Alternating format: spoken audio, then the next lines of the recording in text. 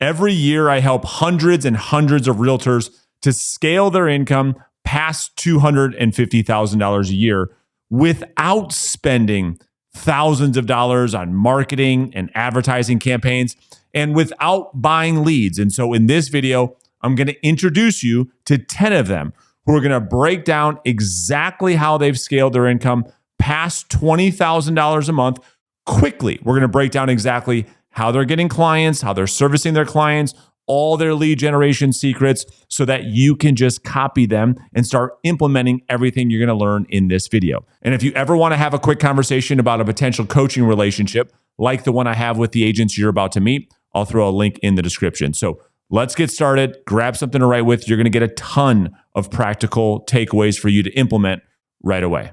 Give us an idea from a production standpoint what the last couple of years has looked like for you. Yeah, so I mean, it's when the market kind of turned, it was horrible, right? And then I kind of found you on YouTube, committed to that. That was like I did 27 transactions that year. Yeah. Right, just over 5 million volume. And awesome. Then this year I'm at like right at 23, 24 transactions, and I'm hovering right around 5 million again. Okay. So you could double this year, right? I mean, that's it's kind of the goal, yeah. Yeah, and so you could get to 50, I think is kind of where you're trying to get to. Is that right? Right, yeah, 100%. Yeah, it's amazing. So that's what I want to talk about, right? So how is it that you've been able to scale your business? And so before we talk about what are you doing now, I want the audience to be able to understand, Bill, some of the struggles that you went through early on that I think a lot of agents probably deal with right now. Talk to me about that. Like, what was the first year like? What were you trying to do to get leads and generate clients and get listings? And then we'll transition to what you're doing now that's working. Yeah, so I was always outbound prospecting. I think it was just a little bit of delusion about like how much I really needed to do. So started calling for sale by owners, but just, severe call reluctance, just calling 6 was like an accomplishment. It takes a lot out of you. And then I saw an interview you did with somebody that's in my market, and it was like it was just a huge moment for me where he's saying he's having 70 to 100 conversations a day, and I'm calling 6 for sale owners. I wasn't even talking to 6, right? And I felt exhausted. So that was kind of like an aha moment where I was like, I'm not doing enough, Yeah. So I guess let's stay here for a second. What, how did you buy into this idea? I'm curious how you, because you're very fortunate. What I mean by that is this. How did you buy into the idea that if you're going to be successful in this business of real estate sales, that you're going to have to treat it like a sales business? In other words, you're going to have to prospect. That's the dirty word that you and I both know, Bill. Most agents don't want to hear, they don't want to accept, and they won't do it, and they'll avoid it. How did you, as a brand new agent, come into this with that mindset?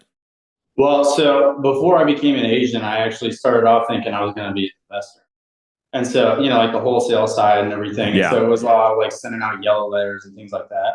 But obviously, even once that happens, you still need to know how to field that phone call. And at some point, I came to terms with the fact that I was just avoiding it, right? So it's either shit or get off the pot, so to speak. Yeah. Yeah. Well, what would you say though to like agents, because it is the vast majority that would say, like, I'm curious how you would respond to the vast majority who would say, Bill, like, no, man, I'm not gonna, I'm waiting for business. I'm gonna do social media. I'm gonna do everything but pick up the phone and call strangers. I don't want any part of that. I don't believe that this is a sales business. I'm a brand new agent and I'm gonna do it. I want to do it on social media. What would you say to that agent? I mean, I would guess that I'd probably ask them how it's working for them. Yeah. It's probably not working all that well. I mean, I did the whole thing. Like I was avoiding it in several different ways, thinking I was, it's just busy work, right? You're still exhausted at the end of the day. You just have nothing to show for it. Yeah. So I think the first takeaway for agents, to your point, is like and this is where I say this till I get blue in the face, but it's like we have to accept the fact that real estate is a sales business. Why so many people push back on that? I still scratch my head. You know how many people, when I post this on YouTube, do you know how many people in the comments are going to say, this isn't a sales business? What are you talking about? I'm like, Well, let me think about this. You have to go out there, communicate with people that you know, communicate with people that you don't know, go there and interview to list someone's house. I don't know if this is in sales. I don't know what it is. Why do you Yeah. believe people push back on that?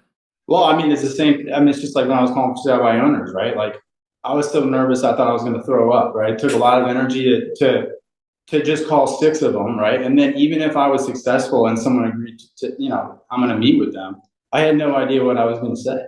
Yeah. So it's just the whole thing is just exhausting, and so it's a lot easier to not do that. And then on top of that, even once you start calling it, today, if I get in a slump, I've had a slump a week and a half here. Like, I'm calling absentees, and it can still feel like that. And so with not having a track record, and it feels like you're spinning your wheels, it's easy to discount it and stop doing it. Yeah. Yeah. No doubt. All right. So let's break down kind of what it looks like today. Walk us through what your schedule looks like, how much prospecting you're doing. What does an average week look like? Yeah, so I get in the office at 7:30. I start calling by 8 o'clock.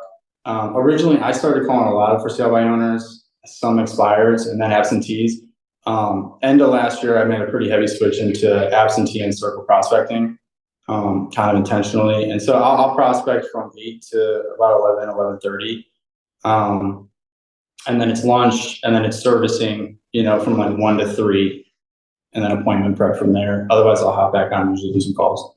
Got it. All right. So let's get into this. So first off, let's go back to the strategic switch that you made from FSBOs and expireds to absentee and circle prospecting. Let's talk about that. I seem to keep falling into this conversation quite a bit. I'm curious from your perspective, what made you, what had you do the switch?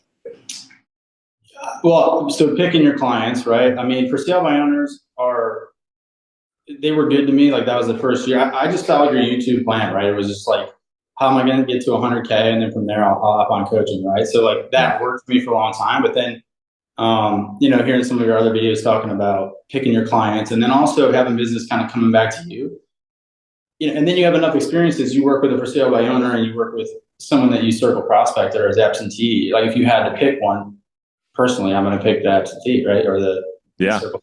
So, and then just looking long term, how do I get business coming back to me? Someone who really believes in what I do as value. It just felt like a good long term strategy, and bit the bullet for probably like 3 months because I knew I was going to give up a little income. Like, you make that switch, like there's just some delay there. But now I think it's coming back around. It feels worth it. Yeah, and you speak about these points so. I don't know what the word is, but like, I think most people would have missed that. So if you're okay, I'm going to slow that piece down because you just dropped so much gold. And I want agents to listen to this, Bill, and not miss it. So let me unpack what you just said, because you just said all the gold. Well, what he said and what you just said is, with for sale by owners and expireds, it's like this blessing and curse. The blessing is, okay, perhaps it's the fastest converting type of opportunity we have. That's great. But also what comes with that is tons of competition, tons of urgency. You don't get to pick the type of property you get to sell. We don't know where those properties are. We don't know anything about the price point. We don't know anything about anything, right? So we don't get to have a lot of choice. And so in the early days, you said, okay, let me build some cash flow, which is what you did. You went after for sale by owners and expireds. And then you strategically, as a business strategy, you said, I'm going to switch that. And I'm going to go after circle prospecting and absentees. What that means for the audience, I know you know this, but for the audience that's listening, that means those are what we would call pipeline lead sources, where maybe they take a little bit longer to convert, right? So that's the downside. And then on the upside, to your point, is now you do have choice in the type of property, the price point, et cetera, and you have a lot less competition. And so for you in your market, that was only about a 90-day swing. It was probably a little longer than that. I mean, I'd already been doing it, right? So I had a little bit of bridge there. It wasn't like a dead stop. I was still calling several owners, but I would say probably more like 6 months where I feel like I'm getting an actual inbound, which was not really a thing before. Because I can have a database full of for sale by owners. That's great. But it's just, it's rarely inbound. They've had enough phone calls that it's just rarely, they just email you, hey, come on out. Yeah. So let me Yeah. explain to the audience what you mean by that. Like when you Yeah. say this, right, you speak from this lens because you live it. And most Yeah. of these agents would watch an interview like this, Bill, and kind of get it. And so Sure. that's another huge nugget. What you mean by Yeah. that is you really can't build a pipeline with FISBOs and expireds. Why? Because you have so much competition and that timeline of conversion is so short that if you don't get it on the first, second, or third call, it's gone. There is no building of a pipeline that compounds. Whereas if you have 20, 30 conversations today with, absentee owners or some type of circle prospecting conversation, well, number one, you might be the only person they've ever talked to in years, Right. And Right. then that person, the reality is they're not, unlike a for sale by owner or an expired, they're not selling today. But when you generate a lead, then that lead goes into the pipeline. And then over time, when that person's ready to put their property to market, it's pretty much Bill's already won the business because you've won the business through your lead follow up. And that's kind of what Right. you're saying. Is that right? Yeah, 100%, 100%. Like find, and then once you kind of experience that, you find a lead. Like if you find a lead as we define it, right? A Yeah. for sale by owner lead versus when you find a circle prospected lead, or it's a different feeling because you've got, you're ahead of the game there.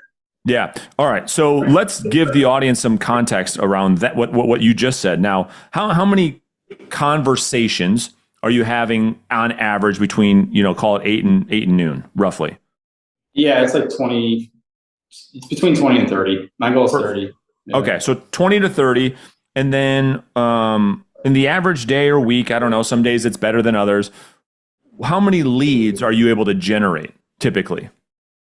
So now that I've switched, it's kind of in flux, right? It's like 7% Yeah. of conversations are a lead. Yeah. It dropped, right? Because when I call Sure. it goes lower, but Yeah. yeah, it's about 7%.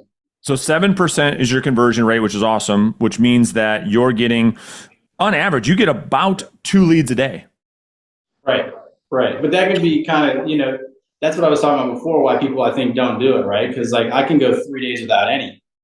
And then I just clear all that mess out of my way. And then if you don't prospect that next day, I've had 5 leads in a day, right? So That's right. I think that's another reason people kind of quit, because it still feels like that. I still get that feeling today. If Absolutely. I go a full day without a lead, it feels like a total waste of time. I know. And this is called, I don't know if I've ever told you this. This is called, you remember it. It's called the gambler's fallacy. Have I ever told you about this? I heard that. Yeah. Yeah. Yeah. So this is the idea when you say 7%, right? So it's like, okay, that means then, all right, I call 100 people, 7%, I can do the math. That means 7 leads. Okay. Call 100 people. I don't get 7 leads. Well, this doesn't work. Well, Right. it's not you call 100 people and get 7. It's you call 1,000. 10,000 over a year and a half to get you get it, right? So it's like, in the gambler's fallacy, this came about because of the game of roulette, right? It's like red or black is a 48% chance you land on red, whatever. But it could spin 25 times in a row and hit black 25 times in a row. That doesn't change the average conversion, because over a long period of time, that's what you're referring to. So over a long period of time, you figured, okay, I get 7%. Some days you get none. Some days you get 4, right? But it all averages out over time. All right. So you want to add something to that? No, I'm good. All right. So what can you share about the conversation, the prospecting conversation from a sales skills perspective that A, allow you to have better conversations, and then B, help you to actually generate a high quality lead? What have you learned that's helping you have these conversations? Yeah. So obviously your scripts are huge. So like using your scripts, giving them autonomy to where it's their decision on the call, right? It's their decision to move forward after the pattern interrupt, right? It's always their decision. But I would say the biggest thing is disqualifying a lead, right? That is completely like I said, I was prospecting before, but it's unclogged my business, right? It's changed follow-up for me. It's changed everything, because if you're chasing down a bunch of people that aren't actually leads, I wasn't taking into account opportunity cost in doing that, right? I was like, I'm going to follow up with everybody. But you get a call reluctance because why are you calling them? And then, you have that opportunity cost. So the no oriented and the giving them autonomy is huge, and then disqualifying them, making sure you can really define when you have an opportunity in front of you versus someone you're going to spin your wheels with for, potentially a year, right? That's right. That's a big, huge shift in how most people sell and how most people in our business prospect. Because most of us are using the old traditional scripts from, I don't know, some of these real estate gurus that everybody talks about. And all that we've learned is how to try to force people to tell us yes. Right. And so most of the time, all those yeses are just, fake.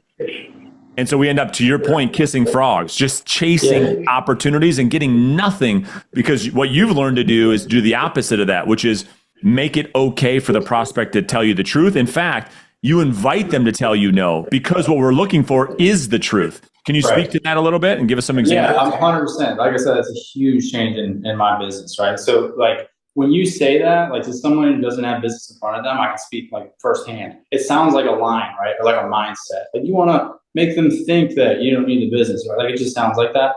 But like that's the reality. Like if someone's like eager to meet with me, I'm very hesitant to just jump up and go, right? Yep. Like I'm going to ask a certain line of questions. Even just like the most basic one of like, when the time comes and you're ready to list your house, do you have an agent you're 100% committed to already, right? I can't even tell you. I've had people say, yeah, just call me in 3 months because we're going to be. I'm like, perfect. I can do that. I'll mark that down. Can I ask you a quick question though? Like, do you have an agent? And then it's yes. I'm glad you asked that. I actually do. I can't use you. My sister's an agent. Like, that's right. Yeah. So let's hold on. So that's, so good. It's because most of these agents that are untrained, they don't understand this buyer-seller matrix. And what they don't understand is that prospects will lead you to believe that they're interested when they're not. They will manipulate the salesperson. They'll say, oh yeah, come on over, just so they can extract all the information from you with no intent of ever working with you.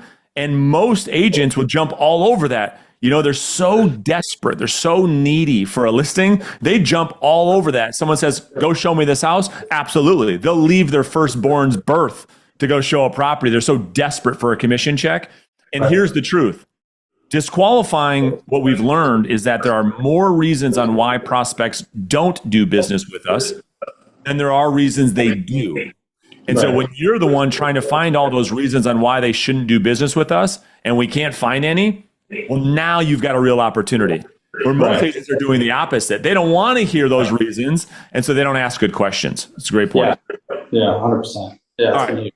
Yeah. So we're going to talk about the listing appointment in just a second, but before we do that, talk to us about the importance of lead follow-up, especially in your business model, and maybe what it is that you're doing to convert these leads into appointments long-term. Yeah, so I really just following step by step what you talk about, right? So the biggest thing is now is when I get off when I'm ending a call is asking them when it makes sense for us to talk again, right? Because a lot of times you think you can pin down like, oh, it sounds like I should just call around this time. Right. A lot of times the prospect they'll surprise you, right? Sometimes it's sooner, sometimes it's later, and then also you get this call reluctance later, right? It was a huge problem in my business. I had so much call reluctance for follow-ups. So now they give that timeline, and then I'm going to cut the timeline in half, right? We send them the letter with the lotto ticket, like you talk about. We do that. And then, like I said, cut the timeline in half, and they're just going to get a call right there, right? Yeah, love it. Love it. Yeah. And the other piece too, I think why a lot of agents have call reluctance around lead follow-up conversations, it's because there is no substance on why we're following up. Right. So they call and they check in. Hey, I'm just checking in, just following up. How you been? These people are not looking for a friend, right? They don't need more friends, but most realtors are prospecting for friends because it's a lonely business, right? That's a joke. Yeah. But they are, they try to be everybody's buddy, and they end up winning no business because they're so concerned with, oh, I hope this person likes me, Yeah.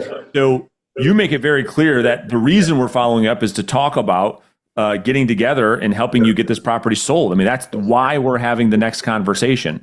So what are you doing? Well, the beautiful thing about your business model, I'm going to guess, but because you're not competing with a bunch of agents, your listing appointment or your ability to win business has become very easy now. Make initial call, follow up, and then the to your point, and most of it's like, all right, Bill, we're ready. Come on over and list the house. Right. And that's just kind of starting to happen, right? Like I switched to that last year. So I'm starting to feel that now. Actually, it dropped my conversion rates on listing appointments for a while because there's a lot of discovery and Yes. whatnot, originally. But yeah, now it's starting to get to that point where it's like, if I set five, it's 5 for 5, right? Which is Yeah. huge. Yeah. So yeah, stuff Is like there that. any part of the listing presentation that you've learned that you find most impactful? Like if you look at the listing presentation I've taught you, we talk about setting the agenda, the pricing presentation, which has a bunch of pieces in there, the value proposition, et cetera. Is there a part that you say, okay, as soon as I get into this piece of the presentation, I know Yeah. I've won the business? Yeah. I mean, honestly, it's kind of a little tweak, but setting yourself up and starting to sell against your own interests, talking about other agents and how they're going to sit, they'll tell you anything and everything you want to hear. Right.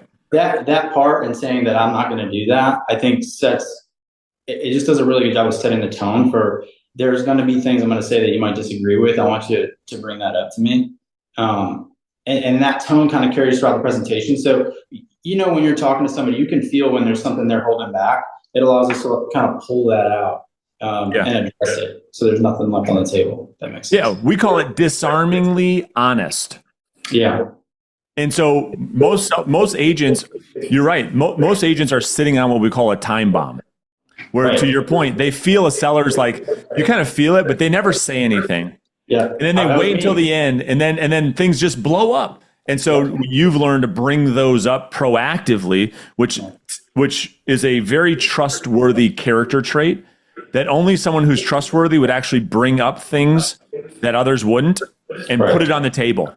Right? So you're diffusing the bomb, so to speak, up front.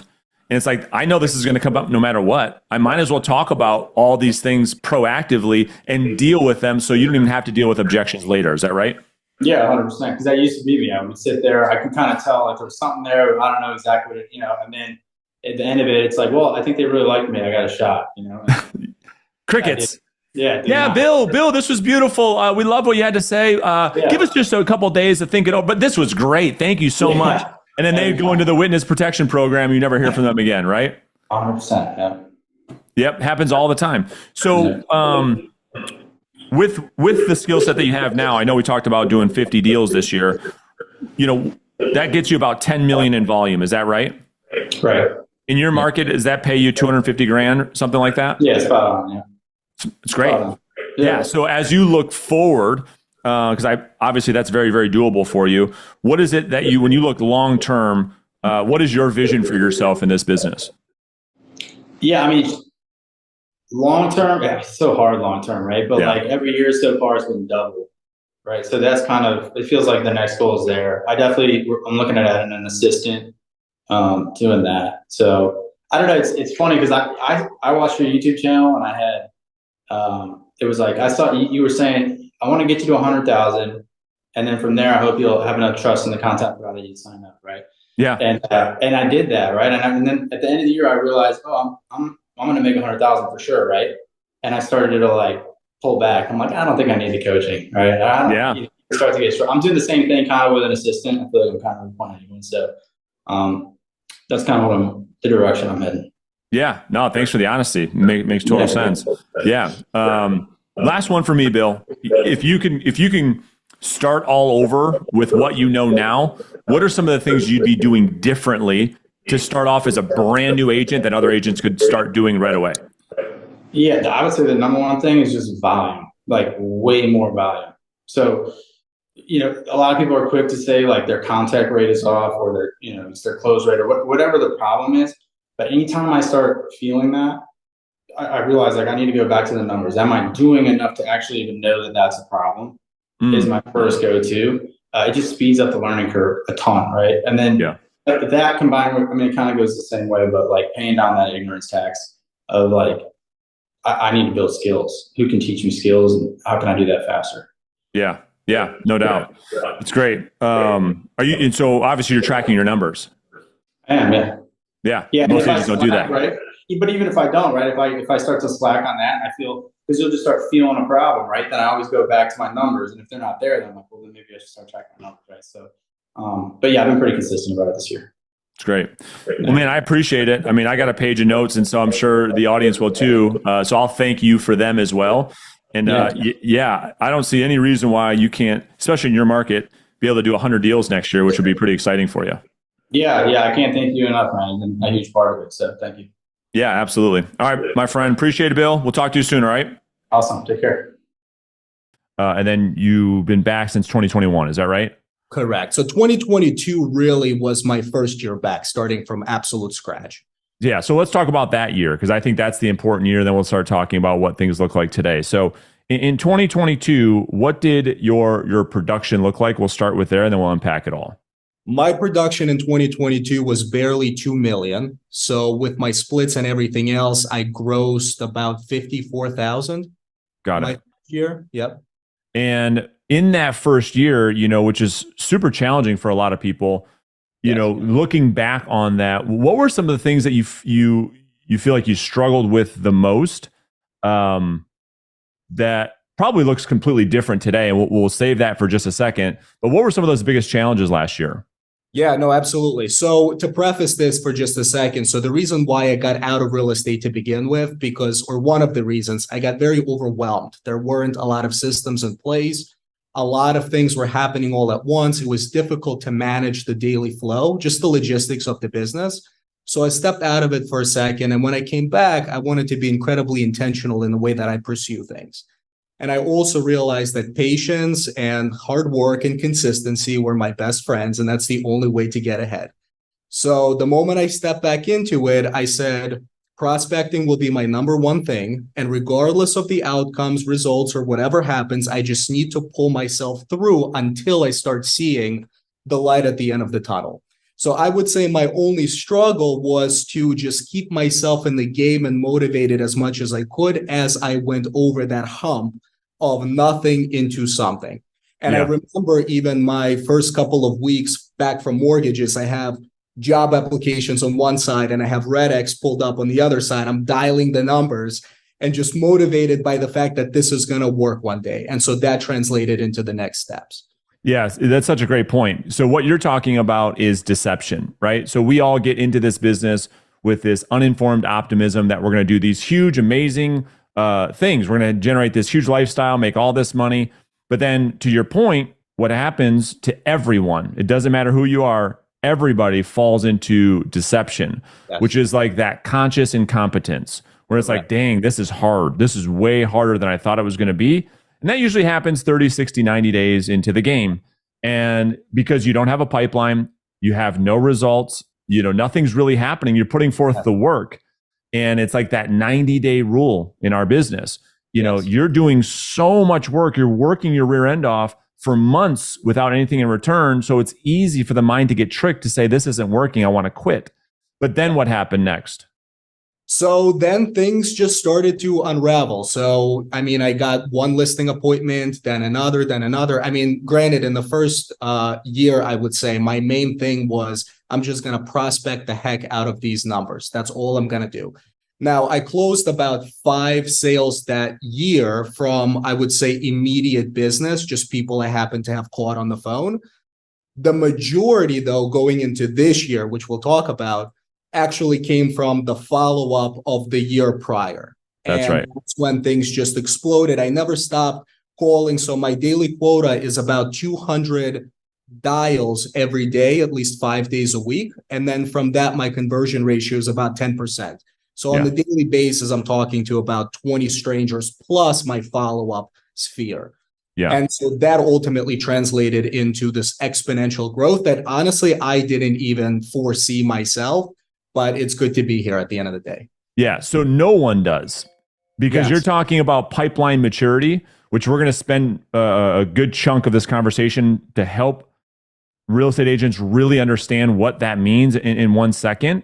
But why don't we fast forward and tell people what this has manifested into in 2023? What are the results been so far this year? So my second year, I'm going to call this my second year in business, really. So 2023, as of today, I'm a little over 7 million in sales. So that translated into a little over 200,000 in GCI. I'm projected to close So I'm definitely going to close 10 million this year. That's for sure. I am pushing for 15. The way that my pipeline looks like, I've got about a little over 6 million in listings coming in the next month or so. So 13 to 15 million is really my sweet spot, what I'm planning on doing this year. It's a massive, massive jump in such a short amount of time. And it's because of what we just said, which is pipeline maturity. Yeah. You see, when I try to explain this to a new agent, that the compounding effect of daily prospecting, and that you just aren't going to see anything for 90 days, 120 days. It's going to take, truthfully, and you know this better than most, it takes about 6 months for things to really start to manifest. My question for you is, how would you explain that to an agent that watches or listens to the show from two perspectives? One, how do you explain this phenomenon of the compound effect and what's happened to you, the explosion? And yes. Two, how do you keep them from being distracted during that period of time when they're building their pipeline without getting results? Yeah, so I would say, if I were to give myself that advice, is number one, you're going into pain. That's you go into real estate. You're not getting your license to make $1 million tomorrow. It's just not going to happen. And anybody who tells you otherwise is probably trying to sell you a book or something. That's right. So you're going into pain, which means over the next couple of months, you should expect to not have any results whatsoever. And therefore, you're not working toward results. You're working to satisfy important daily activities and hit your activity quota. That's the only thing that matters at the end of the day. How soon results will start kicking in is really not a part of the conversation. They organically come through. And that's just been proven by us, by you and your students. So that's the number one thing that I would say. And number two, I'm a big proponent of follow-up and just relentless daily follow-up, because we can make all these calls, but unless we're reconnecting with people and making ourselves known, staying on top of mind, it's really a useless exercise, which sucks because we spend hours prospecting. So we need to nurture that as a result. And so, yes. And then over time, most of my sales take about 6 months of follow-up to actually become into something, whether it's a listing or a sale. That's exactly right. And you just have to have patience. It's very rare that a human being wakes up one day and has this crazy idea I'm going to sell my house today. No, it's a process that takes months. Yes. And so the whole idea of pipeline growth and building a pipeline is, in my opinion, through coaching agents for the last 7 years, is probably one of the most difficult things for agents to do. Now, you said something, and then we'll break down your business in just a second. But you talked about actions versus outcomes. And this is so important for agents to understand. When we talk about goal setting, most agents, and you hit the nail on the head, they come into this business talking about outcomes. I want the Rolex. I want the car. I want the house. I want the income.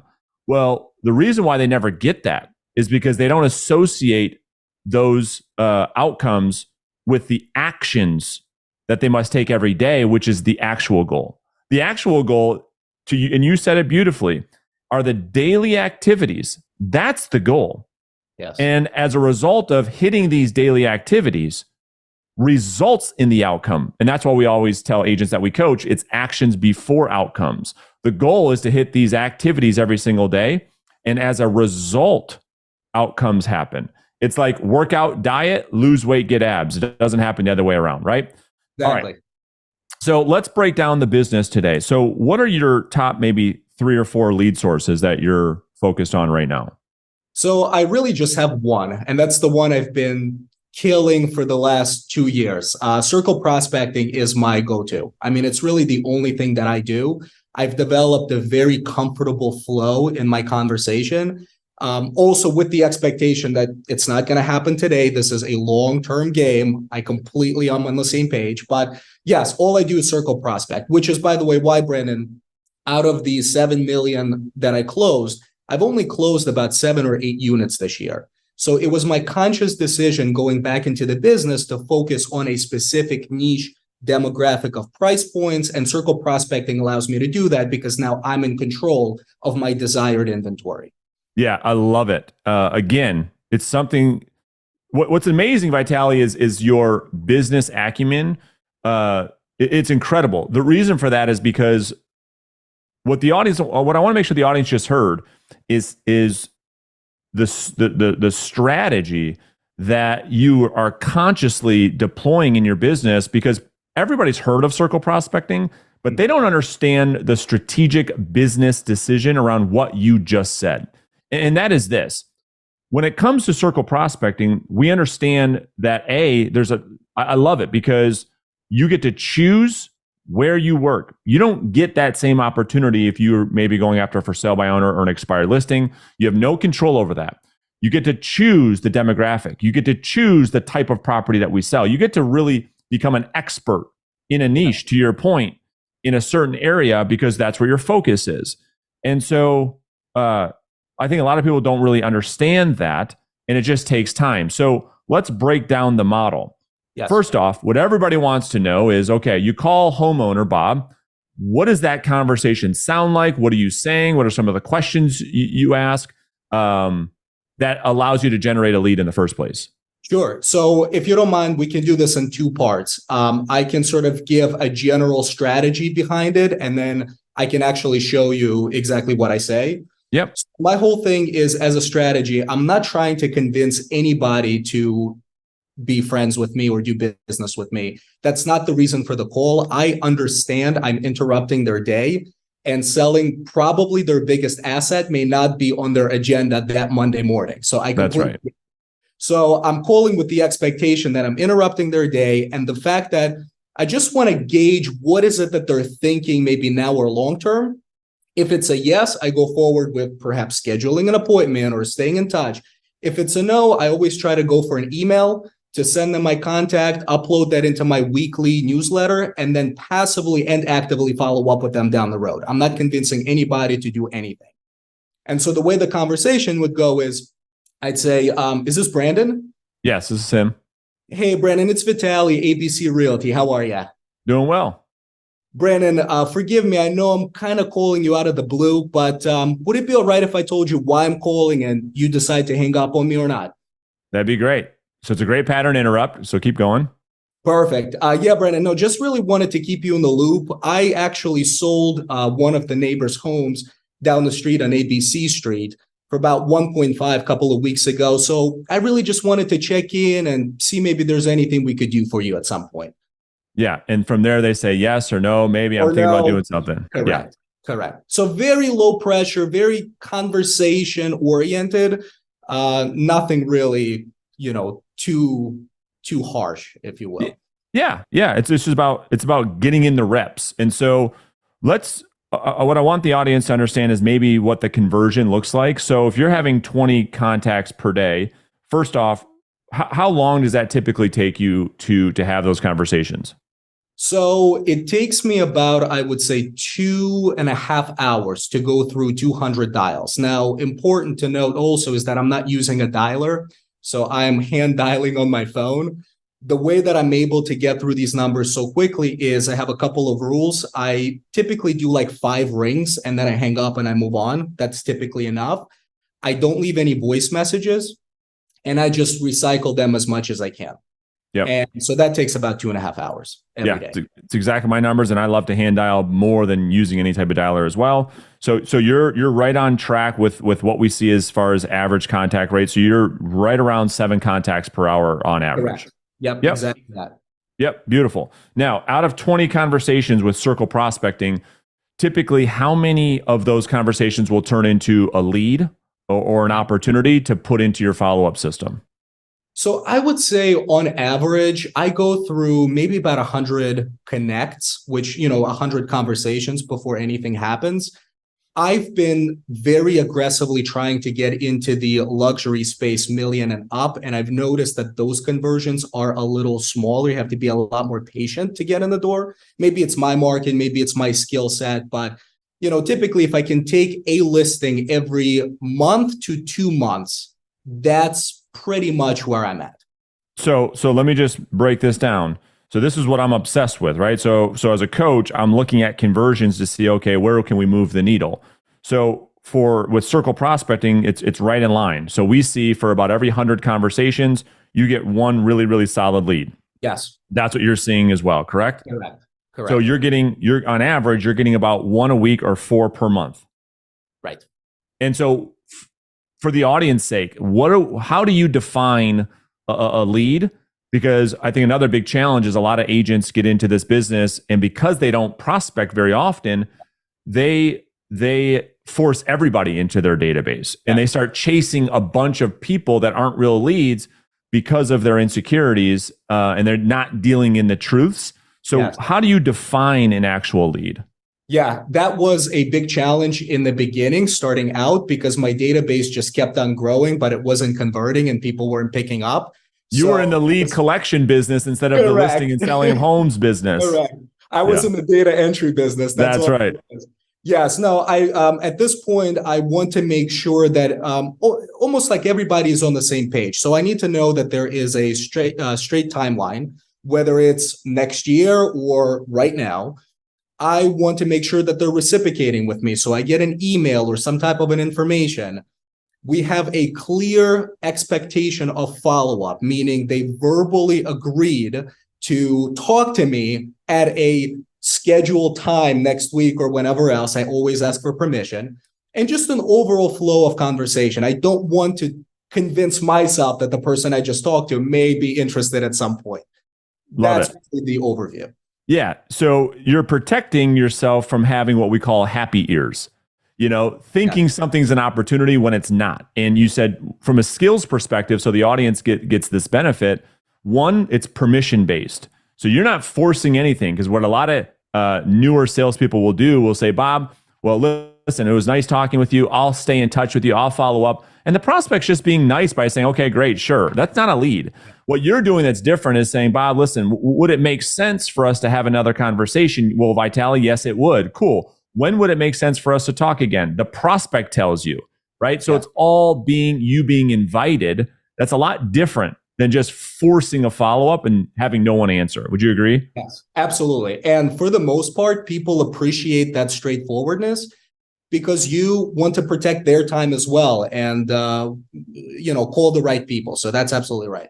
Yeah. And so we also talk a lot about when we're coaching and we're helping to develop sales skills is doing so in the qualifying process. We actually call it disqualifying. It's actually inviting the prospect to say no if they're not interested. It's okay. We can't help everybody. Yes. And that's what you've gotten really good at too. So once you've generated a lead, you said you're able to list one of these every single month.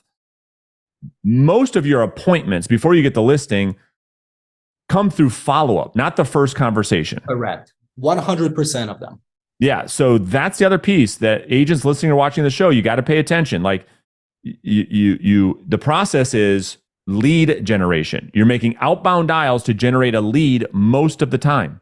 That lead goes into a pipeline that we follow up. Yes. That lead then turns into an appointment. That appointment turns into a listing. That listing turns into a sale. So walk us through your follow-up process. So mine is pretty simple. It's pretty close to your binder system. Yes. I just have it in my agenda and in my calendar, but every single day I allocate about an hour to call my hot leads to make sure nobody really, really hot is not slipping through the cracks. About once a week, I'm going to touch base with as much of my database as I can. And then, kind of go from there. But I really need to make sure that I've got, right now close to 1,700 people in my database. That's not enough time to go through all of them. But when I do have an opportunity throughout the week, I may squeeze a couple of more into that. But also I wanted to mention, it's a great opportunity to kind of showcase to the potential seller or buyer how you work. I mean, I've gotten compliments a lot saying, Vitaly, your follow-up has been so relentless. And we would trust you to do the same in the representation of our home, dealing with buyers as well. So everything is a game, not just for your own personal gain, but also a reflection of your work ethic and how you operate. 100% spot on. We often say the lead follow-up process is step one in the interview process. This is where we can win a lot of business, where even if your presentation skills aren't great, which we're going to shift to in just a second, you can win a lot of business just through having an organized, relentless follow-up system that shows the client without you telling the client, just using your words, BSing the client. No. You've proven it over 6 months. You've stayed in contact on a consistent basis, and you're proving to the seller you're the type of agent that they would like to hire to represent their home for sale. So going back, just to make sure I don't miss anything, can you just give us an average of like your lead conversion timeline? So we generate a lead today. How long is that typically until you can actually set an appointment? Did you say is that about 6 months? I would say anywhere between 3 to 6 months. Yeah. I am more leaning into the 6-month range just based on my recent listings. But yeah, somewhere there. Yeah. And then when it comes to, it takes more than that, to convert. Absolutely. And most of your follow-up, this is the other thing I want agents to really focus on, because they try to overcomplicate follow-up. The vast majority of a follow-up system should be based on a voice-to-voice conversation, which is just a phone call. Yep. Yes, you can do emails, and yes, that helps. Yes, you could probably do some direct mail. Yes, that helps. But the vast majority of the conversion takes place with a voice-to-voice conversation. Has that been your experience? 100%. I mean, I do have their emails in my weekly, newsletter. That's great. But how often do you open up those at the end of the day? Those conversions are pretty minimal. So absolutely, if I can knock on their door one day, if I'm driving from the office, if I can give them a call, that personalized attention is invaluable. Yeah. So on the follow-up call itself, people think there's like some magic trick that you have that allows you to convert. The process of pipeline maturity is to do just that. It's to nurture people through a sequence of conversations that we're having. And we're simply adhering to what the prospect has asked us to do. That is how we show our professionalism. So you're following up because they've asked you to follow up, and you actually do what you say. And so what do those conversations typically sound like? So, I mean, the system is pretty much the same. Every time I talk to a lead and schedule a follow-up, I am taking notes about how that conversation went, which gets taken care of in the prospecting cleanup at the end of the calling session, right? And so, the other day I had a phone call, and, about 3 months ago, he was renovating his kitchen. So I made sure to take a note of that because that was one of the contingencies for the sale. So I just called in, introduced myself. He remembered me. How's the kitchen project going? We exchanged a couple of, small talk comments. But essentially, I try to make it as personalized to the previous conversation. That's right. Sometimes they do forget, but the fact that you paid attention and know those details kind of helps. But a lot of the times it's just, it's not maybe the best way to follow up, but I just say, look, I'm touching base. I'm always here to help you. And last conversation we had, you kind of, you asked me to give you a ring sometime during this month. So just checking in kind of thing. Yeah. Well, that's the key. That's all it needs to be. And the key with follow-up is building one conversation off of the last. That's why we have to have notes on every conversation. And the next follow-up call is all built on the last time we spoke. That's the script. Vitaly, the last time that we spoke, and you can have that date, you had said X, Y, and Z.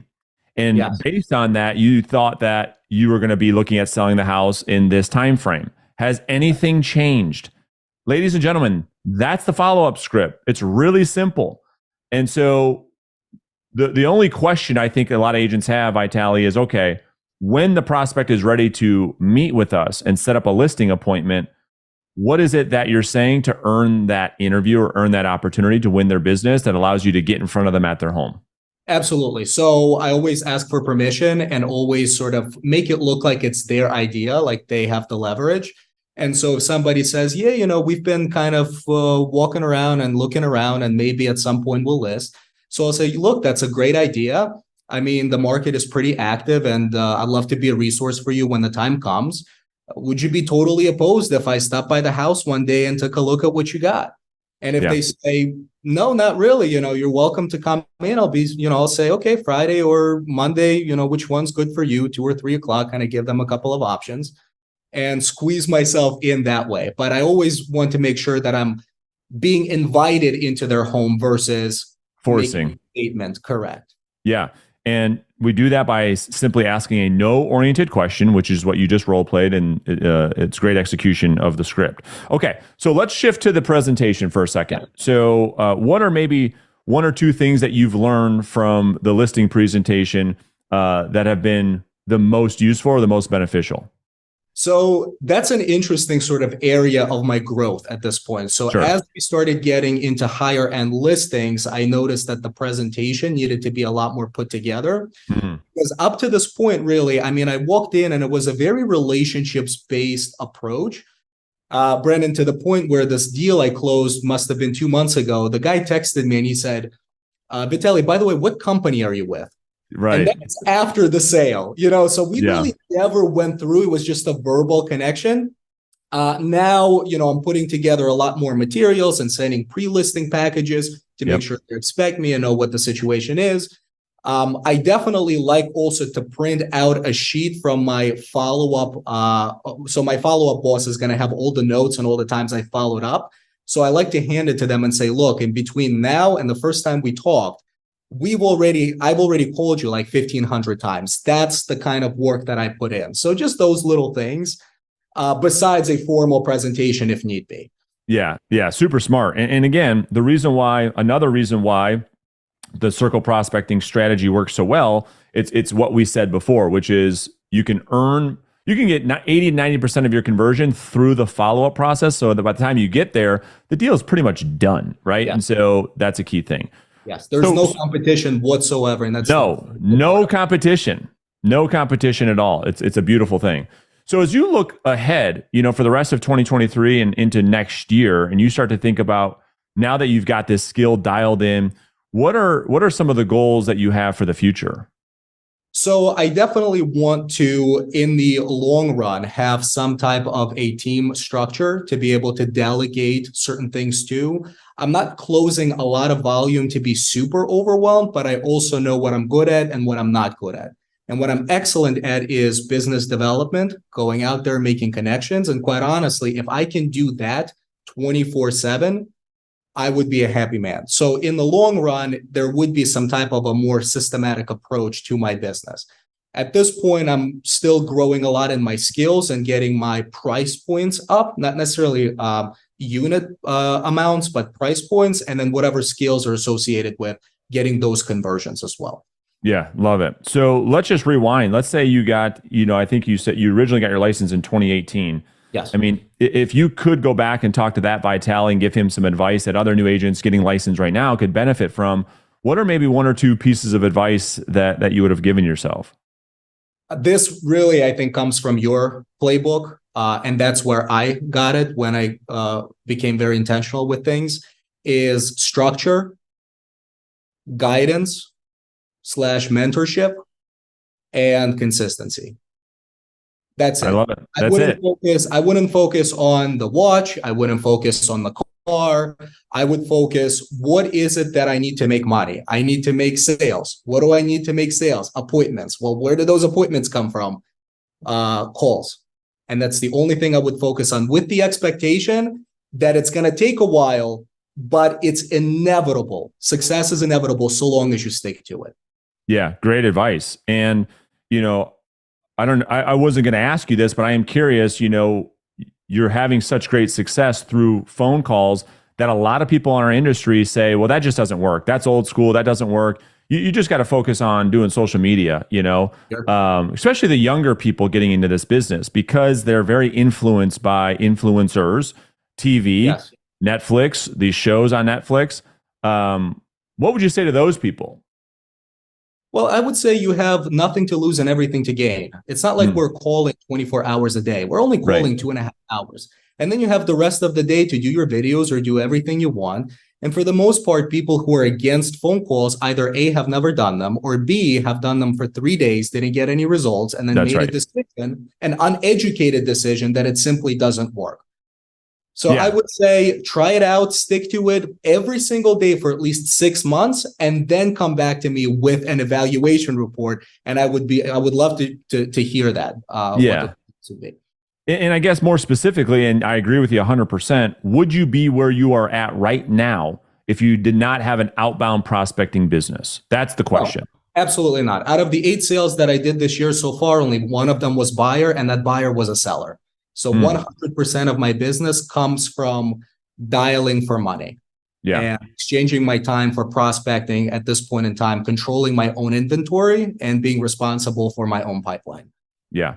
Well, listen, there's a ton of nuggets in today's episode. If you guys watch or listen to this, I wrote down about a page of takeaways. And so if you guys have questions, certainly you guys can throw them in the comments. But listen, Vitaly, it's super exciting. You have what it takes to be in the 1% in this business. And I truly mean that.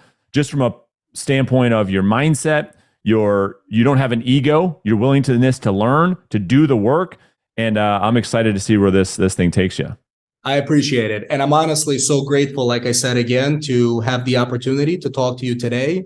And just as a suggestion to everybody else, whether it's your program or your content, there is such gold in what you put out on all levels of this industry that I strongly encourage people to just take notes and put that in their schedule and on a daily basis, study that content like it's a Bible, because it works, it helps. You just got to stick to it over time.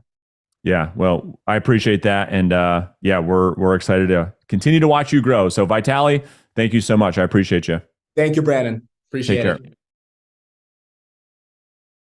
Is it your best year in real estate or best year in your career, regardless of industry from an income perspective? Career for sure. I've never made, and actually the funny thing is I've made more than 600,000 because I had all that residual.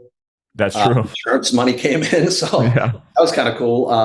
So I was making probably about 5,000-6,000 a month in residual from the insurance on top of what I made. So I would say all in this year, I'll probably end up somewhere around 730,000 ish. Sure. It's probably where it's going to end up being. So let's I want to dive into this, because the story to me here, Matt, when you and I were talking, it's like you jump right back into this. Obviously you've got phenomenal skills, but you didn't have, because you're out of it for a year or two, your pipeline you started from scratch pretty much, right? I mean, yes, you've got past clients, centers of influence, all of that for sure. But let's talk about how you were able to generate this much business. Let's start off with, what lead sources have you been working this year in 2023? The same as I always have. So past clients, expireds, for sale by owners, a little bit of just listed, just sold, mostly expireds because, there's more of them. That's right. I mean, I was doing well with expireds when everything was selling in a week, with 10 offers. Now you're seeing homes start to sit and they're not selling and they're coming off. So there's more opportunity on the expired side, at least in my market. I don't know about anybody else's market, but at least in my market, we're seeing a lot more come off. And so I think right now that in this market is where the seasoned pros or the people that really know what they're doing excel. Yep. 100% agree. Yeah. Because, during COVID, anybody could have sold a house. It didn't matter. Oh, I'm going to go list with my sister, my uncle, my cousin. It didn't matter because you'd get 10 offers in the weekend and you'd have it sold. But now people are kind of like nervous about it. Like, oh, geez, my house has been sitting, or, hey, I really need to hire somebody who knows what they're doing. And if you can separate yourself, then I think you can take in your unfair share this year and probably next year as well. Yeah, next year's going to be a phenomenal year. And what I call it, Matt, is the professionals market, right? So I want to talk just briefly about what I want people to get away from this, or get out of this rather, is you jumped right into direct outbound prospecting yet again. It's been your proven method. Why not do some of the sexy stuff that people are talking about? Why not do the internet leads? Why not do social media? Why not do the mass marketing, advertising? Why direct outbound prospecting for you? Well, first of all, with all those internet leads and stuff, I don't want to work with buyers. Yeah. And, I've purposely made it my business model where literally I think I've worked with maybe 4 or 5 buyers in my entire career. I'm all listings, man. That's like, I want to control my time. I want to control my weekends. Again, for me, it's not just about money. It's about lifestyle. For sure. So I stay away from all that. Now, the reason I prospect is because it's the most profitable way to run the business. I got a guy that's in my market. He sells, 150 homes a year, $2 million in GCI. And I had a very real conversation with him. I'm like, hey, man, how much are you bringing in with your massive team and your 3 assistants and your, all the stuff that you going on? He's like, well, I make about 20% or 25%. And I'm like, okay, so you made $500,000 off 2 million. And he's like, yeah. He's like, but he's like, I couldn't do what you do. I can't get on the phones like you do every morning. I'm like, he's like, but it is the best way to do it. He did say that. So, I'm not all about the ego commission. I don't need $5 million to make 200 or 300 or 400 and look like I'm like, the best guy in the market. I just feel like this is what I come from sales, come from pounding the phone. So to me, it just makes sense. And my margins are so high. I mean, most of my expenses are covered by title and covered by, different partners that I have in the business. Right. So I'm literally running so lean, man. Like everything I make, it's pretty much like 90% profit. Yeah. I was going to say, you're probably on what, 85, 90% margin? Yeah. And so it allows me to, live the life that I want to live and not have to sell 500 homes to do it. Yeah. Makes total sense. And I'm with you 100%. So let's get into the weeds a bit of your prospecting methodology or systems and processes. So how much prospecting are you doing on a daily, weekly basis to generate the results that you're getting? So, I shoot for 3 hours a day. That's what I shoot for. I recently hired an ISA to do more of the circle prospecting because those are low level calls. I used to spend a lot of time circle prospecting. Yep. But you can hire somebody to do that and somebody raises their hand and then you can follow up, right? That's exactly right. So that's what I have them doing. But for me, it's, I try to shoot for 3 hours. To be honest, it sometimes is 2. Yeah. But it doesn't take me as many contacts to set the appointment anymore. So let's talk about that. How many contacts are you able to get in a 2-3 hour period of time? If I'm calling just expireds and FSBOs, it's probably going to be on a good day, like on a December 1st, maybe 2025, but normally probably somewhere around, 15. Yeah. And then I'll call past clients too. So that'll add another 10. So I'm making on average somewhere between, 20 to 30 contacts a day. Yeah, makes sense. Yeah. One of the things I often hear from a coaching perspective, Matt, maybe you know this, maybe you don't, is like people are saying, well, man, the pickup rates, the contact rates are so low with expireds. I can't get anybody on the phone. Are there any best practices that you could share that has helped you to increase your pickup rate from a data source perspective? Are you using special phone lines, phone systems so you're not showing up as spam? What kind of best practices could you share on increasing contact rates? Yeah, so I use Mojo. I use Vulcan 7 data because I feel like that is the best data that you can buy out there right now. I usually call them, I start early. Sure. So I start at 7:30. Yeah. And I do get a lot of people that like hang up on me because I'm calling too early, but I don't care. I'll just call them back in an hour. Yeah. They don't even remember what it was. So, I start at 7:30 because I think, if you're starting at 8:30 or 9, forget it. Man, it really is too late because I've done that before, been sick or something, or, had something I had to do. And then I get back on the phone at 8:30. It's so much harder. Yep. Because they've already been bombarded and they're already coming to the phone with a pissed off mindset, right? Like, hey, I don't want to hear from you no matter how good you are. I don't want to hear it. So you got to start early enough where, and every market's different. Some markets you got to start earlier than others. So I start at 7:30. I'll do my first run through the fresh expireds of the day.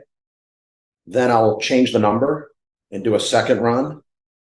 And then I change the number again and I do a third run.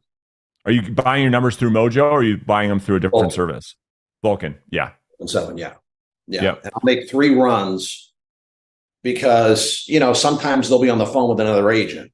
Right. Some other agent got there before I did. They're having a conversation. They're going, hey, my phone's ringing again. And the guy, the agent that's on the phone's going, oh, don't worry. That's another agent. Just keep talking to me.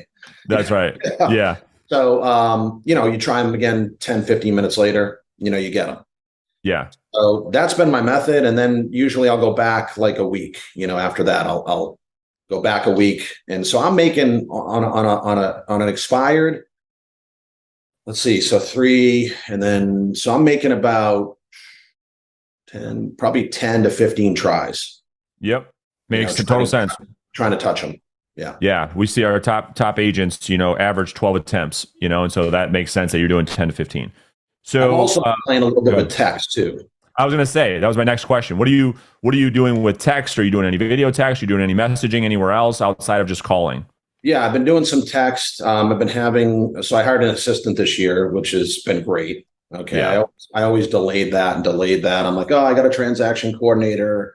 Yeah. But having the assistant, man, is just, it's awesome. It just allows me more time to do, this type of stuff. So I'll have him, text in the morning. Anybody I don't get in touch with, he can send out a round of texts. They text me back. And that just opens up the conversation. So I don't really, when I text, I always try to lead it to a phone call. Always. Yeah. Like, hey, can I call you? When's a good time to chat? I don't want to start getting into objection handling and value proposition over a text. It's just, It doesn't seem to end well. So I use the text just to kind of start the, hey, hello, yeah, we're still interested in selling. We're not interested in selling. Maybe I'll try to overcome a thing or two and then get them on the phone. Got it. Yeah, makes sense. And so with your listing appointments, well, I want to really focus on this. The appointments you go on, are they mostly coming from the initial first contact, or are they mostly coming out of lead follow-up, or is it a 50-50 breakdown? Where would you say most of your appointments come from? I would say it's probably 50-50. I do get a lot of people on the first try to set an appointment. And even sometimes it might not be what's called a pre-qualified appointment, I used to be very strict with that. Like, I'm not going unless you meet a certain criteria. And I think that held me back a little bit in my business, to be honest. 100%. You and I don't know if you remember, we talked about that 5 years ago. That's how you and I kind of came together. Keep going. So yeah, I 100% agree with you. Yeah, I would be like, okay, they basically have to tell me I'm dying to sell, and I'll take this money and all this other stuff for me to meet with them. And so now I've kind of shifted where, like, I feel like my skills are good enough where if I can get in front of them, I can share with them certain data, certain things that will make them go, okay, we didn't really know what was going on here. Yeah. And, they see me as a professional and they want to work with me. So, even if they're like, well, we don't want to sell right now, we don't want to, we're going to wait till after the first of the year. Brandon, I get it. Let me just pop by for 20 minutes, take a look at the house. I'll share with you some information that I think will be helpful when you're ready to put the property back on the market in January. And then you can decide what's best for you. Fair enough. Great. Okay. Let me pop by. So, kind of I've learned from you a lot, Brandon, your dialogues. I've learned a lot from other people's dialogues. I'm a student of like learning different things, kind of incorporating them into, the way I do business. But I think if you can get in front of them, and a lot of times they just want to meet with one person. Yeah. And I've realized that if you're good and they meet with you and they feel like you're good, they're not going to want to go interview 3, 4, 5 different agents. But I used to be like, oh, okay, well, you're not ready to sell. I'll wait and call you in January. And then I would find out that they listed in like the 3rd week of December, and now they're under contract. 100%. That was my same experience. That's why I changed the way I do business. And so, because oftentimes what people say over the phone and what they say to you in person, it's 2 different things. It's 2 completely different experiences. And I totally agree with you. So let's talk about lead follow-up for a second, and then we'll shift to the listing appointment. So another big question that comes up, I think a lot of agents will say, well, Matt, I prospect, but I always just feel like I'm spinning my wheels and I'll call people. They never answer. I can't get anything from my lead follow-up. And in my experience, it's because they're forcing prospects into their database that aren't real leads. In other words, my belief is this. My belief is that a lead can only be a lead because we've asked for an appointment that we didn't set yet. And therefore, they become a lead because our lead follow-up is all based on setting the appointment. How do you generate, or how do you decide rather, this is a lead, this is someone I'm going to put into my database and I'm going to continue to follow up with, so that you don't end up just forcing data. You're not just collecting leads that are never going to pay you. Yeah, and that's a great question. I mean, I think, when I first started my career, I was putting everybody in there, man. That's right. And then I would look and be like, oh my God, I got like 50 leads I have to call today. Yeah. And that would take away from time from prospecting and finding people that really want to sell. So I think for me, they have to demonstrate some motivation, right? I mean, that's right. what it's all about. You know, what's important to you about selling? Simple question, right? What's important to you about selling? Well, I got to move here, job transfer, divorce situation. I do get a lot of vagueness and I don't follow up with them. I'll keep them in the pipeline. So maybe I'll hit them 3 days later and have another kind of initial conversation to see if they've loosened up a little bit and they want to share anything with me. But I won't purposely put them into a follow-up system and be like, oh, I'm going to call this guy 20 times to try to set an appointment. So for me, it's like, you know, there has to be some kind of reason and they have to be willing to share that with you. And you know, not all of them are in the initial call. And I've also had initial calls where they won't share anything with me, maybe hang up after a question or two. And then you call them 4 days later and all of a sudden they've opened up. Sure. Now they want to tell you all the things. So, I mean, to answer your question, I think they have to demonstrate, you know, some level of motivation. That's the key. And then once you've identified that, how do you set up the call from a skills perspective that you and the prospect are on the same page so that future conversations are productive, where we that they lead to an appointment, right? So are there expectations you set with the prospect? How often are you following up? What is it that you say at the end of a call that you say, okay, yeah, this is a hot lead, this is worth my time? I know we talked about motivation, but for us, as an example, we give the prospect many chances to tell us no. We invite them to tell us to kick rocks. Right. It's only the prospects that don't push back, that we're fully in alignment, that we are going to have a future conversation, are the ones we're ever going to follow up with. Otherwise, we can't help everybody. How do you do it? And I think it comes down to trying to set the appointment on every call you make. Yep. I think a lot of people, they just follow up. Hey, how you doing? Just checking in. That's exactly right. Hey, Brandon, how are you? It's Matt here for you if you need me, buddy.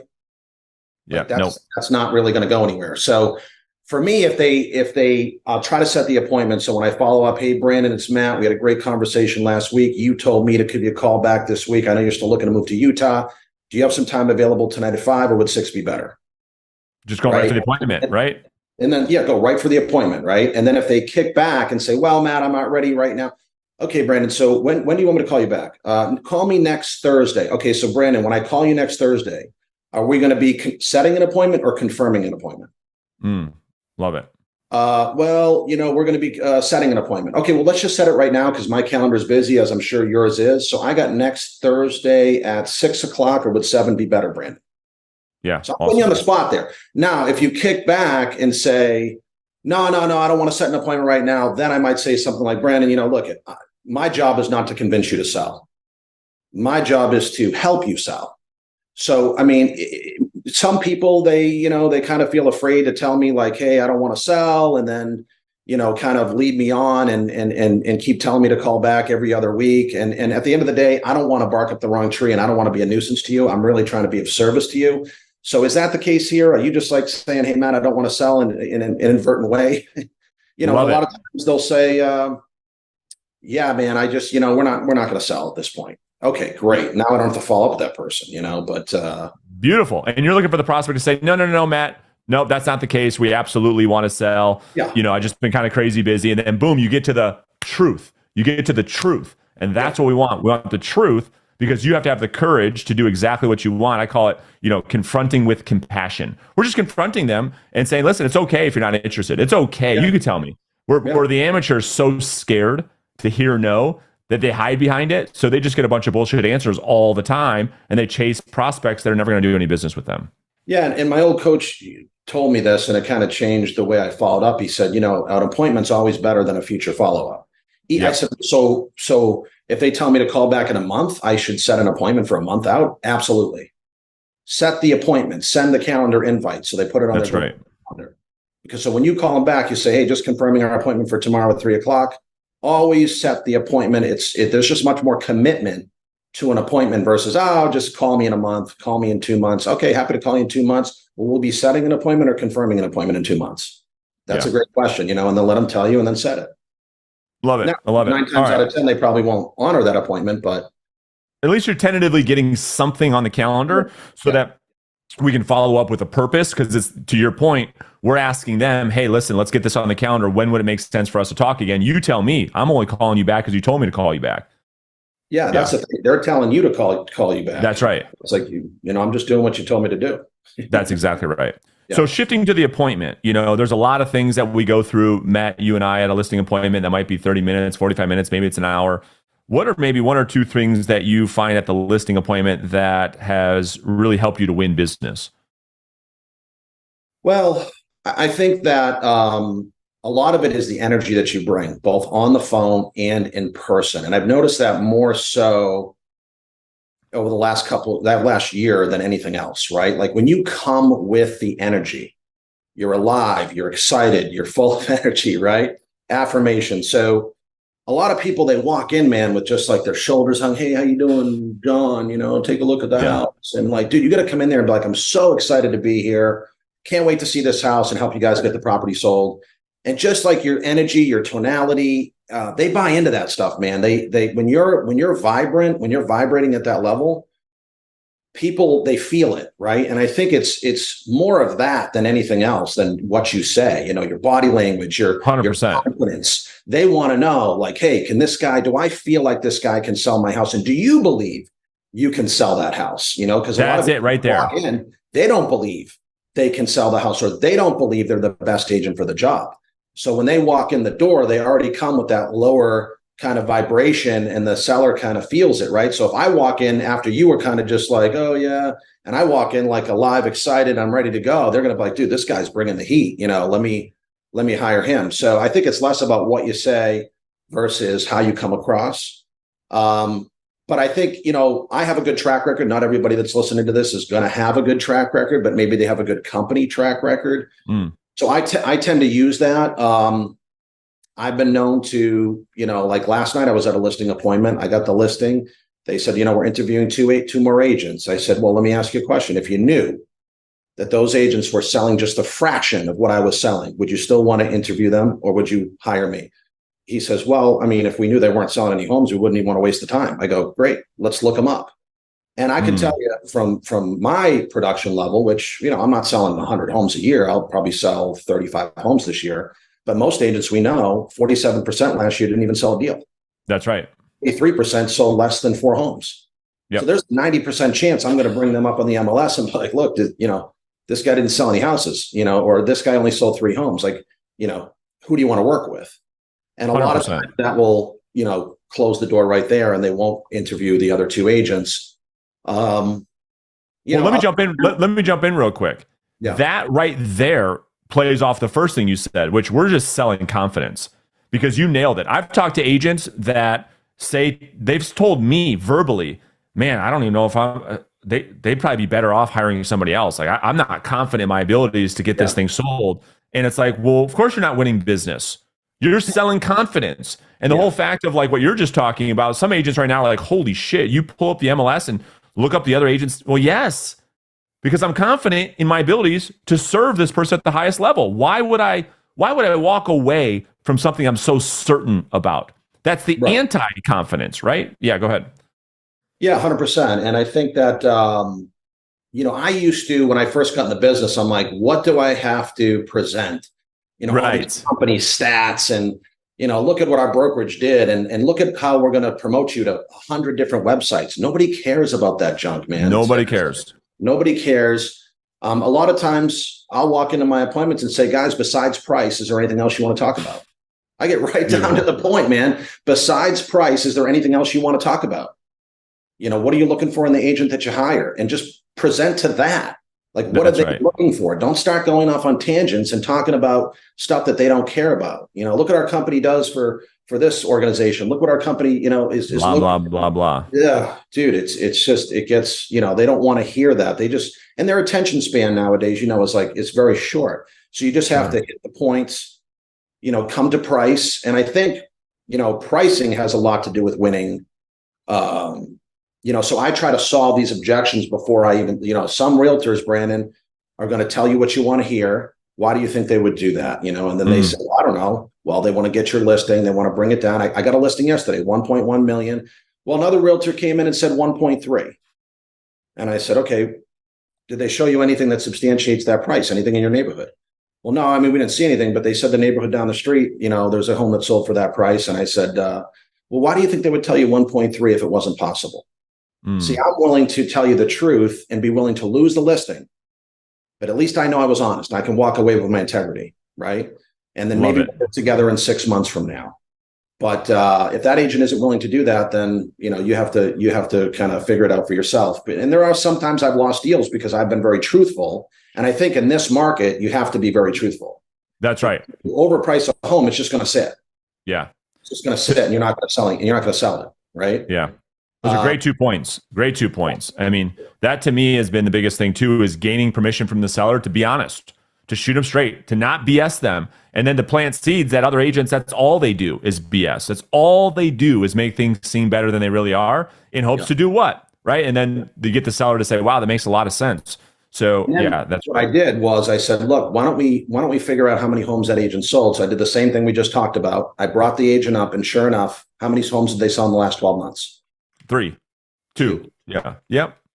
Of course. So is this somebody you want representing your interest? No. And then we signed. So you just got to be honest, man. There's too many agents out there that they're dying so much to get a listing. They feel like they're achieving something and they overprice the heck out of it. And then it's just like, who wants to deal with that?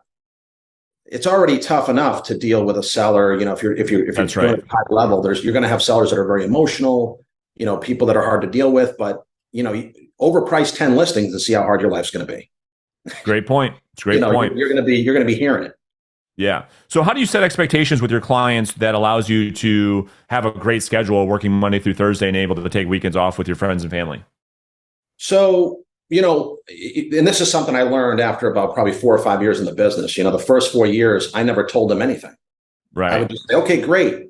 And then they'd be like hunting me down and be like, dude, when are the pictures coming? Hey, what's this? What does this process look like? And hey, how come you didn't call me? We just had a showing.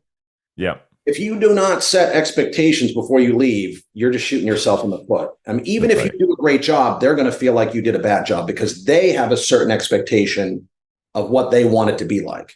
Yeah. So I just go through it step by step. I'm like, this is what's going to happen. I'm going to leave. My assistant's going to reach out. We're going to schedule photos. We're going to put a box on the door. Key's going to go in there. We're going to notify you on showings. Now, you are going to get showings during the week. Brandon, I'm not going to call you after every showing. Sometimes it takes 3 or 4 days to get a hold of these agents. They're busy. They got stuff going on. The client needs to decompress and figure things out. So every Monday, I'm going to call you with a detailed report of what happened, how many views we had, what the client said. Now, of course, if we get an offer, I'm going to call you before that. I'm not going to sit on an offer that we got on Tuesday till the following Monday. I'm going to call you immediately with any offers. And so that just sets it up where, they already understand how it's going to work. And I tell them, like, look, in the morning, if you call me between 7:30 and 11, I'm not answering the phone. Yeah. Love it. I will call you at 11 o'clock. Now, I do kind of check out 6:30. If it's an emergency, call me. I'll get right back to you. If it's a true emergency, if it can wait till the next day, just call me, text me. I'll call you back the next day. Weekends, if it's an emergency, call me. Look, I know I'm a realtor. I know I'm 24/7, but I do like to spend a little time with my family if that's okay. And they kind of laugh, and they're like, no, don't worry. We're not going to bother you, man. You're good. You're good. And then, it's just setting that up. And then if they come back to you and say, hey, how come you didn't call me? You say, hey, remember we talked about X, Y, and Z, and remember, I'm going to call you on Monday.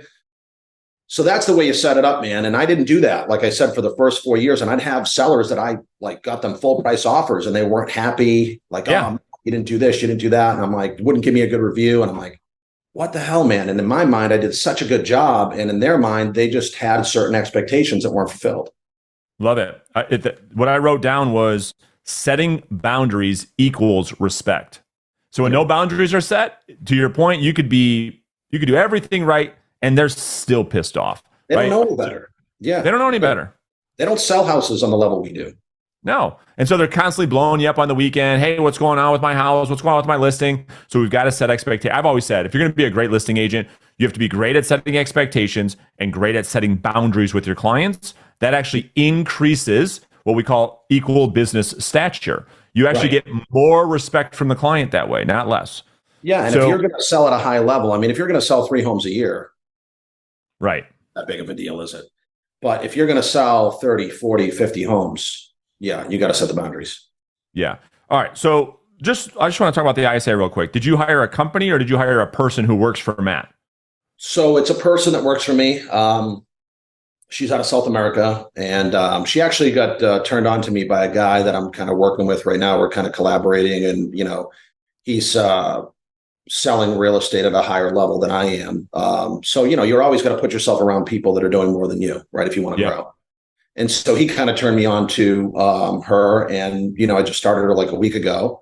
Cool. She sounds great on the phone, very high level. She's been working with him for a while, and she needed more hours. So I said, hey, I'll pick up the hours. And, she's already gotten me some leads to follow up with. And that's kind of how he runs his business. He has a team of ISAs. They're calling all the time, and he's just doing a ton of follow up. That's right. Guy sells like 160 homes a year based only on prospecting.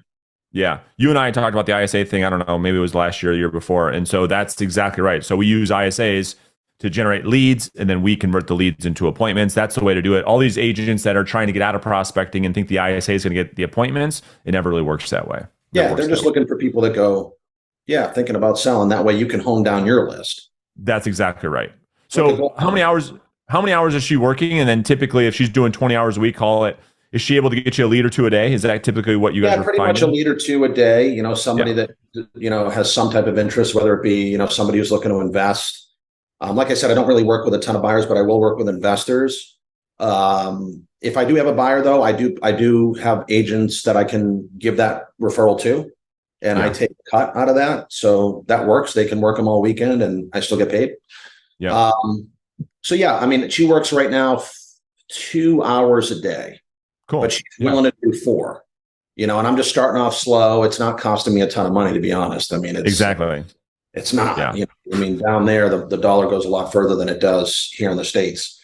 So, we'll see how it all pans out, but I'm starting to use more leverage, man, which is something I never did.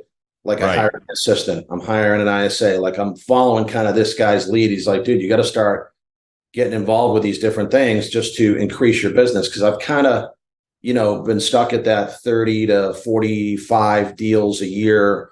And unless I start adding some components to it, I don't see myself getting to 60, 65. Because if I can sell 60 to 65, 70, the way I'm doing it now, I mean, that's that's well over $1 million in income, which is the ultimate goal. Yeah, I was going to ask you the goal to get to $1 million next year. You just talked about what needs to happen in order for you to get to that point. So listen, Matt, it's amazing. Appreciate you jumping on the podcast and sharing what your perspective of this business and how you go about it and your insights and your mindset. So appreciate you very much.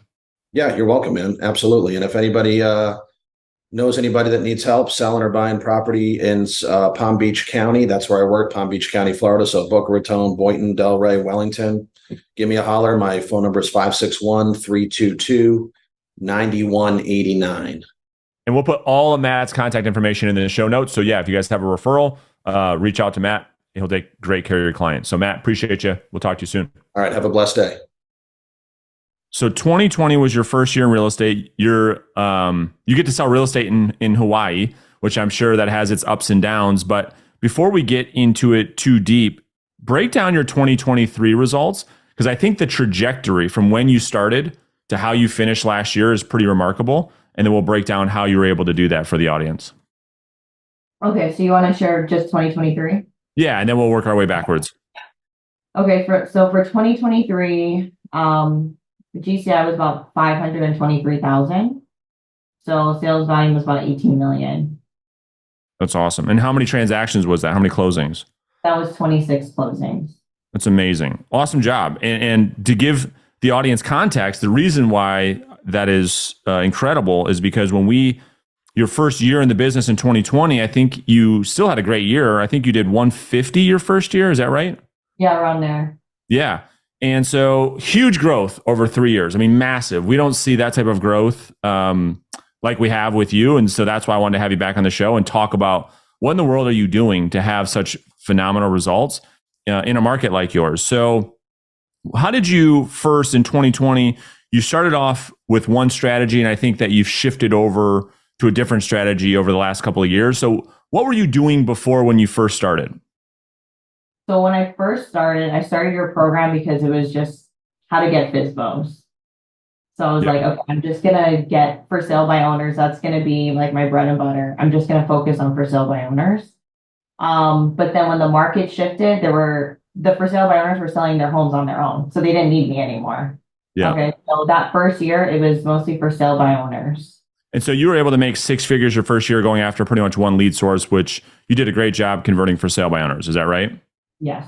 Yeah.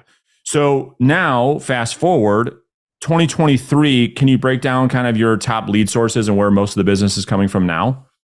Yeah. So right now I don't really have that many for sale by owners in my market. Like I would say I have like 5 a year. Expired, we have about 0 to 2 a day. And so right now, my main lead source is circle prospecting and absentee owners. That's great.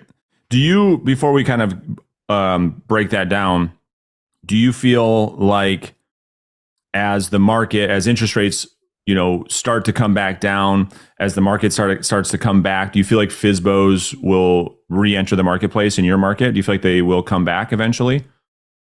I think so. We never, even in 2020, we didn't have that much. Okay. Yeah. Yeah.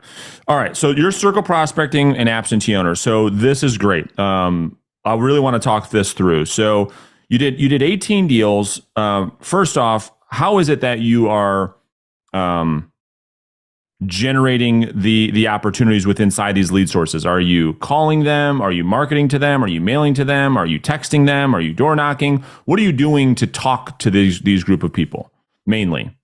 Yeah, just outbound calling. So it's all calls. Yeah. Okay. And so are there any tools or resources you can share with the audience that have been most helpful? Like, where are you getting the data? Are you using any type of systems to make the calls? Yeah, so I get the data through Mojo. So I'm on their, I think their neighborhood search. And then I also get the data through my title company. So with absentee owners, I'll usually ask my title company for a list, and then I'll skip trace it through Mojo. And yeah, that's pretty much what I use. And then I have a CRM where all the leads funnel in. Cool. What CRM are you using these days? I use Follow Up Boss. Yeah. And so that integrates nicely with Mojo, right? Yeah. Yeah. Mhm. All right. So for context, like how much prospecting are you doing on a daily basis? Like how many conversations are you typically having on a day-to-day basis? Average is about 30. About 30. And are you using their triple line dialer to have those conversations? Yes. And it's really easy to hit 30 contacts because circle prospecting, they all answer. Like versus expired, because I call with other people in the group and they'll call for 3 hours and they'll get 5 contacts. Yeah, it's crazy. For 1 hour, and I get about 12 to 15 contacts in 1 hour. Got it.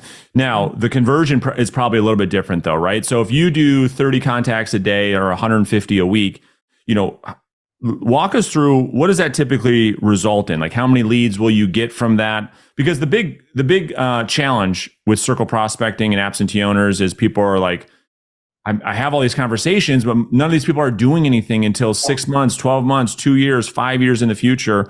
So can you walk us through kind of what that looks like for you on a maybe a day-to-day basis? No, scratch that, a week or a monthly basis. So if you're having 150 contacts a week, 30 a day, right? So that's typically probably about 500-600 contacts per month. What does that result in? Leads, appointments set, and listings taken? I would say for leads, I would probably get about 4 to 6 leads a week. Listings. Oh, sorry, go on. No, we'll with those leads, can you break down for the audience what that means to you? So like, what is a lead for you? Yeah, so I had to change my lead structure because so now I follow your framework. So they have timeline. They said that they don't have an obligation to another realtor. And you ask for the appointment. I believe those are all the framework for what is lead. So you're getting almost a lead every day. I mean, every day that you prospect, you're getting on average. Yeah, that's great. And those leads, as you're having those conversation, Is it because your market is more transient, or do you feel like it's because you're having so many contacts that you're able to find, a lead a day? And again, a lead a day is saying, hey, we want to sell. And here's kind of when we're thinking about selling.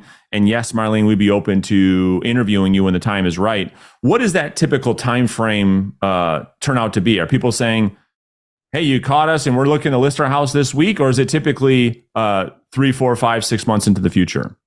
Yeah, that's a good question. So it's very rare that people are like, yeah, actually, we're just thinking about it. Like, we want to sell next month.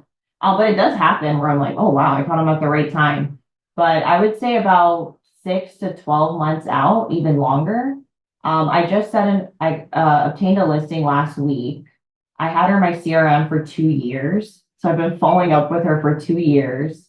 And you talk about winning the listing before you even go on the listing appointment. So that's what I was able to do with her. I was able to nurture her, call her monthly. I put her on mailbox power. She's getting postcards. If I see something in her neighborhood, I'm texting it to her and said, hey, did you just see this hit in your neighborhood? So that's amazing. Yeah. So you generate a lead, they're 6 to 12 months out typically, and then you follow up with them systematically. And when you're talking about, so the audience knows, winning the listing before you even have the presentation, that's exactly what you're doing. You've got 6 months, 9 months, 12 months sometimes to win the client over. So when the day comes, like, all right, Marlene, we're looking to do something, you've already pretty much got the listing, which is it true that it's not that your listing and presentation skills don't still have to be good, but it's not like you're going up against 15 other agents, correct? Correct. I feel like with expireds, like you guys are all in the same playing field. Yeah. But for me, I've been talking to this person for a whole year. I've been acting like their agent this entire year. Yeah. I have come list me calls all the time. Or I have people that I've never even met and they're like, yeah, Marlene, like when we're ready in the summer when my daughter graduates and we're moving to Michigan, like I already told my husband, like we're going to go with you. Like you're our agent. It's amazing. Like the 26 closings that you had last year, were those all from the prospecting you did in 2023, or were there some from 2022 that came over into 2023? What I'm trying to help the audience understand is if you really commit to circle prospecting, I mean, can you start in January and have 20, 25 sales in one calendar year from circle prospecting, or is it going to take longer than that, do you think? That's a good question. I think that it might take at least that year. Okay. For pipeline maturity, yeah.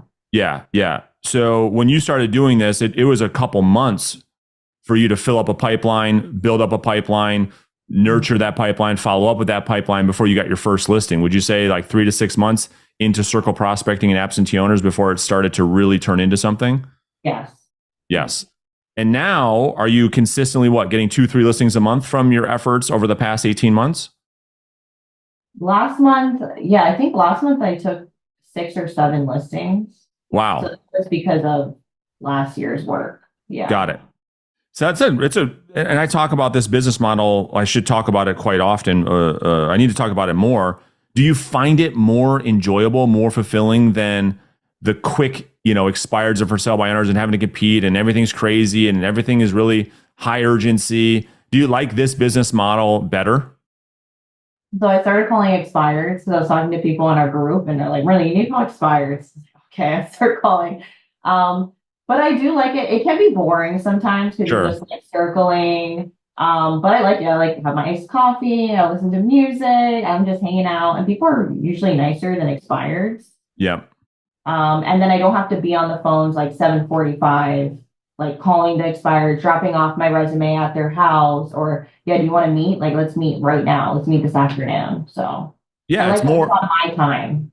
I love it. That's 100. I was going to say the same thing. You can build this business model on your time, around your family life, around your life, versus the business having to own you. And I just feel like long term, like if you do this for 2-3 years, I just believe it's more sustainable, because if you just, and you've heard me say this recently, if you're just all expireds and for sale by owners, it's easy to burn out, it's because it's such a grind. But when you're building what I call a pipeline business with long-term nurture business, you might not get something right away, but over a period of long term, again, your income, we talked about, in 3 years time, you went from 150 to 525. I think it was worth it for you to switch, right?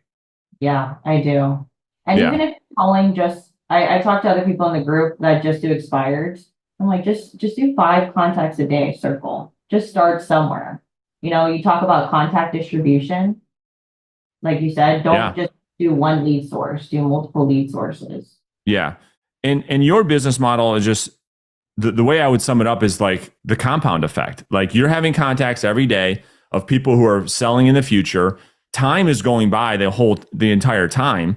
And so eventually time catches up with time. Eventually there's a time of just like you said, pipeline maturity, where you wake up one day, it's like, wow, I talked to these people 5.5 months ago. Now's the time to put this sign in the front yard. I can see it now. So let's go back to the phone call for a second. What are these conversations typically sound like? Like, what are your conversations typically like? Like, what's my script? Yeah, you could get into the script, or you could just keep it even higher level if you want. But like, I would imagine, obviously, you're calling these people out of the blue, right? And yeah, what is it that you're saying to get into these good conversations? I just tell them, I think the main question that I ask them is, you haven't thought about moving, have you? Or something like that. Yeah. Yeah. And that's it, right? The script's easy. And they either say, well, we are thinking about it. And depending on what they say from there, then you could start to uncover motivation and timelines and get it more into the depth of the conversation. Is that right? Correct. And usually people will give you that reflex, like, no, we're not moving. But then I just try to keep asking follow-up questions like, oh, like, why did you choose this area? Or how's your association fees? Have they gone up the last year? I just keep trying to follow up and ask more questions until they say, hey, I got to get off the phone. Yeah. How often do you find yourself having a prospect give you that reflex, I'm not interested, and then actually it being a lead? Does that happen often? Does that happen not often? Does it happen 50-50? Because what I'm asking is, I think a lot of people are just, to your point, they're just reflex, no, I'm not interested. But a lot of those people end up doing something. Are you finding that to be the case when you're prospecting? Yes. Yes. I think a lot of people are saying no, or like, yeah, I already have an agent. Okay, great. And then I just keep asking more questions. Yeah. Agent. So where are you thinking about moving? I love it. So good. Can you break down a little bit more of your follow-up? So you find a lead, you say you've got a really good conversation, you're getting one of these a day or one every other day. What happens from that point in time? Okay, so once I have a lead, they go into our CRM, and then I will send them my resume and a BombBomb video. And then I will follow up with them the next day and say, hey, did you get the resume? Or my email will automatically send, hey, did you get the resume? But then I'll also follow up with a call, hey, did you get the resume? Do you have any questions on that? No, I don't have any questions. When would you like to hear from me again? That's awesome. I'll structure the follow-up. That's so good. And so you're putting them on some type of direct mail through Mailbox Power. Are you sending something once a month to your nurture database? Is that what you're doing?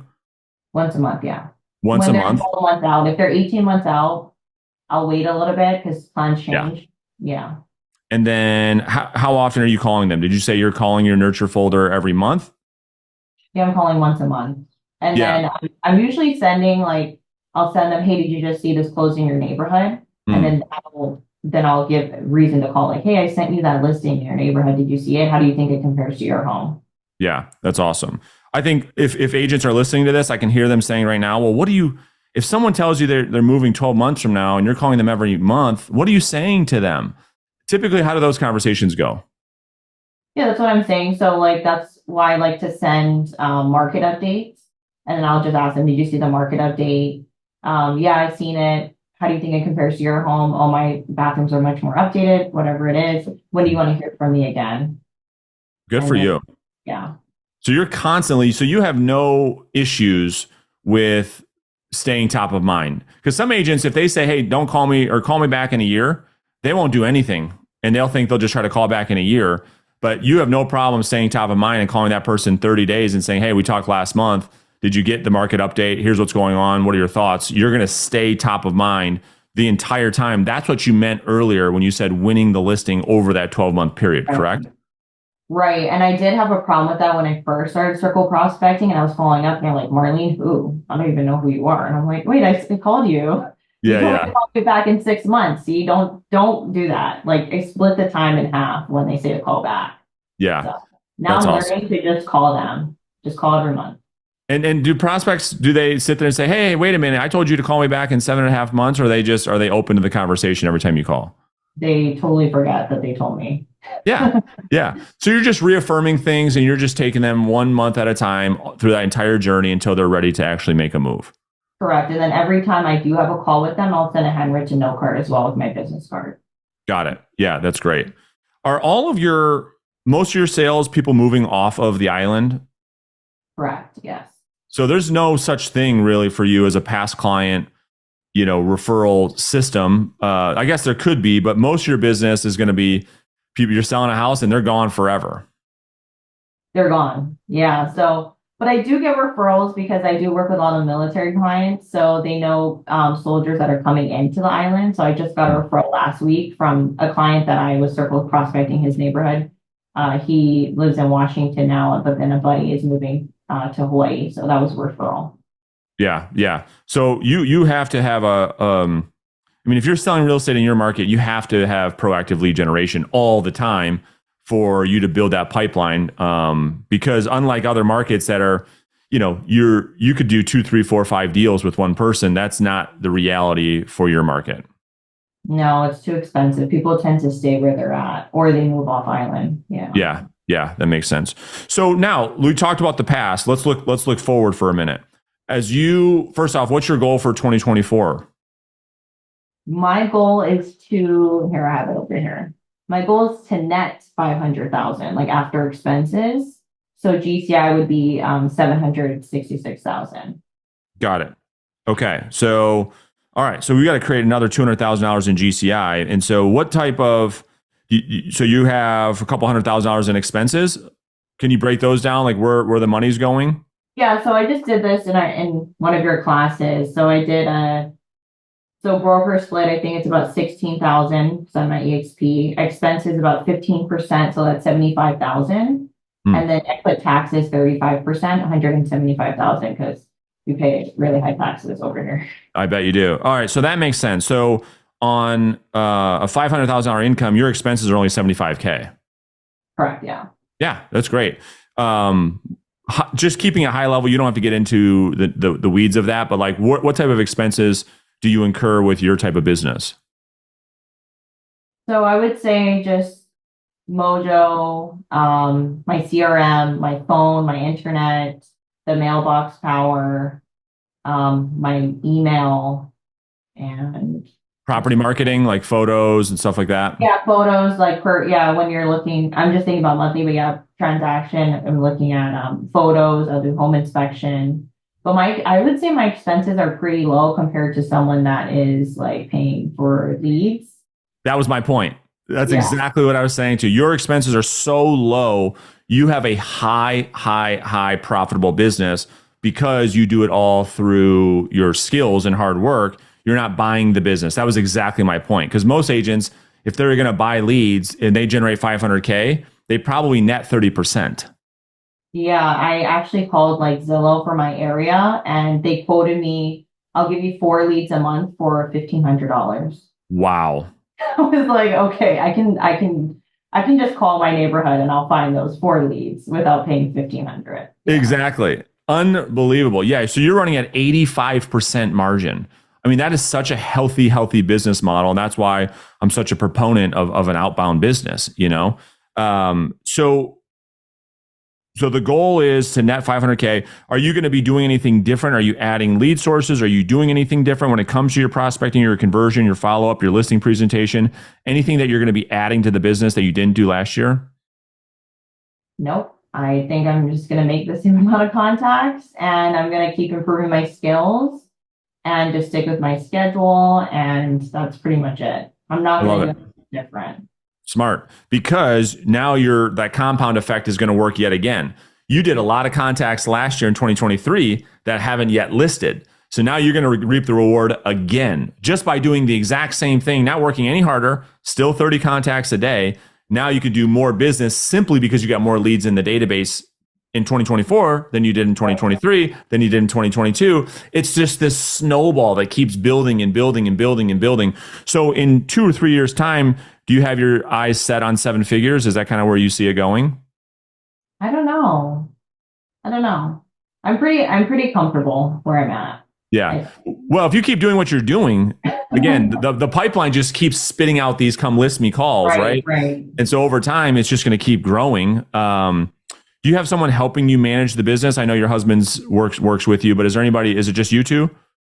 It's just us, and then we have a transaction coordinator. Yeah. Yeah. That's awesome.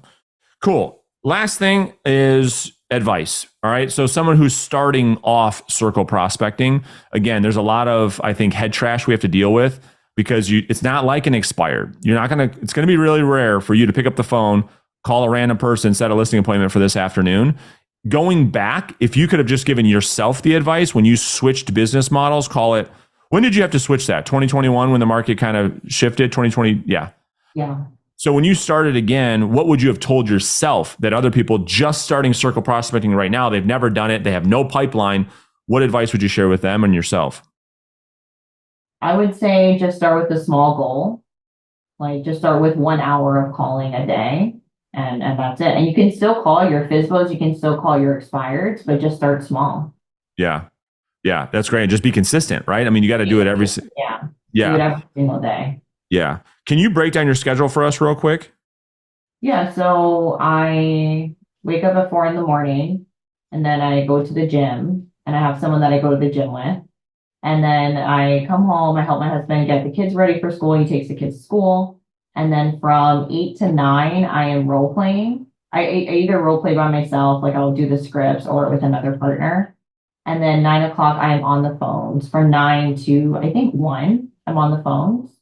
After that, I'll eat lunch and then I will go on the appointments in the afternoon. If I don't have appointments in the afternoon, then I will just take the day and hang out with my kids. It's amazing. It's a great life. Yeah. I mean, what do you and your husband think about the life that you guys have created together selling real estate in just a couple of years? I don't know. I forget what you were doing before, but now I don't know the island that well, but $500,000 a year coming from, I don't know what you were doing before. Is your lifestyle, I mean, what do you guys think about that you've done? I think it's amazing that I created this lifestyle by just calling people. It's pretty crazy. And we just bought a house. And Awesome. One of the we grew up in this neighborhood, but it's really, really expensive to buy a house here. But we were able to buy a house, so I'm really happy. And we both work from home, and our schedules are flexible. There's some days or there's some weeks where it is hard where we're like, oh, we're going on appointments every day, and Yeah. I don't see the kids for that week. But overall, I would say our schedule is pretty flexible. Yeah. You've created an amazing lifestyle, Marlene. I think, your family is lucky to have you. And it's just amazing to see how far you've come in just a short amount of time. And so love to maybe do this again, have you on the show in a couple of years and just see where you can take this. But, awesome job. Truly, truly. That's why when you and I talked on a coaching call, I don't know, a month ago, and I just wanted to have you on the show to break this down, to show people what's possible just through consistent effort. You know what I mean? Because it's not like brain surgery. Would you say this is super, super difficult and super, super hard from the standpoint of like, I know the productivity side can have its own challenges, but like you're just doing the work. You're just having conversations. You're not shoveling concrete all day. I think about that every day when I think like, oh, I don't want to call. I'm like, dude, you're not shoveling concrete. You're not in the sun. Like, you're not even breaking a sweat. Yeah, it's not that hard. That's why I said sometimes it can be boring because it's so easy. I know. Yeah. So it can get boring sometimes, but yeah, I enjoy it. I like talking to people. I think also just being personable with other people is really important as well. Yeah. Yeah. No doubt. Well, listen, I appreciate your time. Like always, I've got a whole page of notes that I took, and so I'm sure the audience will too. Thank you so much. If there's an agent who's watching this who has clients that they're moving to the island, or maybe you can work with them, where can they connect with you? I can give you my email. They can email That's great. That'd be great. What's the best email for you? It's marlene@sedinagroup.com.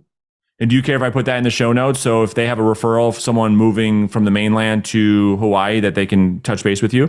Yeah, that works. Awesome. So I'll put Marlene's email address in the show notes. And if you guys have a referral, I promise you, Marlene will take great care of your guys' clients. So Marlene, thank you so much. Appreciate your time today. All right, so Andrew, appreciate you jumping on the show. Let's give the audience just a little context of how long you've been selling real estate and what market are you in? Well, I've been in general real estate for 5 years. And prior to that, I was in new home sales and management for another 6 years. So I've been in real estate in general for a little over 10 years. But up until November, when I started in the program, I was purely just a buyer's agent. I mean, if I did work with listings, it was just accidentally because I had a buyer that also needed to sell. But all my business came from buyers up until November when I met with you. Yeah, yeah. So, and that's exactly why I wanted to have you on the show. Kind of talk through transitioning from, to your point, primarily working with buyers to now making the focus 100% on building a listing-based business and the buyers coming by the way of doing that. And that's kind of the goal. Is that right? Yeah, and for me, it was kind of scary at first, only because, again, even when I was working with buyers agents, I was a part of a team where I would mostly hand off the listing part of the business to someone else on the team, and I would just focus on the buyer side. So I was super hesitant to work with listings just because, in my mind, I'm like, it just seems like there's so much more work involved to get a listing done as opposed to, working with a buyer. You're basically a glorified, home tour guide, and so it just seemed like a lot easier just to work with buyers, but once I started listening to your podcast and your even your live calls on YouTube, that coupled with seeing what was going on in the industry and all the transition that's been happening and all the stuff's been going on with NAR and everything, it made sense for me to start to transition my business from away from the buyer side to just focusing on listings. And when I joined your program, I had made the commitment. I burned all the boats. I literally passed off all of my buyer leads, and I said I'm not going to dedicate even a moment to working with them. I purely want to dedicate my time and focus and energy on working with listings. That's what I've done since I made the transition.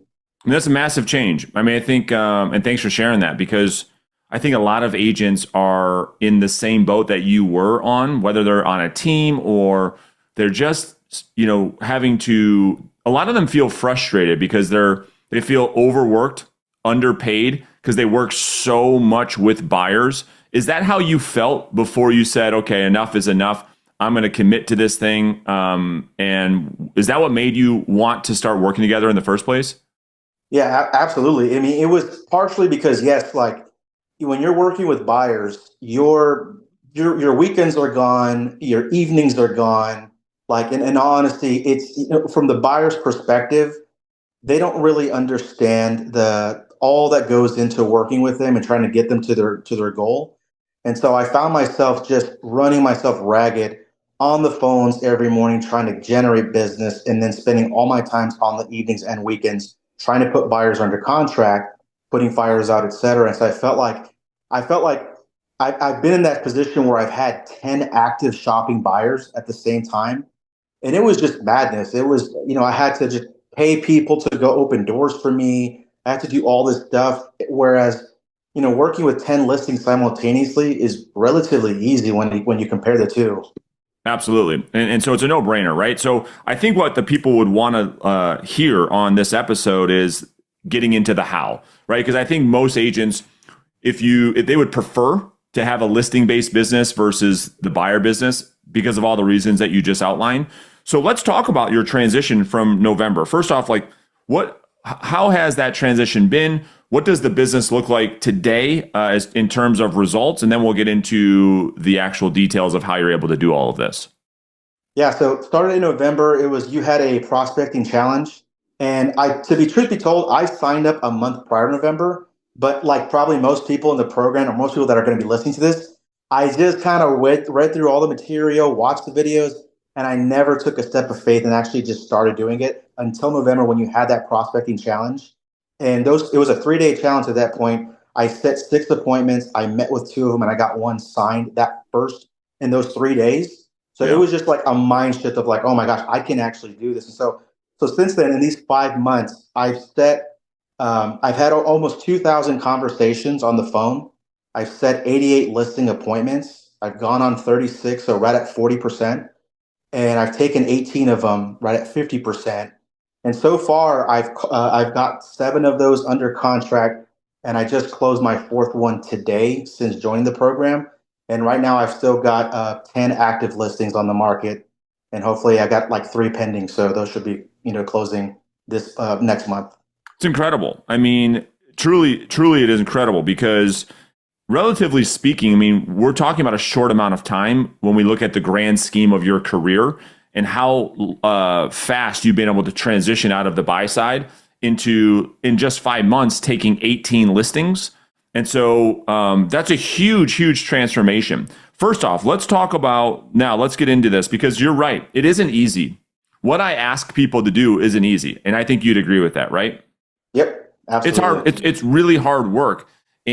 But the flip side to what you said just a minute ago, it's all worth it. If you're willing to put in the work to build a listing-based business, then the benefits of that far outweigh what's easy in the beginning to work with buyers, which ends up being a lot harder later in life. And I find that so interesting that principle of life, what's easy now is hard later, and what's hard now is easy later, or is easier later.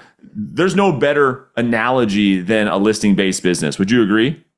100%. And just to kind of piggyback off that, so obviously these are my results in 5 months, but I got to preface it. That's with me making phone calls Monday through Friday, with the exception of a few weekends, 8 to 11. And honestly, from that 8 to 11 time point, I probably was only on the phones making dials like for an hour and a half a day. So an hour and a half a day in 5 months generated me 18 listings, total in 5 months. So it's just, the amount of growth you can have is exponential once you actually just do the work and just learn the process. And really it's learning the playbook and then running the play as many times as you possibly can every day. That's the secret, really. That's right. So let's break down the model, right? So inside of our Inner Circle coaching program, we focus mainly on a direct outbound business. And so for the audience sake, let's talk about what that actually means. So you're actually the one initiating conversations with what we would call your ideal client avatar. These are homeowners so that you can have good conversations with those homeowners to get listings versus waiting for business to find you. That by itself is a monumental shift, not only in your business, but in most real estate agents' business. That's what makes this so hard. So walk us through the transition of how you've been able to commit to this process of being the one who has to go out into the marketplace and initiate the conversation versus waiting for business to find you. Yeah, and to speak to that, before joining the program for the past year, I had been paying money with two coworkers of mine to generate leads. When I started in November 1st, I said I'm cutting all that off and I'm completely just focusing on this. So yeah, it's difficult because you got to understand, like, you are interrupting people during their day. They're not expecting your phone call, and so you have to just get over that initial just turbulence when you get in the phone with them. But the rewards are big because if you can get in front of or talk to the right group of people, it's just the law of averages. You're going to find people that, I'm so glad you called me. I was actually thinking about bringing another agent or hiring somebody else. Can you come meet me at my house? So the opportunities are there if you'll focus on it. And this entire business, you have a lot of great material to help people with for sell by owners, absentee owners, downsizers, circle prospecting. This whole time, I've focused solely on one lead source, which is expired. I have not made a single FSBO call or anything else. It's all been expired business. And that just goes to show, like, just focusing on one source only, but going out and getting it can lead just to some awesome results. Yeah, no doubt. So, and the mind, I love what you said about the mindset. The mindset of a prospector is one of, I believe, servant leadership. You see, we have this head trash that causes us not to go out there and make peace with the fact that we must interrupt people in their day in order to serve them. Because if we don't do it and they left, and then we leave them with a bad real estate agent who lists the property under false truths, overprice the property, they overpromise, they underdeliver, all for it to expire and come off the market. You see, that's where we can come in and help people tremendously. So you're focused on one lead source, which is just expired listings. Let's break down kind of the process. So right now you're prospecting about, what'd you say, an hour and a half per day? Is that right? Yeah. So from 8 to 11, I'll usually, I'll be on a dialer and I'll take breaks in between that, just to kind of walk around and just kind of, I'm sitting in my car the whole time making those calls. I have to say that because a part of me was wanting to make excuses on why I couldn't do this because I don't have a traditional, I don't have an office. I'm a part of an independent, agent. So I don't have an office or a place to go. So I could make all the excuses in the world, but I just sat in my car and just made calls every morning. So yeah, from 8 to 11, I'm usually on the phone about an hour and a half to 2 hours, strictly on the dialer, reaching out to not just fresh expired, but I'm going all the way back to 2021, reaching out to old expireds. Because believe it or not, there's a lot of gold in there. There's people that their motivation is still the same, if not higher. And now the goal, the number they wanted to get, they can probably actually get it now because it's been 3 years. And there's a lot less competition. So how many conversations are you actually having per day on average? I'm averaging right now anywhere from 15 to 20 conversations a day. That's awesome. That's great. And it's all, again, with a clientele that really needs our help.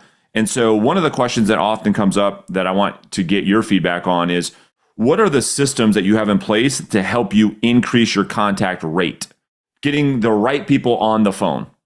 Yeah. So for sure, you have to have some sort of and there's a million different ones, but some sort of a data system where you can pull the numbers for people and then having a process. So for me, what I do is I will dial through all of the days that expired and canceled. I'll dial through those numbers and then I'll dial through it a second time. Then what I'll do is I'll actually send them a text message to get a response. And at the same time, before I even started making phone calls, I use like a sly voicemail lever. So I'll leave them a voicemail. It's very simple saying, hey, I was calling about your property. Are you still looking at offers at this point? That's it. Here's my number 2 times. So I'm leaving them a voicemail. So when I call them, a lot of times they're picking up right away because they've already seen my number and my voicemail. And then if they don't get if I can't get a hold of them that second call, then I will send them a text. And a lot of times after a voicemail, 2 missed phone calls, that text message, they'll use to respond to that. So that's how I'm able to generate a lot of contacts very quickly, a lot of having to stay on the dialer or make calls for 4 or 5, 6 hours a day. Yeah, makes a ton of sense. Super smart. And where are you getting your data from? What dialer do you use? So I use Mojo for the data, but I also I recently switched to My Plus Leads. But at the end of the day, I mean, they're all the same essentially, Sure. right? I would say Mojo probably gives me a lot more wrong numbers, and as My Plus Leads gives me less of those. But at the end of the day, just make the dials. You're going to get a whole. If you're on the phone and you're reaching out in the way kind of I talk about multiple attempts, you're going to get enough context to make something happen. So that's. I also have heard Vulcan's really good. There's a bunch of great providers out there. So just pick one and just roll with it. I totally agree. So now naturally people are like, well, what is this guy saying to get these appointments and to get these leads? Let's spend a few minutes breaking down what you've learned, Andrew, with the work that you and I have done together on the skills part, right? Because we talked about the first big hump. The first big hump is doing the work. We call this volume, right? Talking to enough people of your ideal client avatar for it to actually make a difference. Because most agents, that's where they go wrong. They have 20 conversations a year, right? If that. Right. You're having 20 conversations a day. So we got that check in the box. Now, the next part of the success equation is the skills. So talk to us about what you've learned to help navigate these conversations such that you can set listing appointments and generate leads with complete strangers. Yeah, and that's where your reverse selling model has really made a big difference because, I come from the old school of sales method where it's just you're aggressive and you hammer the client until they, either buy or die is the kind of phrase I used to live by. Whereas the reverse selling method, it's a way to get them to open up more. It's still at the end of the day, get the result you're looking for, but get their buy-in now. So a big thing you teach about is giving people their own autonomy. And that was a big mind shift for me. I'm very used to just direct, asking what I need, getting what I need from them, asking direct questions, whereas with reverse selling, you really learn how to get people to open up by giving them the option to, even at the very beginning, giving them the option to end the call before we even get started. I was never taught from before to sell like that. For me, it was always like, no, you need to take control of the conversation from jump and get them and lead them in the conversation. Whereas with your method, it allows me to have way more conversations when I give them the opportunity to say, hey, if you don't want to have this conversation right now, you can hang up with me. I don't have a problem with that. but before you do, can I ask you a quick question? Just that little statement, it just brings their defenses down so much you can get into a conversation and figure out how you can help them. All right, so let's pause there. I mean, so this is so interesting, right? So when you look at traditional sales methodology, traditional sales scripts and training that are still being taught today in real estate, right? As you and I both know, what you're saying is you're actually able to get better conversations and more people to have those conversations by giving the illusion of control to the prospect. You see, what you said was, you said, I was taught to maintain the frame, we call it, maintain control, meaning I got to talk, I got to control the thing, I got to dominate this conversation. And oftentimes with that approach, you're met with a ton of resistance, right? Just a ton of pushback. And what you have found is through this methodology that we call reverse selling, by giving up some of that perceived control, you actually have more conversations, not less. By giving up the control you were taught to maintain, you're actually having better conversations. Is that right? 100%. Yeah. So even just as soon as they pick up the phone, just using that simple pattern interrupt, because, especially when you're dealing with expired and canceled listings, I'm calling them that morning. So they've already, by the time I get a hold of them, I'm the fifth or sixth person that they've hung up the phone on. And so using a statement like, hey, before you hang up, I just had a quick question. It just changes the game because they're not used to having that. They're used to just people saying, hey, this is, rate agent for XYZ. Is your home still for sale? I saw it came off the market. Just word vomiting without any sort of like a sense of like, hey, I know I'm interrupting your day. That's right. Before you hang up, can I ask you a quick question? It just brings their defenses down so much more because, like you said, it gives them that illusion of that or of the control. And when they feel that, they're much more willing to open up and have a conversation than if they feel like you're trying to just dominate them from the jump. That's right. And that's the science around supporting someone's autonomy. You see, when you don't give them the autonomy to say no, they say no more. And when you give them the option to say no, they say no less.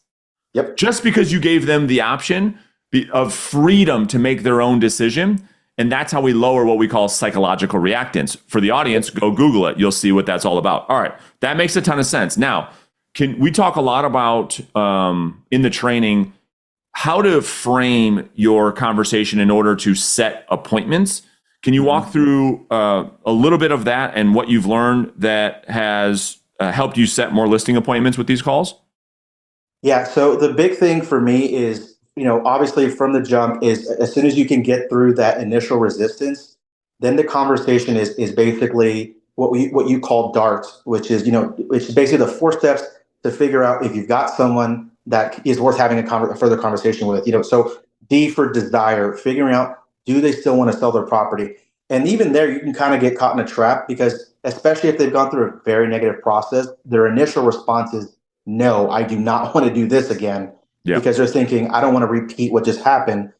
But if they still have the desire for the outcome that they were looking for, selling them the vacation versus like the flight. That's right. So the other part of it is ability. Do they have the ability to actually still make the move? Have plans change forever? And then, of course, the third one would be the reason, which is, what is the reason? Yes, you have the desire to still move, but why? What was the purpose initially when you put your house on the market? It's super duper important to have that. And then last part is the T for timeline. And when do they want to get this happen? And that's the beauty of expireds. A lot of times the timeline is yesterday. I wanted this done already. So the urgency for a lot of these people is there. If you can, number one, give them a sense of the autonomy. And number two, if you can share with them how you can basically get them to that goal. And a lot of times it's just people wanting that reassurance that, hey, what happened is not the norm. And you shouldn't have had to go through that process. And you can help them feel like they still have a shot and have a chance of getting what they want. That's all they really need is that reassurance or that confidence. And to be honest with you, a lot of that comes from not the words you're saying, but the tone that you use when you're talking with prospects. Yeah, super spot on.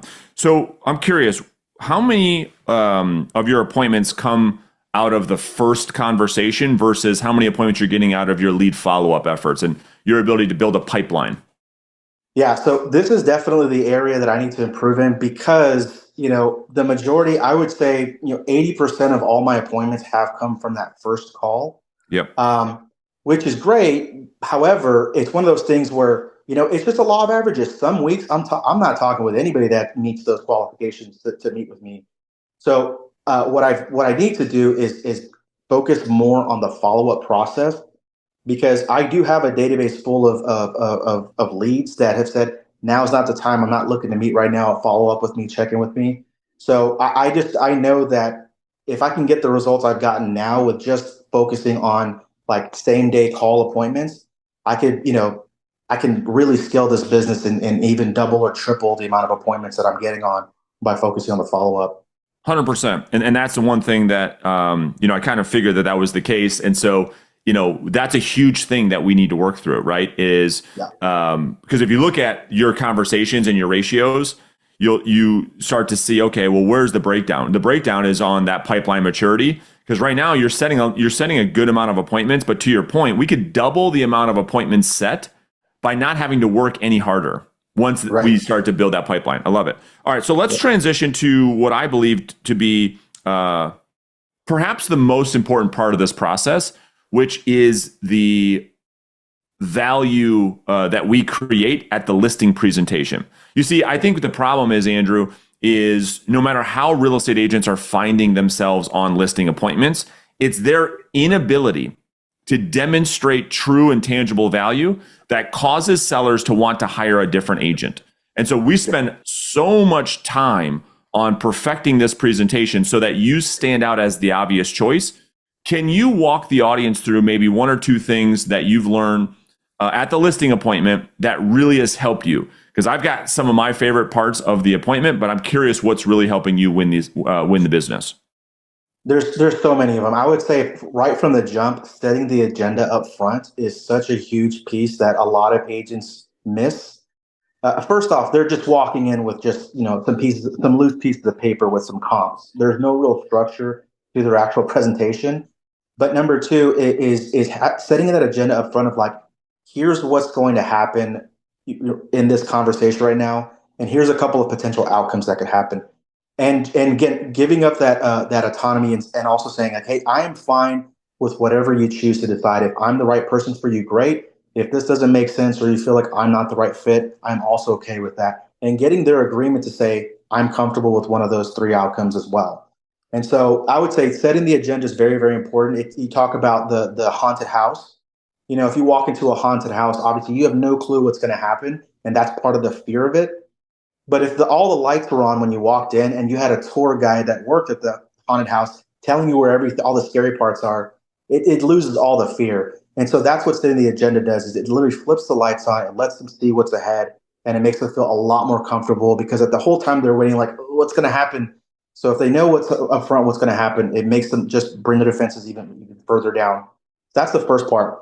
The second part is definitely talking about, presenting to them the days on market strategy, and how, because a lot of clients, they just don't know any better. They don't do this every day. So a lot of them are in the other mentality. I want to list my home for here, and we'll work our way down if we're not getting the results we want. Instead of just helping them to understand that the best chance you have of getting the strongest offer on your property is by generating an offer as quickly as possible. And the only way we can do that is by basically making your home the obvious choice when we come on the market. Because a lot of times, I would say in all honesty, 8 out of 10 times an expired expires because the original listing agent was not honest and upfront with them as far as here's what it's going to take to actually get the home sold. So when you can come in and number one, share with them the secret sauce as far as like, we got to get an offer as quickly as we can if you want to get the strongest offer. And to do that, we need to put our best foot forward and market the home in what is a fair and reasonable price. And once that clicks for them, then they're willing to even come down further. I've had several clients that came down $30,000 to $50,000 from their last listed price, not their original, but their last listed price. And it was just directing to them the fact that, like, if you want to have the best chance of hitting the market and having the leverage and the possibility of generating multiple offers that I can now use to pump up the price even further, we've got to come out with an aggressive and competitive price. And so that'd be the second thing. And then, of course, the third one is basically the value proposition. You talk about having a no handcuffs agreement, which is genius, because when you express to people like, hey, when you hire a listing agent, it's one of the biggest risks you take because you have no clue who I'm going to turn into after we sign this paperwork. I might turn into a ghost and you never hear from me. I might turn into, just the person that's always asking you for a price reduction every 5 days. But if I can share with them, like, if at any point in time, if I'm not holding up my end of the bargain, we can cancel this contract and you can go find another agent right away to get your property sold. That right there reduces a ton of risk in their mind. And they're much more willing to give you the opportunity to sell the home, knowing that I have to earn their business, not just the day we meet, but every single day after that. Yeah, I wrote the same thing down. I mean, it's just risk reduction. And that's the thing that I think a lot of agents don't understand when they're making offers of value. It's, to really offer value, there's a couple components because everybody talks about you got to provide value, you got to provide value. Well, what does that actually mean, right? And so the way that we look at that with inside of the Inner Circle coaching program is we have to increase the certainty and decrease their risk at the same time. We call that the value ladder. And the bigger discrepancy they are between those two, that's how we actually increase the perception of the value that we bring to a listing relationship. So Makes ton of sense. I love that, Andrew. Well articulated. I guess for me, let me ask you this. Knowing what you know now with the results that you're able to get, I don't want to assume, but what would you have done differently if you can go back and start your real estate sales business all over again? Would you have done things differently than what you did? And if so, what would they be? 100%. I would have absolutely, number one, started my business from the listing side of the equation, because on this side, there's just so much power and leverage you have working with sellers as opposed to working with buyers. And the second thing is I was so against for years, I'm never going to pick up the phone and cold call an expired or anybody like that. And now it's literally my sole business. So I would have absolutely, number one, joined your program as soon as I got in the business and started focusing on outbound prospecting, because once you develop those skills, I mean, you'll never have to wonder where the next deal is coming from.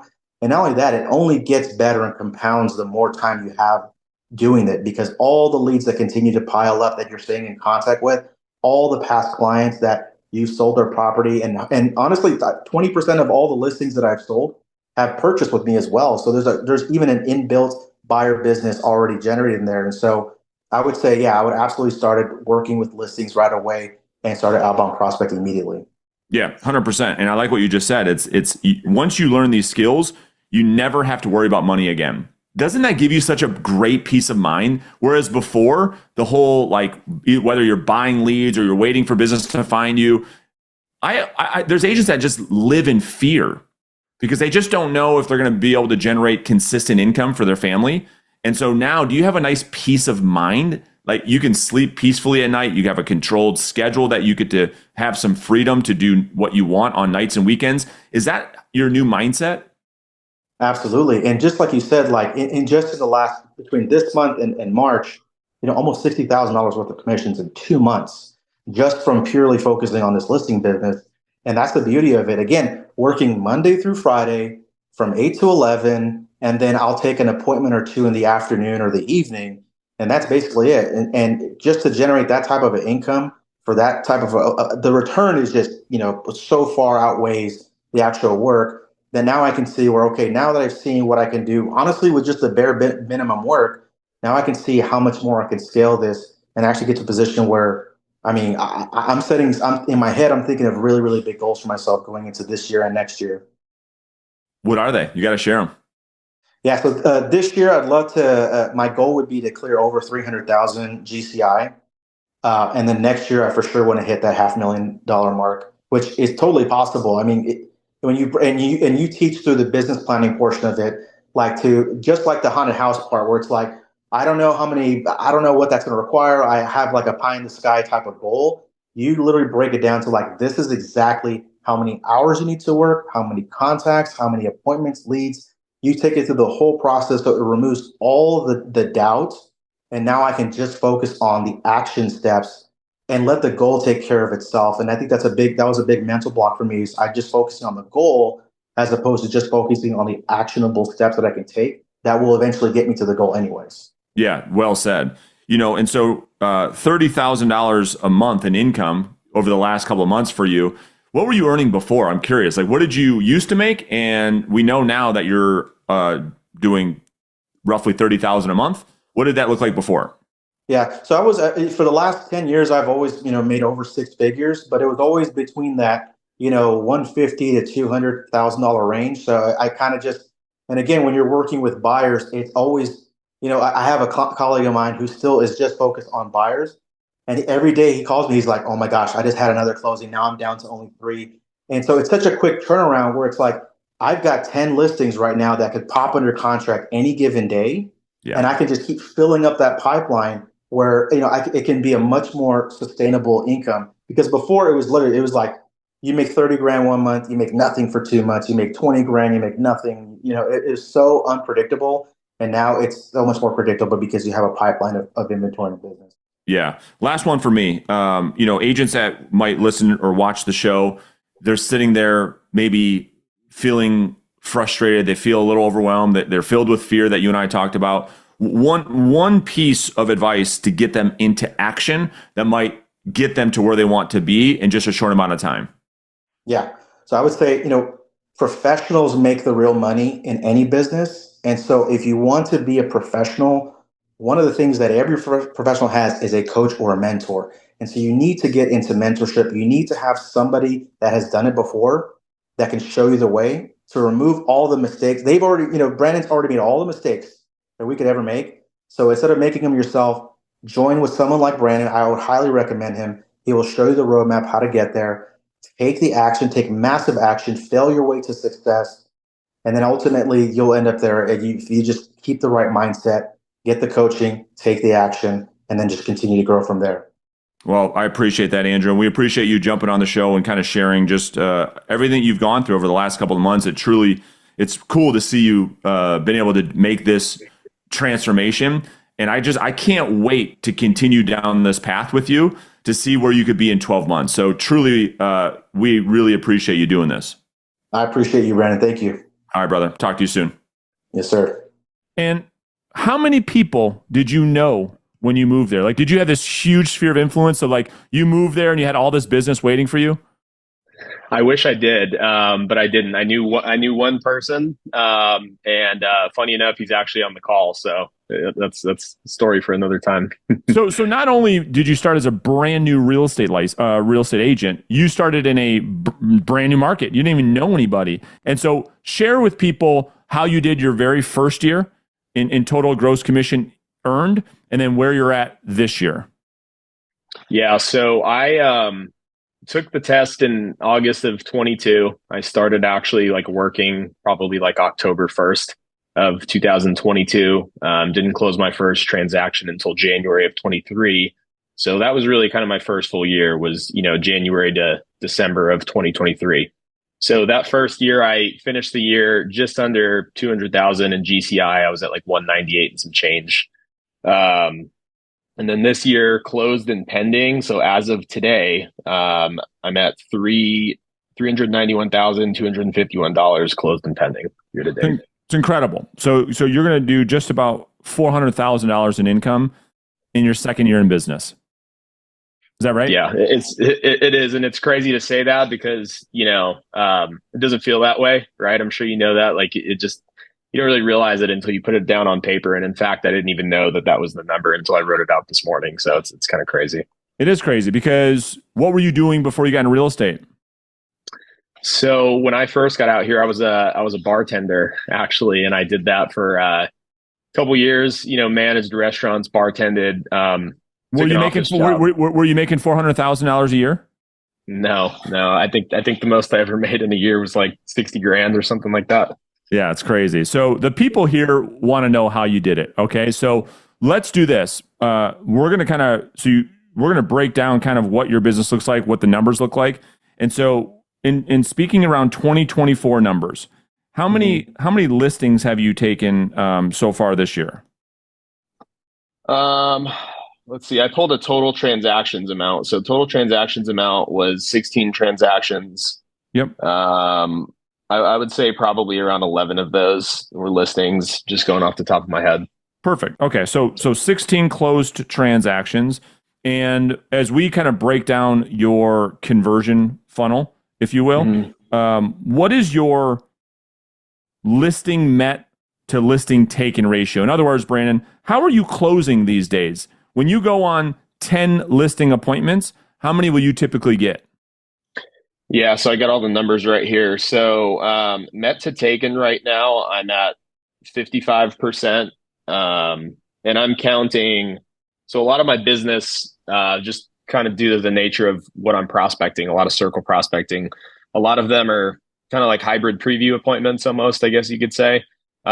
So in that number, I'm counting a couple of preview appointments that I went on where somebody ended up listing maybe with another agent down the line. So right at 55%. Yeah, and we're going to break all that down here in just a minute. So met to taken's 55%. We'll talk about how you got to that number. And then your listing appointment set to met ratio, what does that look like? 65%. 65%. We'll talk about that ratio. Your leads. So how many leads have you actually generated this year? And what is your lead to appointment set ratio? So since I've been tracking, which, in the beginning, I'll be honest, I wasn't super consistent with my tracking. I've generated 75 leads, and lead to appointment set is right at 23%. I love it. It's amazing. And then conversation to lead. So this is the big one that everybody likes to, we're going to talk a lot about this today. So we'll talk about how you're getting into these conversations in a second. But out of 10 conversations, let's just say, how many of those typically turn into a lead in your world? What's the percentage? So I'm at 5.7 contact to lead. 5.7 contacts per lead. Yeah, 5.7% contact to lead. Oh, 5.7%. Yeah, got it. Beautiful. Yeah. Yep. Love it. And then contacts per hour. Contacts per hour is right around 8 contacts per hour. Perfect. Okay. So now that we've got the numbers, we're going to kind of drill into each one of those, because this is where all the nuts and bolts come from. So people, hopefully you got something to write with. I'm going to take notes myself. I got a front row seat to this thing. So Brandon, let's get into it. What are your lead sources? First off, what are the lead sources that you're working right now? Yeah, so I would say 95% of what I'm working right now is like demographic circle prospecting. So it's downsizers, likely to sell, absentee owners. I'll call expireds and canceleds here and there if I see something that I like within, a geographical area that I want to work.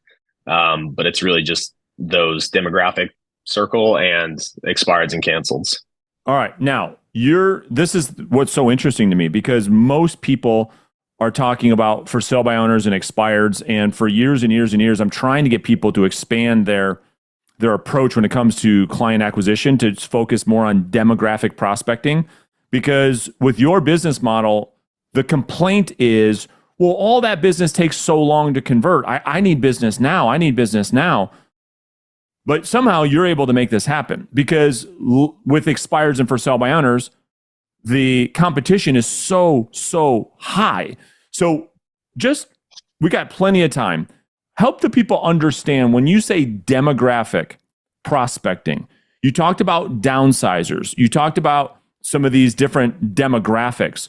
First off, how are you getting the data? And then what is your contact approach? Are you putting like a bat signal in the air and they call you? Or how is it that you actually get into these conversations? Yeah. So as far as where I'm getting the data from, so for like likely to sell lists and downsizers, I'm getting those lists from the share group, which it's, they're awesome. It's really easy to just go there and buy the data. It's already filtered for you, and it's pretty accurate for the most part.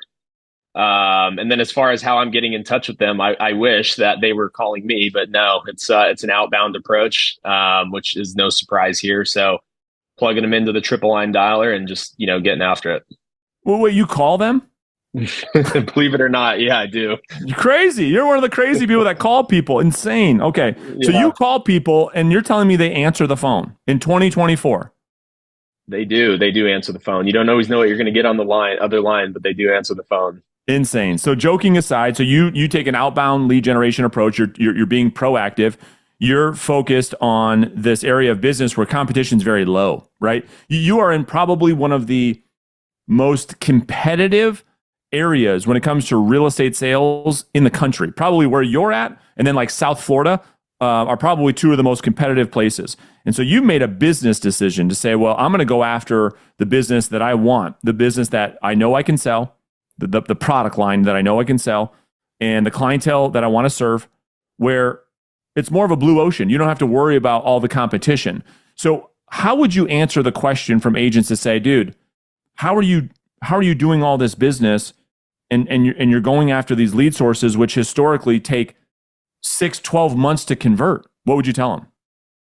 Yeah, so it does take time, right? Now, if you make thousands and thousands of calls, you're going to get lucky every once in a while and find that seller that's ready to go within 2 weeks, a month. But a really good example is I just put one under contract today, a circle prospect from 6 months ago, downsizers. So they're selling their property for $1 million and they're going to buy a single story down the street. So, contacted them, met with them, built a relationship over the past 6 months. There was no interview process because I was just there for the last 6 months, right? I was consistent with my follow-up. I showed them properties. We met several times. And finally, they called me and said, hey, it's no longer an option for us to stay here. We got to get the home sold.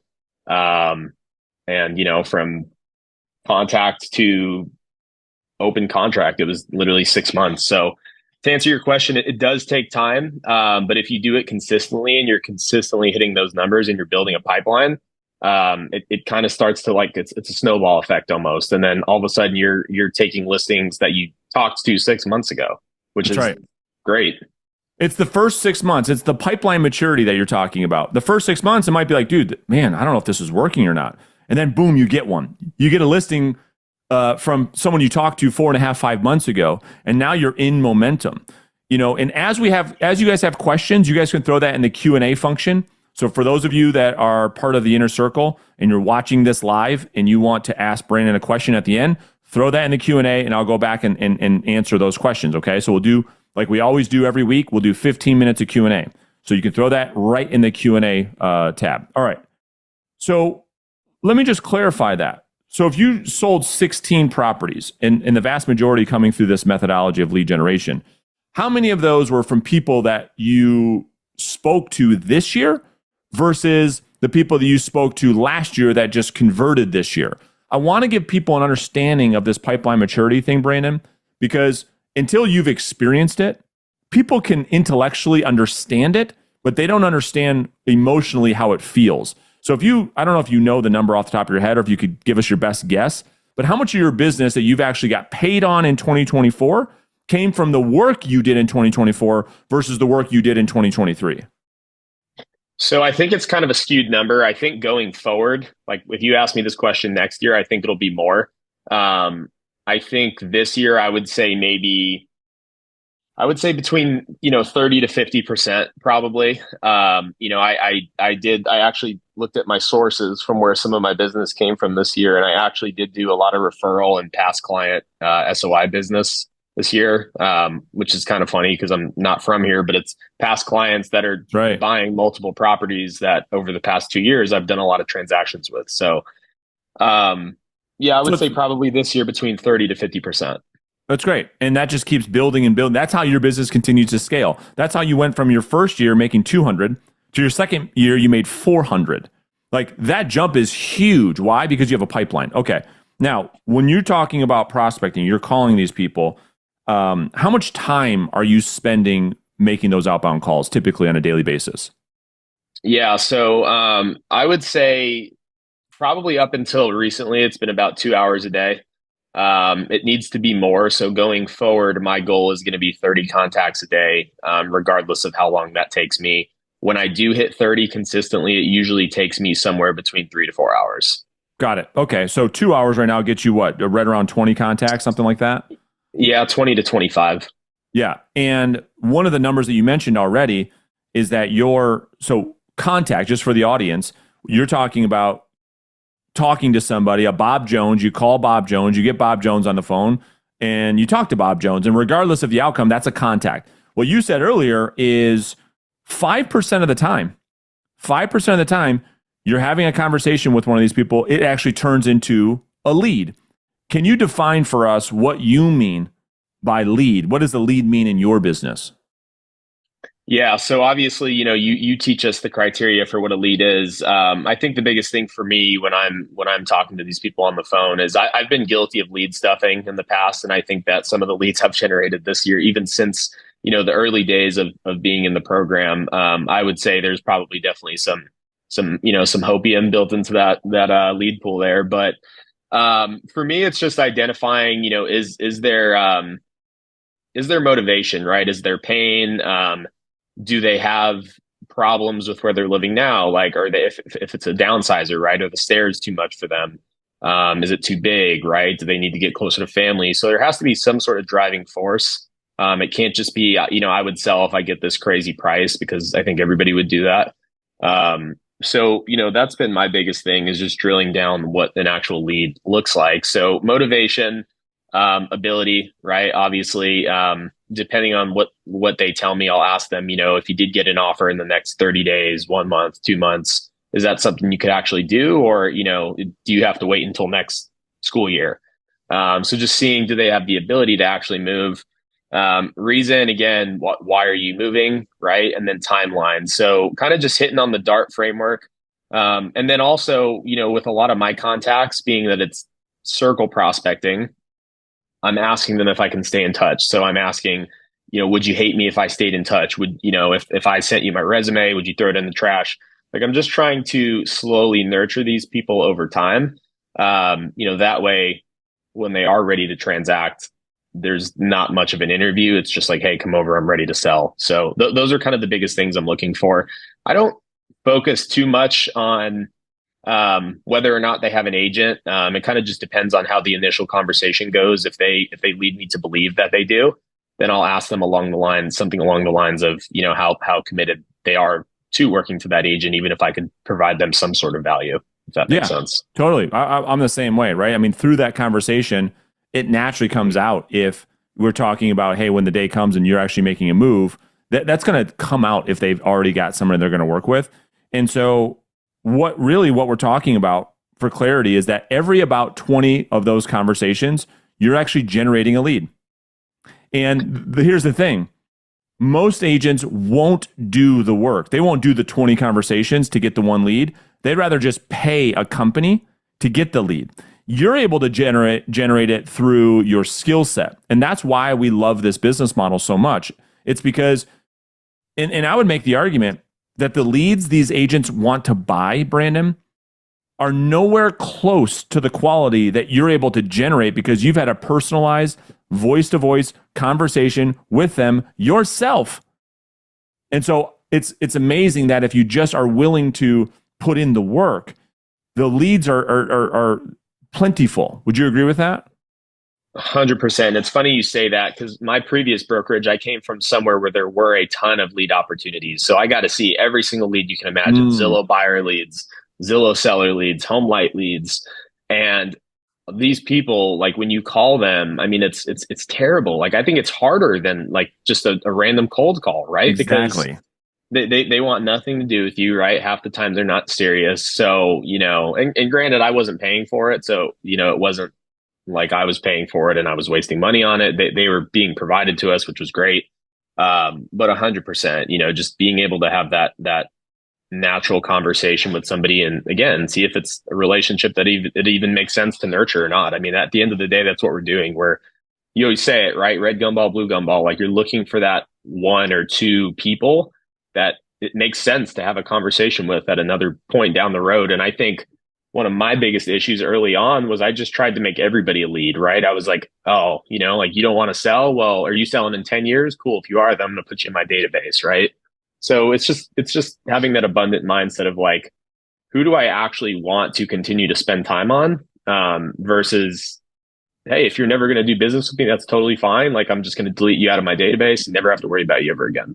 Yeah, I love it. And we'll talk about follow-up in just a minute. Can you walk us through maybe some of the sales skills that you've learned that you use on the phone to handle these conversations, right? So you don't have to go through the whole script, but like, well, what is your approach with the conversation? And maybe what's one or two skills that you really utilize a lot when you're talking with these people over the phone? Yeah, I think the biggest thing that I've like when I look back to, not to get like too nitty gritty and detailed with like all the different types of language, but when I look back at, because I was cold calling before I got into your program, I just didn't know what I was doing, right? I was telling everybody I had a buyer. I was saying I have a buyer, right? And that never worked. But I think when I look at the difference, it's just being like forthcoming about why you're actually calling, getting permission to have the conversation. So the pattern interrupt has been huge. Again, you're opening up the conversation. And from there, with with the people that I'm calling, I'm going for disqualification right away. I'm asking something along the lines of, Brandon, that home over there off 123 Main Street. Tell me if I'm wrong, but I kind of get the feeling that you're going to tell me there's no way in hell you're ever selling that property, regardless of what the market's doing. Is that right? And I just kind of see what they say. And if they push back against me at all, I know that there's at least something there for me to dig deeper into, right? Whereas if they agree with me and they're like, yeah, you're going to have to take me out of here in a casket, which I hear like 95% of the time. That's right. Then it's like, what's the point? Like, cool. Okay. Have a great day. Appreciate it. Goodbye. That's it. So what you've learned, like this is what I've been talking about a lot lately, which is when we talk about disqualification, it's a term that is a little bit vague. And so the process of disqualification is understanding first that while prospecting, there are way more reasons as to why that person is not going to do business with you than there are reasons that they will. And so what you're doing is, because you've done this now for a while, right? You've learned that, dude, if I go into this call and I ask them, hey, are you interested in selling your house? It's a bad question, right? You're just setting yourself up to get a bunch of reflex counterfeit no's. So what you're doing is you're going after genuine no's. And you're doing that by actually getting in front of any objection you could ever get. You're the one actually bringing up the objection first and seeing if the prospect will agree with you. Is that right? 100%. And that one thing, like something that always like resonated with me, like you teach us so much stuff that sometimes it can be very hard to retain it all, but I try and find like little key things that you say, or that not just you, but anybody in the program says that I remember. And one that really stuck with me was the phrase pulling the pin. Like, just pull the pin on whatever the objection is, or whatever you want them to fight against, and see what they do with it. So like for me, I'm constantly always looking for any ways that I can pull the pin. I mean, I'll even tell people, if they do show me that they're interested, or if I get some sort of insight that they might be interested in selling down the road, I'll even say something along the lines of, Brandon, can I be honest with you for a second? I kind of get the feeling you're going to tell me that even if you do sell this property next March, you probably already have an agent that you're going to do business with. Am I right?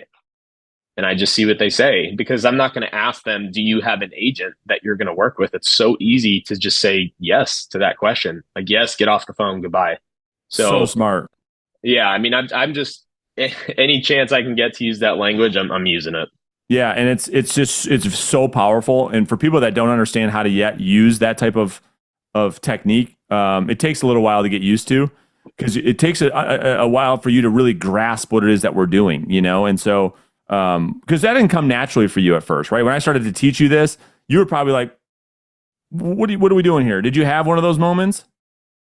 Yeah. I mean, I definitely, I won't say I was skeptical, just because I'm the type of person where if I'm going to do something, like I already know on the forefront, I'm just going to like go all in on it. Right. So I was never skeptical, but it was just like, kind of had that, like specifically the pattern interrupt. I remember thinking to myself, like, does this actually, like, what? Like it just didn't make sense to me at first.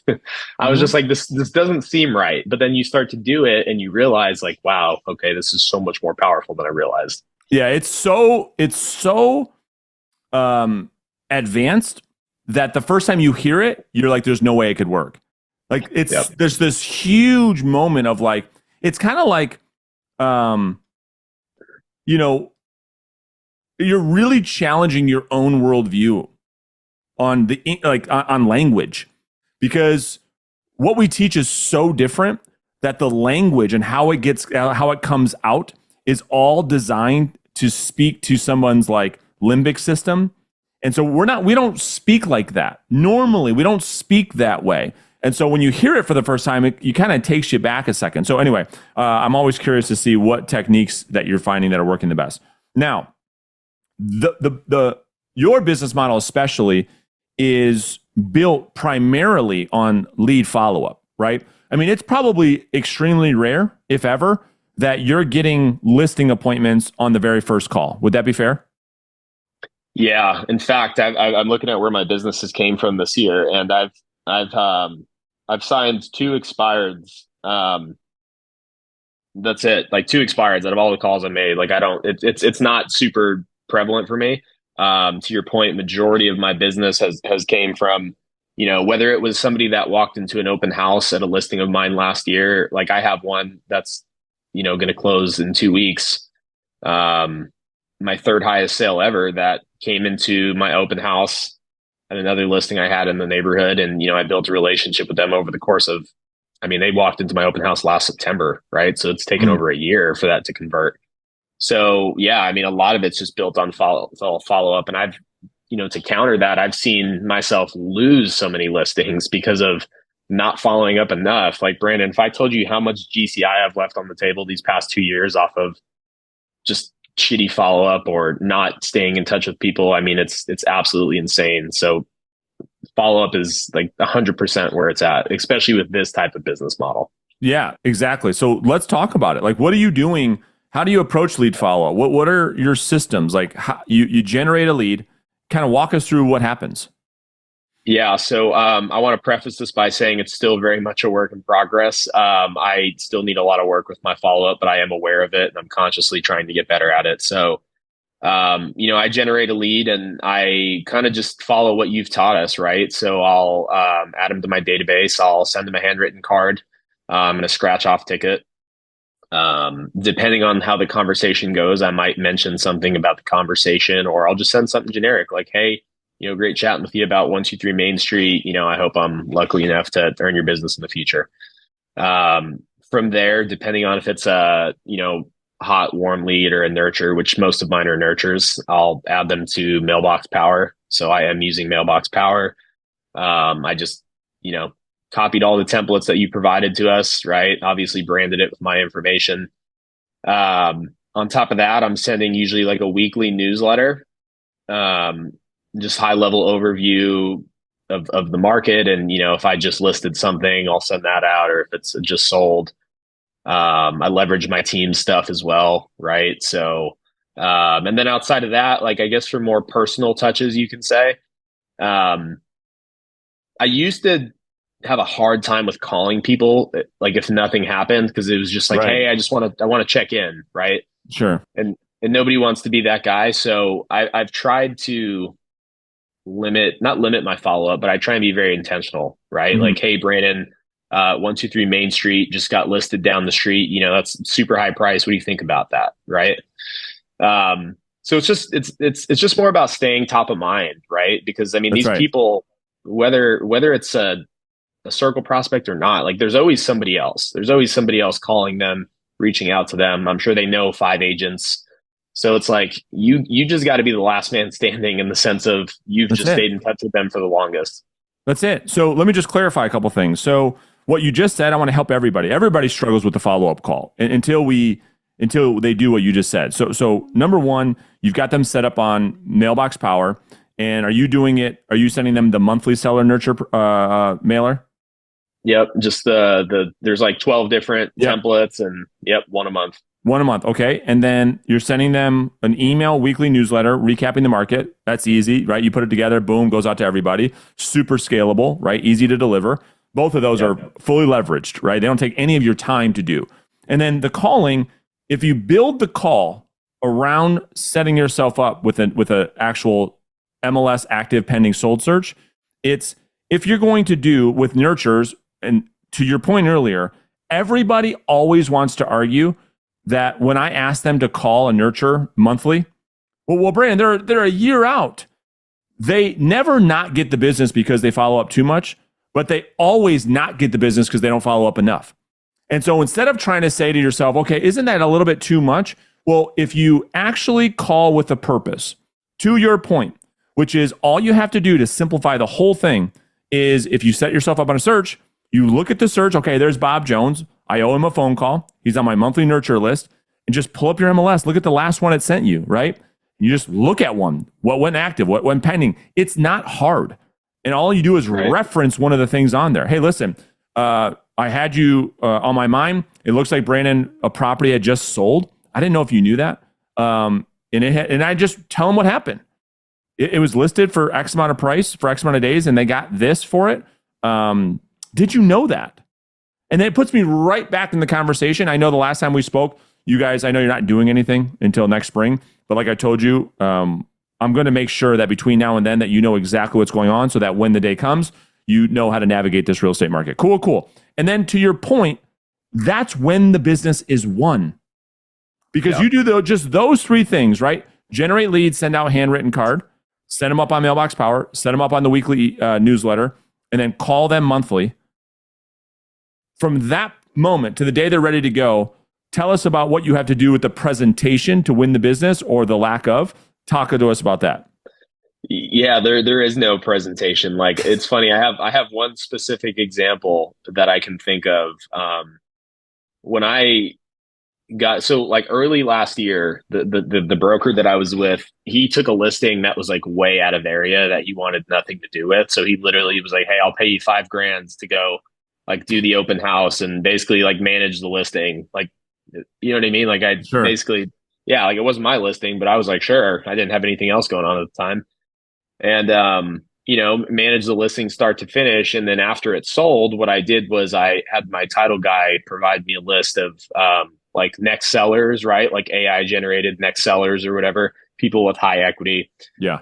I called around the sale and just said, "Hey, we just sold 123 Main Street, blah, blah, blah. We had this amount of offers. We sold it for this much over the ask price. I was just curious if you guys have had any thoughts of making a move."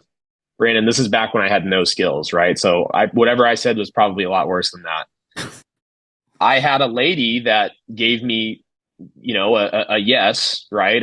We're thinking about doing something, but we need to do X, Y, and Z to the property. Keep in mind, never met this lady. Followed up with her for 9 months consistently. Finally, gave her some advice on, like renovations that they could do to the property to make it sell for top dollar. From start to finish, it was about a 9-month process. She calls me and says, "Hey, we're ready to sell. Why don't you come down?" Drove down, met her husband and the sister for the first time, right? Went through the contract. Like, there was no presentation. It was just like, "Hey, let's go through the contract.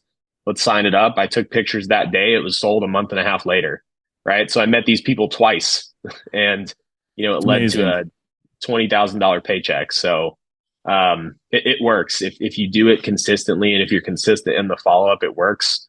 All the deals that I've lost has not because I followed up too much. It's because I didn't follow up enough. That's right. That's exactly right. So what happens when you actually get a listing? Like, do you have a process? Like, how do you communicate with the seller? How do you ensure that your client has a good experience? Could you give us just maybe a 10,000-foot view of like your listing process? Yeah. So I can tell you that it's, again, a very much a work in progress. I had a conversation with Rob Neely about this. And I was like, "Dude, we were talking just about, different markets." And he was like, "I got 30 listings right now," or whatever crazy amount of listings he had. And I was like, "Man, I have 5 listings right now and I'm all over the place." Right. And he's like, you need to work on your system. So for me, I'm definitely fine tuning my systems. And right now I don't have a set in stone. Like, I send out client recaps on Mondays. That's what I'm working towards. Probably like a one-time weekly, kind of just like, here's what's going on. Here's activity. Here's how many showings we had. So, I would say in terms of communication, I'm probably a little too free in terms of how available I make myself to my clients. But again, that's a work in progress. But I think, one thing I can say is, I feel very confident that my clients would say that, I am very, honest with them. I'm very transparent with them. I tell them the good and the bad, right? Like, I don't sugarcoat things.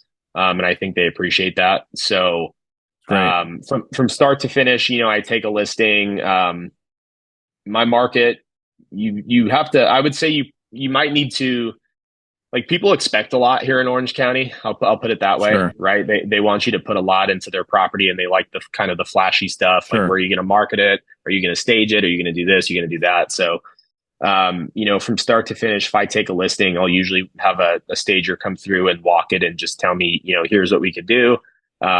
She'll give me a budget, and then I'll talk with the client about that and say, hey, here's what it looks like. Here's a couple options of how we can, either cover this together, or here's what it looks like for you to take on that cost, right?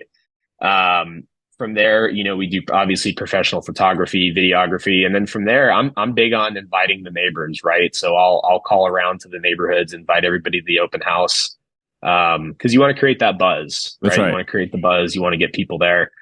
Are you doing real quick on that? Just I don't want people to miss that. Are you doing an open house that opening weekend for every listing you take? I try to, yeah.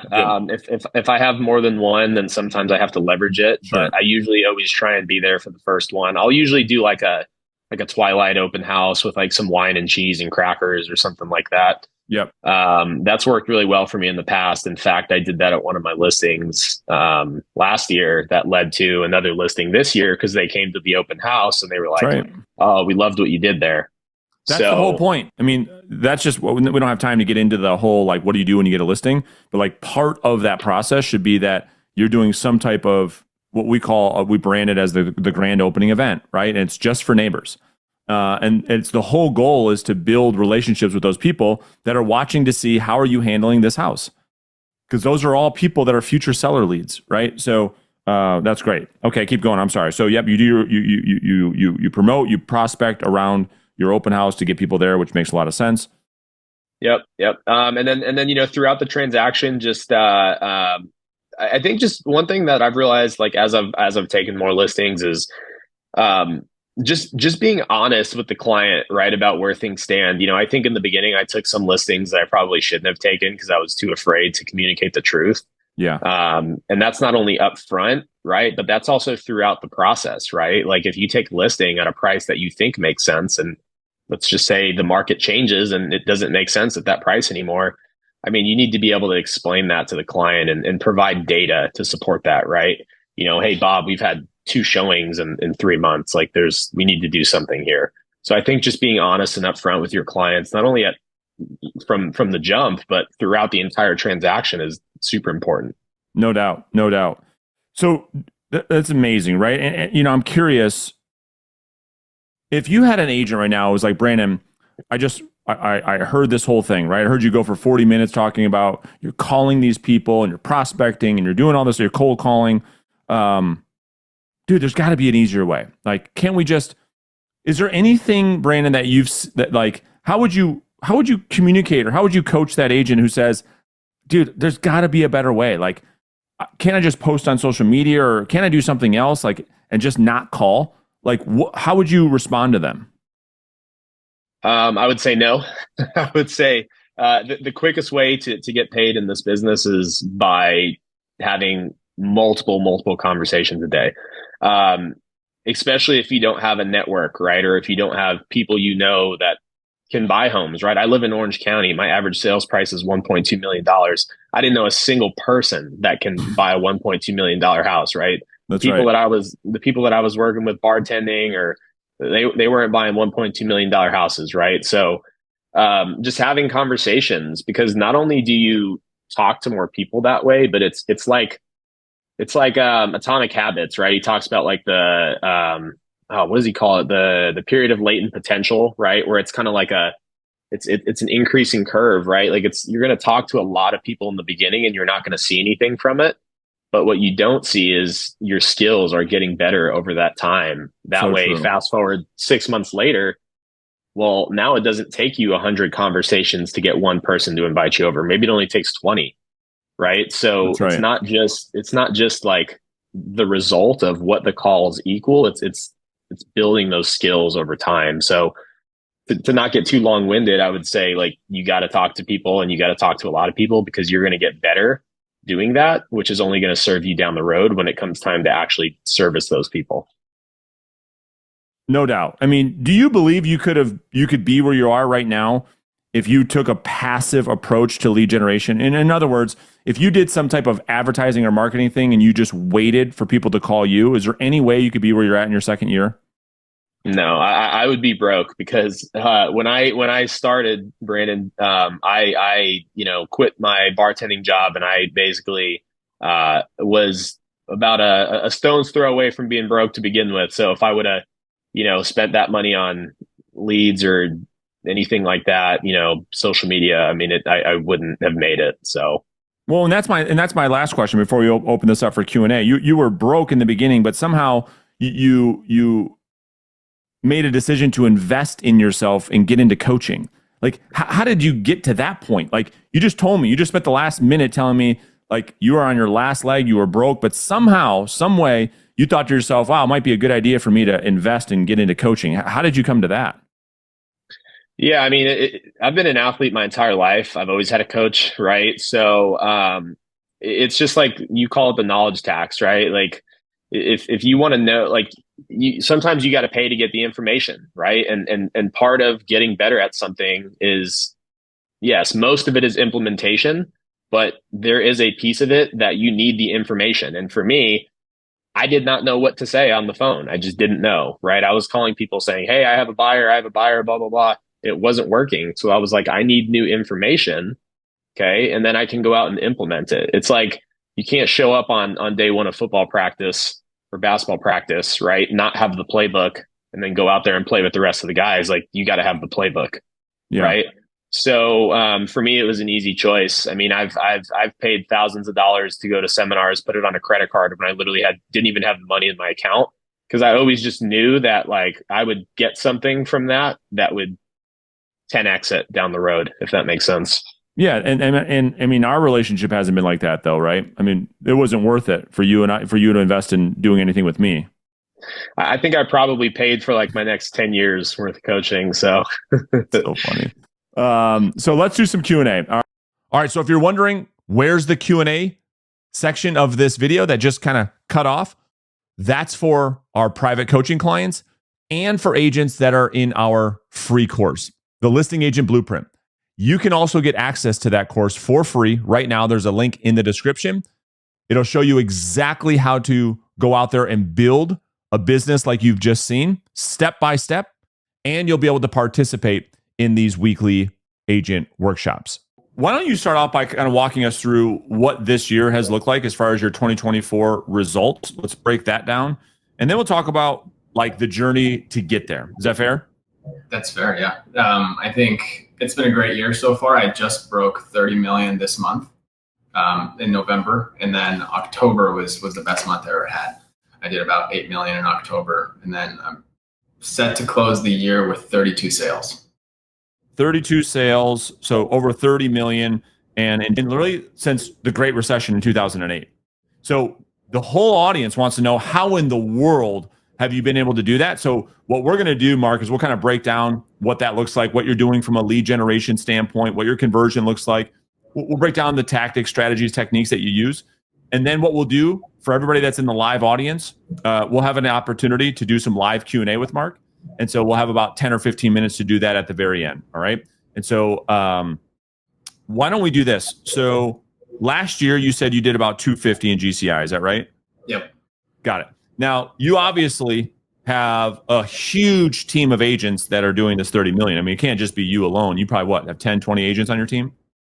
No, it's just my brother. He tried building out a team, but burned the boats. So yeah. Kind of like what you had mentioned last time, but no, it's just me technically as an agent. I'm a solo agent, I consider, but I still have to report to somebody. Yeah. And that was kind of like a facetious joke, right? A lot of people, when they hear a solo agent, Mark, obviously I know you're solo. A lot of agents will hear that you're doing $30 million in sales volume and think, wow, he must have 10, 20 agents on the team. No, you're doing this all by yourself. So let's just rewind for a second.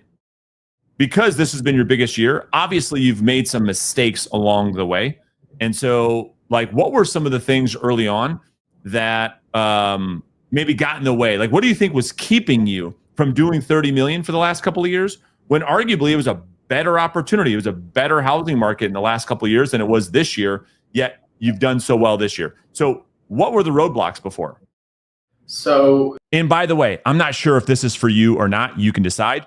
But if you're a real estate agent, you're watching this video and you're not earning at least $100,000 per year, you feel like you're overworked, you're underpaid, maybe even underappreciated, perhaps it's time to talk. If you're serious about growing your real estate sales business and you're open to having a conversation to determine if working with me as your coach makes sense or not, then click the link in the description beneath this video or simply go to reverseselling.com to book a call.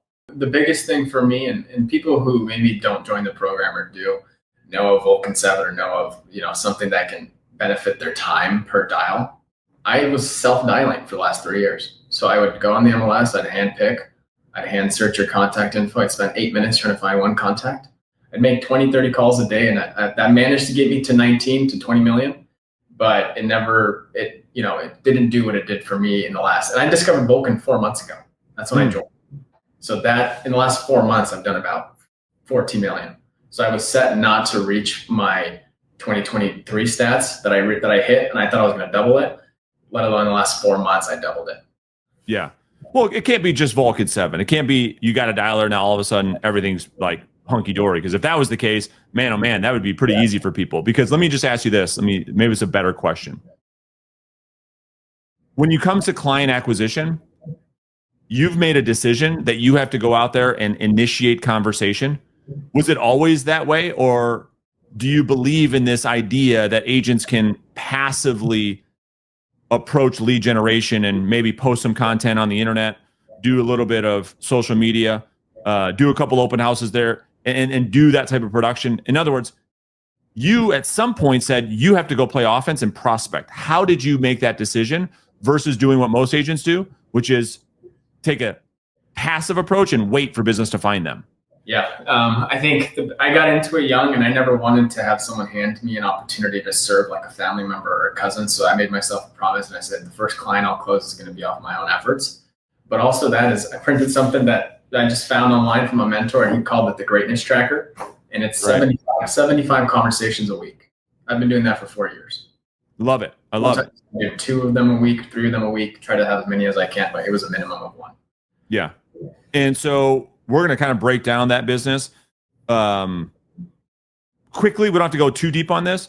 I do want your opinion why you think that 80 to 90% of our industry has such a difficult time accepting the fact that they have to go out there and call people. They have to go out there and talk to people if they're going to make any substantial income in this business. Why do you think that is so difficult for the vast majority of people that call themselves real estate agents?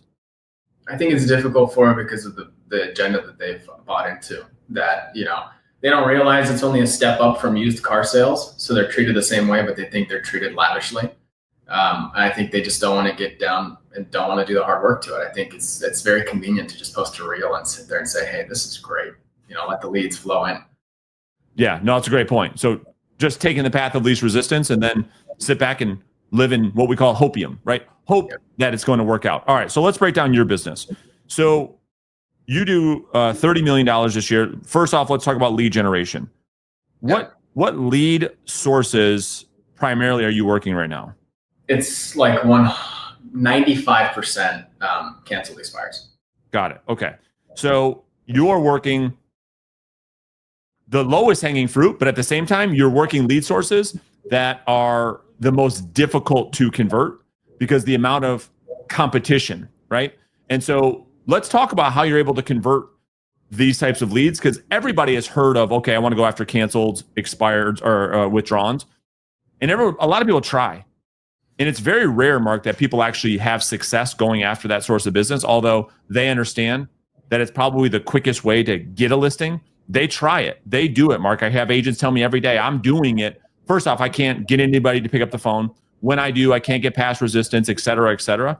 So what are you doing? What is your approach to contacting these people first? Are you calling them? Do you door knock them? Do you put up the bat signal in the sky and hope that they call you? Like, how do you actually talk to these people?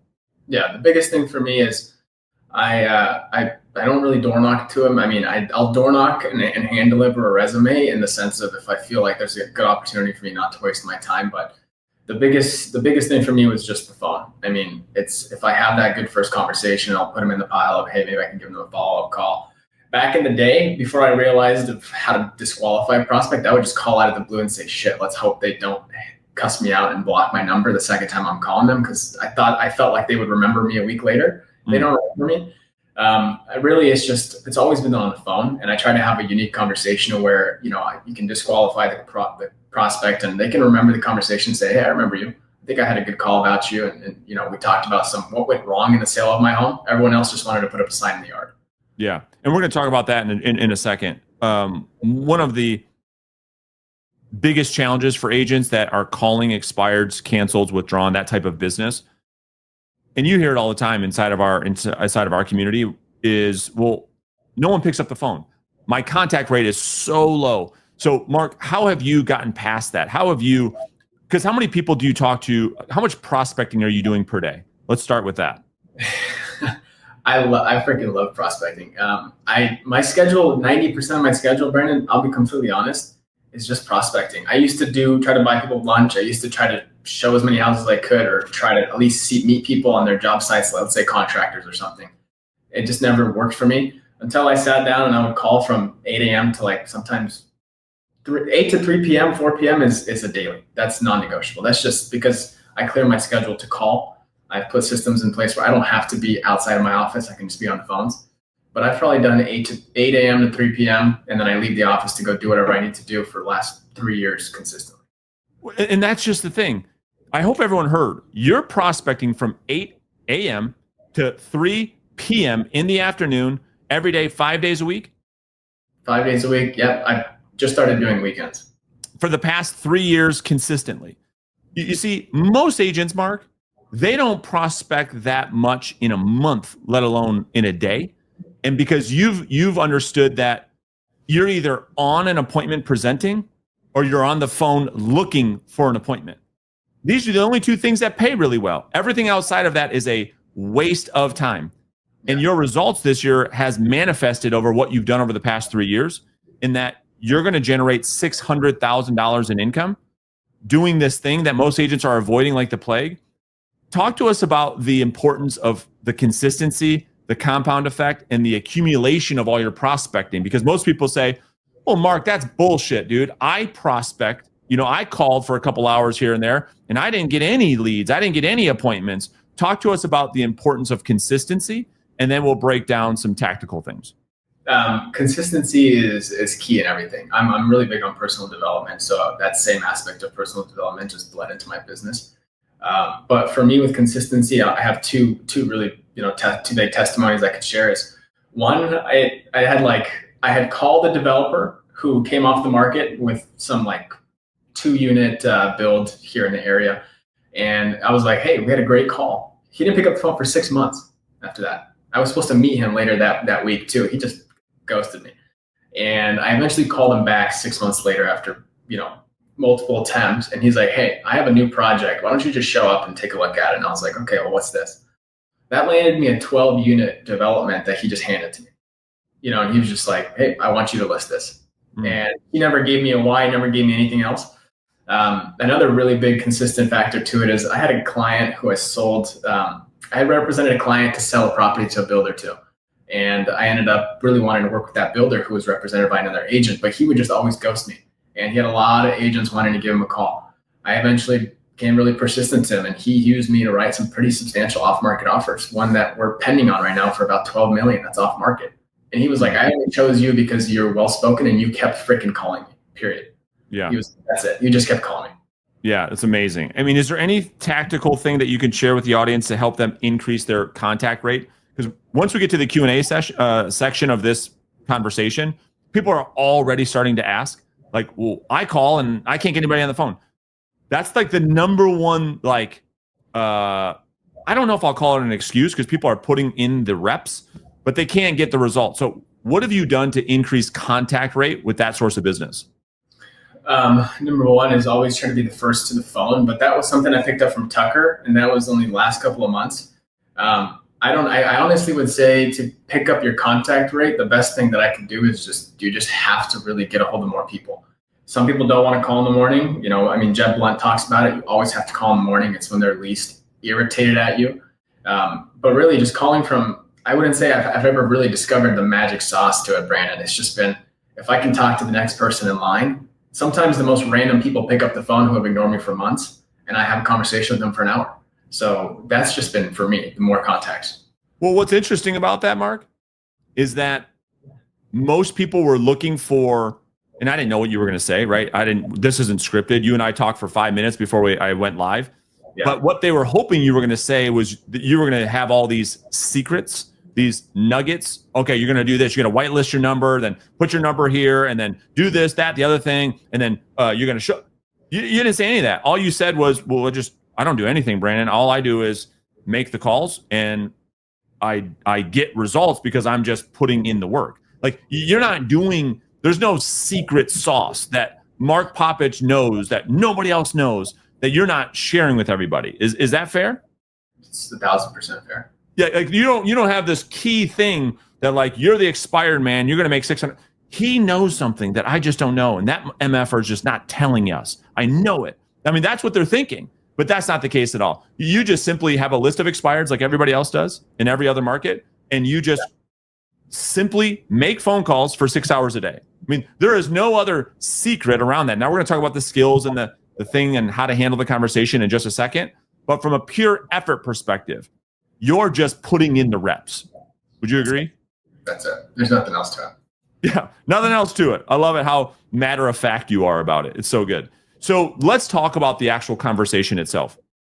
This is where I think it matters a lot, right? So what have you learned in how to handle these conversations such that A, you're able to get past initial resistance, and B, you're able to actually have a productive conversation? Because to your point, most people that prospect expired, cancel, withdrawn say, dude, I can't even get it. I can't even get a word in. These people are so upset, let alone ask the first question in the script. So teach us, what have you learned to handle these conversations? I think, Alex Hormozy always says 10,000 cold calls will teach you more about sales than a sales book ever will.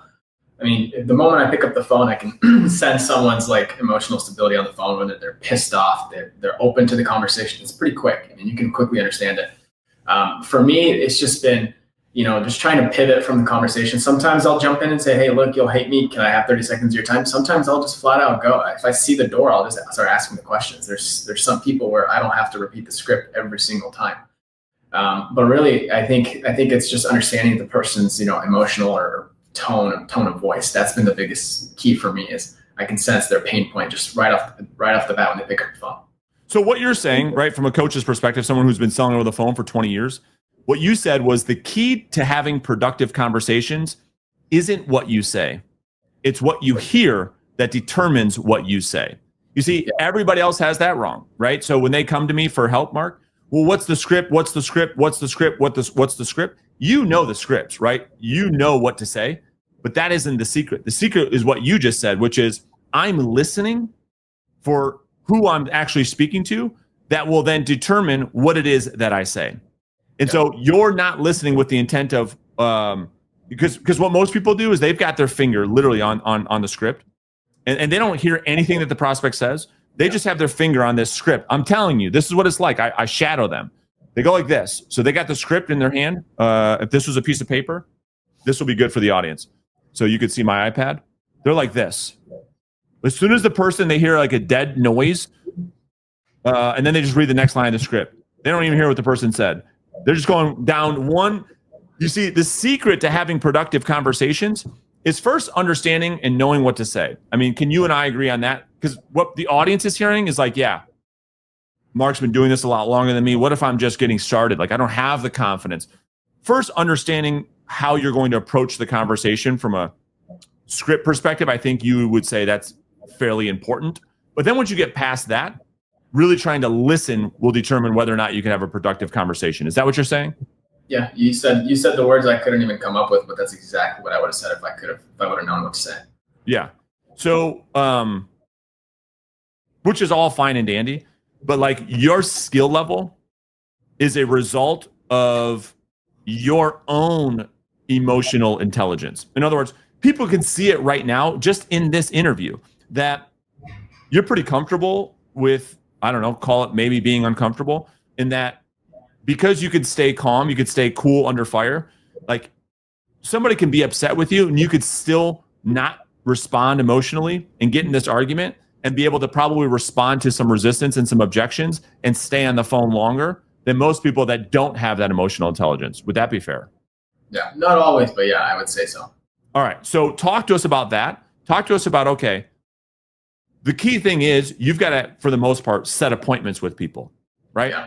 And so how are you taking this conversation from, are there any techniques that you've learned through the work that we've done together that helps you actually set and go on more appointments? 100%. I think it's always been in a position where every time I used to go on the calls, they'd be like, "You got a buyer for me?" Well, no, I don't. Well, then why the hell are you calling me? You know, taking that was one of the biggest things I could not figure out how to get to that. But they're not asking you if you actually have a buyer. They don't care about that. That's right. What they're asking you for is they're asking you something completely different. And the goal is to get past that. For me, with the scripts and really just understanding the way you would break down calls, more than the scripts actually, as a matter of fact, no offense, but would be understanding, okay, well, shoot, the script says this, but Brandon broke down the prospect's tone of voice and you know, questions to the agent in a way where it makes me question my approach to it completely differently. That's right. That's exactly right. And so if we're looking at, like, from a conversion standpoint, right? So one of the things I said, hey, Mark, bring your conversions. Can you walk us through what your prospecting conversions look like? In other words, what are your contacts per hour? What are your contacts to lead and then lead to appointment set? I'm really, really curious on, like, how you're converting over the phone, which will tell the story. Yeah. Honestly, my contacts per hour, I would say if I could get that to be, you know, over 10 contacts an hour, I honestly think I could have doubled my business to 50, 60 million. I just don't get that kind of rate. I barely walk away with 20 to 15 contacts. Sometimes I don't even call it a contact. Right. If they hang up on me pretty quickly and I consider it a shitty call, I don't want to call it, consider it a contact. But in 2024, I've had about a 20% conversion. I had 167 leads, and those are leads that I consider reverse selling qualified leads. Someone who knows who I am when I call them. More importantly, someone who I've at least agreed to have a call with, a follow-up call with, a Zoom call or an appointment, or I can hand deliver my resume. And they were openly willing to say, hey, we actually really want to see your resume. We won't throw it away. So 167 is what you generated over that course of a year. And when you say 20% conversion, you're talking about, of those 167 that you generated over the phone, 20% you were able to convert into an appointment met, or into a listing taken, or into a sale. Sale, contract written, buyer brokerage agreement service signed, listing agreement signed, you know, 2025 coming, etc. Yeah. It's amazing. So talk to us about, like, that next step in an agent's sales process. So appointment set to appointment met, there's a whole bunch of stuff that can go wrong, right? And oftentimes it does go wrong. You know, I think there's a lot of agents who say, well, Mark, I'm getting pretty good at getting people to verbalize this agreement around meeting with me, but then I can never get them to show up for the meeting. Either they're canceling on me, or I show up and they no-show me, et cetera, et cetera. Is there anything that you can share that's helped you increase the number of people that you actually set appointments with that actually come to fruition? Yeah. I heard a call recording last week from Jacob Scott. I think it was on September 13th of 2024. I would recommend everyone go back and listen to that call, because that call taught me a lot. It's what I used to do back in the day. It's when the prospect just has you on the phone and they're just saying, yeah. And you're like, oh, can I send you my resume? And they're like, okay, sounds good. Bye-bye. And you just say bye.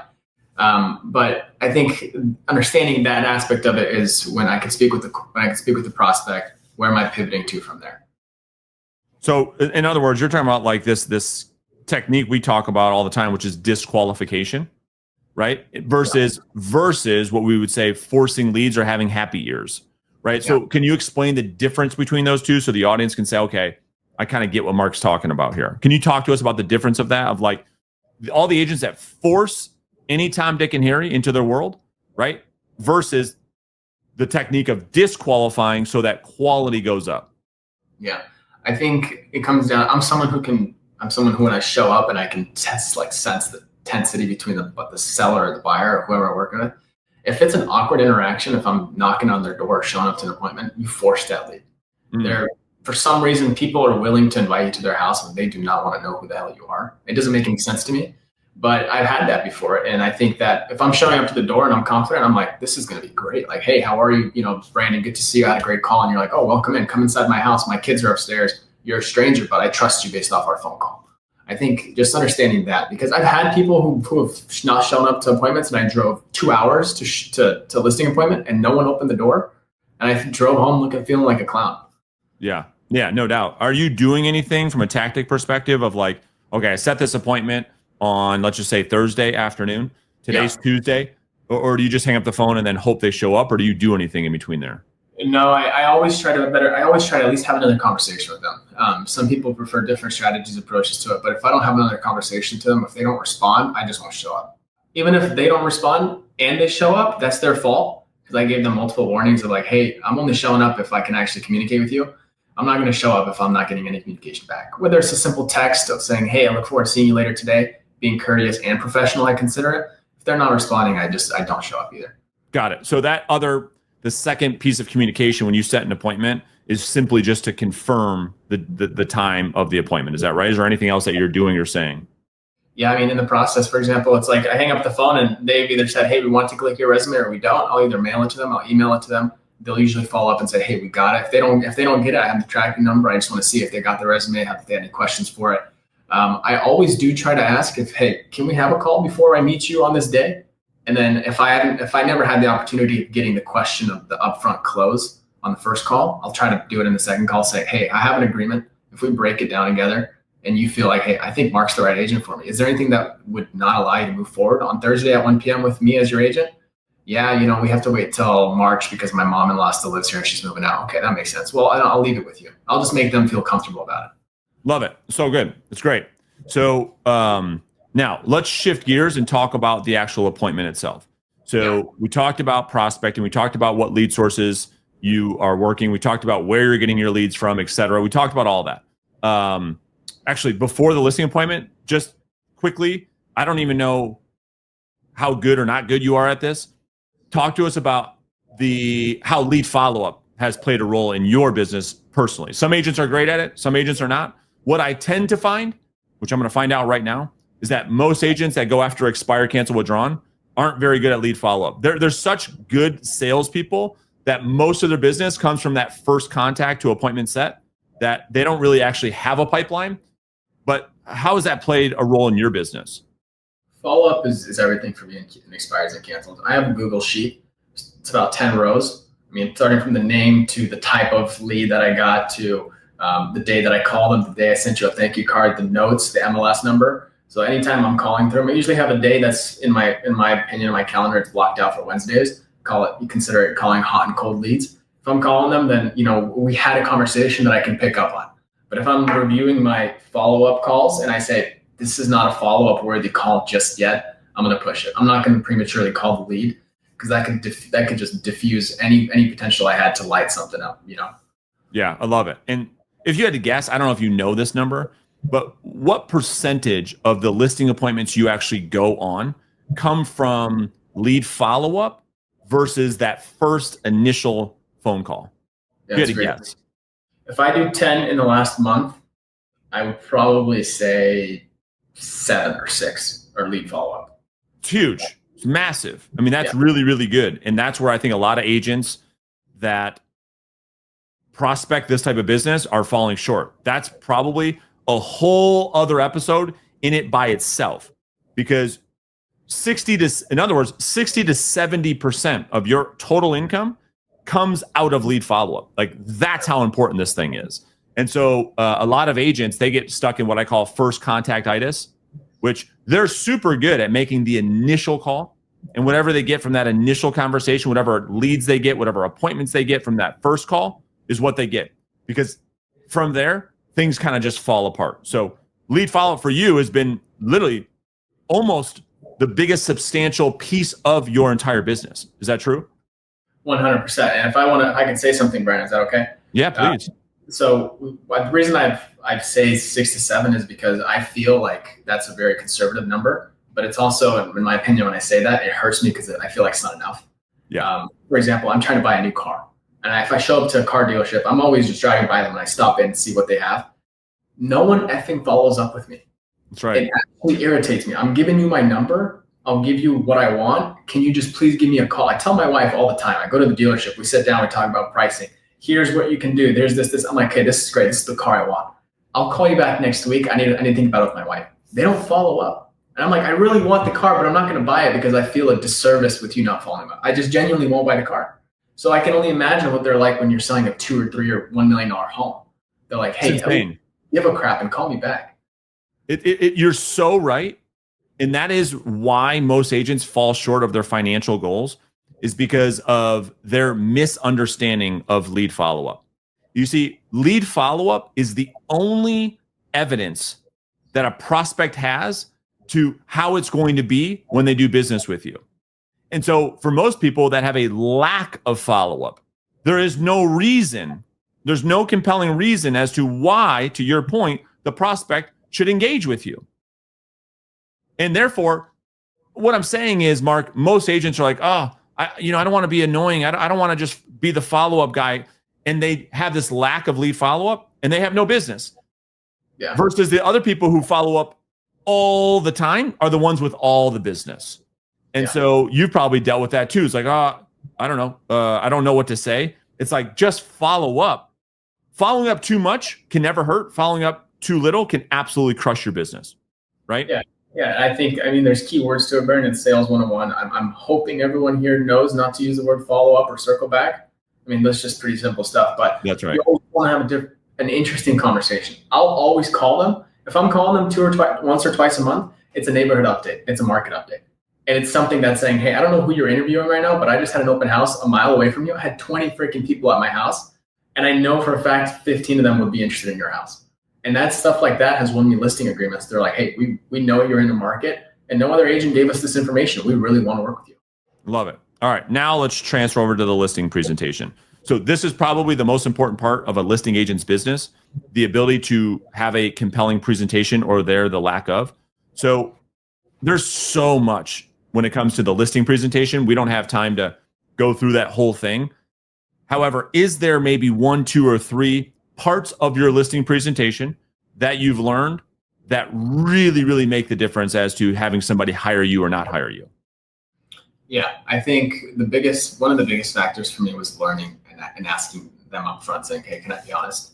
Like, I fully agree. I give you the permission to fire me if you want, and setting that framework with them up front of saying, hey, I'm here as someone who's trying to be an employee to you as the employer. And that concept to them just immediately gives them comfort. I'm here to just guide you through the process. This is what I have, and this is where I'm at. Also, my close on-site ratio, Brandon, is really not that high. I don't force my clients to sign any agreements with me. Sometimes I wish I should have or I could have, but in my experience, if I'm reading the seller, they really don't want to sign that agreement right there and then. And I feel like if I make them sign it, they're just going to call me because I have that no handcuff clause. Hey, sorry, next week we decided not to sell our house, and then see it on the market. So I just feel like just being completely comfortable with the client and allowing them to really just take control of the conversation in the sense of if they're talking, I'll just let them talk. I don't need to run my script or run my strategy approach behind it, because half the time I show up, like I did on last Thursday, the first word I walked into the house, like, how are you going to stage my house? And I'm like, I had like 18 minutes before I got to the staging aspect of it, but I guess we can jump right in. And the whole script went out the door. Typically I would have broke down a year ago, but if I could just take that on and then slowly weave them back in, that was the biggest thing for me. Yeah, I love it. I think that it's so important as to how you set up these conversations that will determine how the conversation goes, where most people aren't setting any type of an agenda. They don't have any, upfront foreshadow or agreements, and the presentation goes all over the place. And so I love that fact. What about like navigating the conversation with sellers around the price of their home? Again, some agents get good at prospecting. They get good at setting appointments. They get good at going on appointments. They even get good at getting people to sign contracts. And you know what? They can't sell anything. All their listings expire because they buy the listing. And by buying the listing, I know you know what that means. They just go in and tell sellers whatever they want to hear, whatever price they tell them. They take it at whatever commission they can get, knowing that the home is not going to sell. So how are you actually not only able to take the listing, but ensure that when you take a listing, we call it saleable. In other words, when you take a listing, you have a philosophy that that thing's going to get sold. How are you navigating that conversation with sellers? I've only had one listing that never sold after I took it. Amazing. The other one that I considered technically one that actually didn't sell was they paid for the photos, they paid for everything. And they were like, hey, we want to list it at this price. And I was like, you're way over above it, but I invested zero time into it. And I was okay with doing that. I felt they were okay with that. We made an agreement. I was like, okay, I won't waste my time at an overpriced listing. But in my opinion, I'm not scared to talk about the price. It's none. I mean, I'm there as an advisor. I always put on the framework. I built my career on wanting to prospect. And I say I built my career on wanting to be a serious advisor, not someone who posts reels. That's why I've avoided social media. I like a plague until the time is right, in my opinion. But I talk about it. I talk about the things they don't want to talk about. I tell them, hey, I'm not the cheapest agent for you, but here's the services I provide. And if I tell them up front, hey, this home across the street is better than yours and it's sold for a lower price than what you're thinking, I can't get your home sold. And I don't think I'm the right agent for you if you're going to fight me on that, because the data here is real and I can show you this house if you want to see it. It's amazing. I mean, we call that disarming honesty. And how did you get that type of confidence and courage through failure? In other words, it took me a little while to get there. I didn't have it right when I first started 20 years ago. The reason that got me there was from all the time that I failed over and over and over and over again. I always tell the story. My story is a little different than yours. My first 20 listings all failed to sell. Every single one. Why? Because I was so good at sales, but I was not the expert advisor that you're talking about. I could take listings left and right. I could just take them. But they all failed to sell. It took me a lot of that failure to get to the point where I know where the landmines are, and I know that I have to actually do what most agents can't do, which is to shoot the seller absolutely straight. Otherwise, it's going to backfire on me. Yep. And so it sounded like you just got there right from the start, or did you have to get there through some growing pains? I got there through some shitty clients, just exactly people who have made my life hell. And it was only 2 or 3 times, but it was so bad I still don't like thinking about it to this day. And I don't go to those appointments if I even sense that on the phone. And that's exactly right. And that's the difference between a top producer such as yourself and everybody else. For everybody that missed that, let me explain what you just said. I'll put it in these terms. You do so much prospecting, Mark, that you actually have a choice on who you get to work with versus all the agents who never prospect, who just take the crumbs that you leave for them. You see, the agents are they're working in the wake of agents like you, meaning you do so much prospecting, you get the best clients.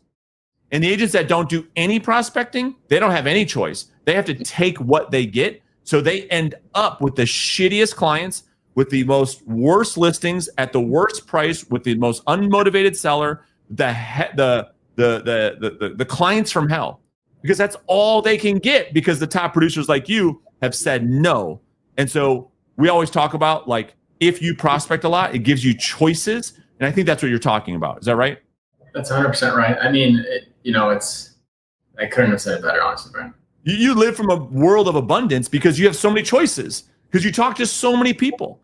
And so you have this, it's not a fake mindset of abundance. We talk about have the mindset of abundance. Well, you can only fake that for so long until you're like, dude, I'm desperate, man. I'm going broke. I need the actual money.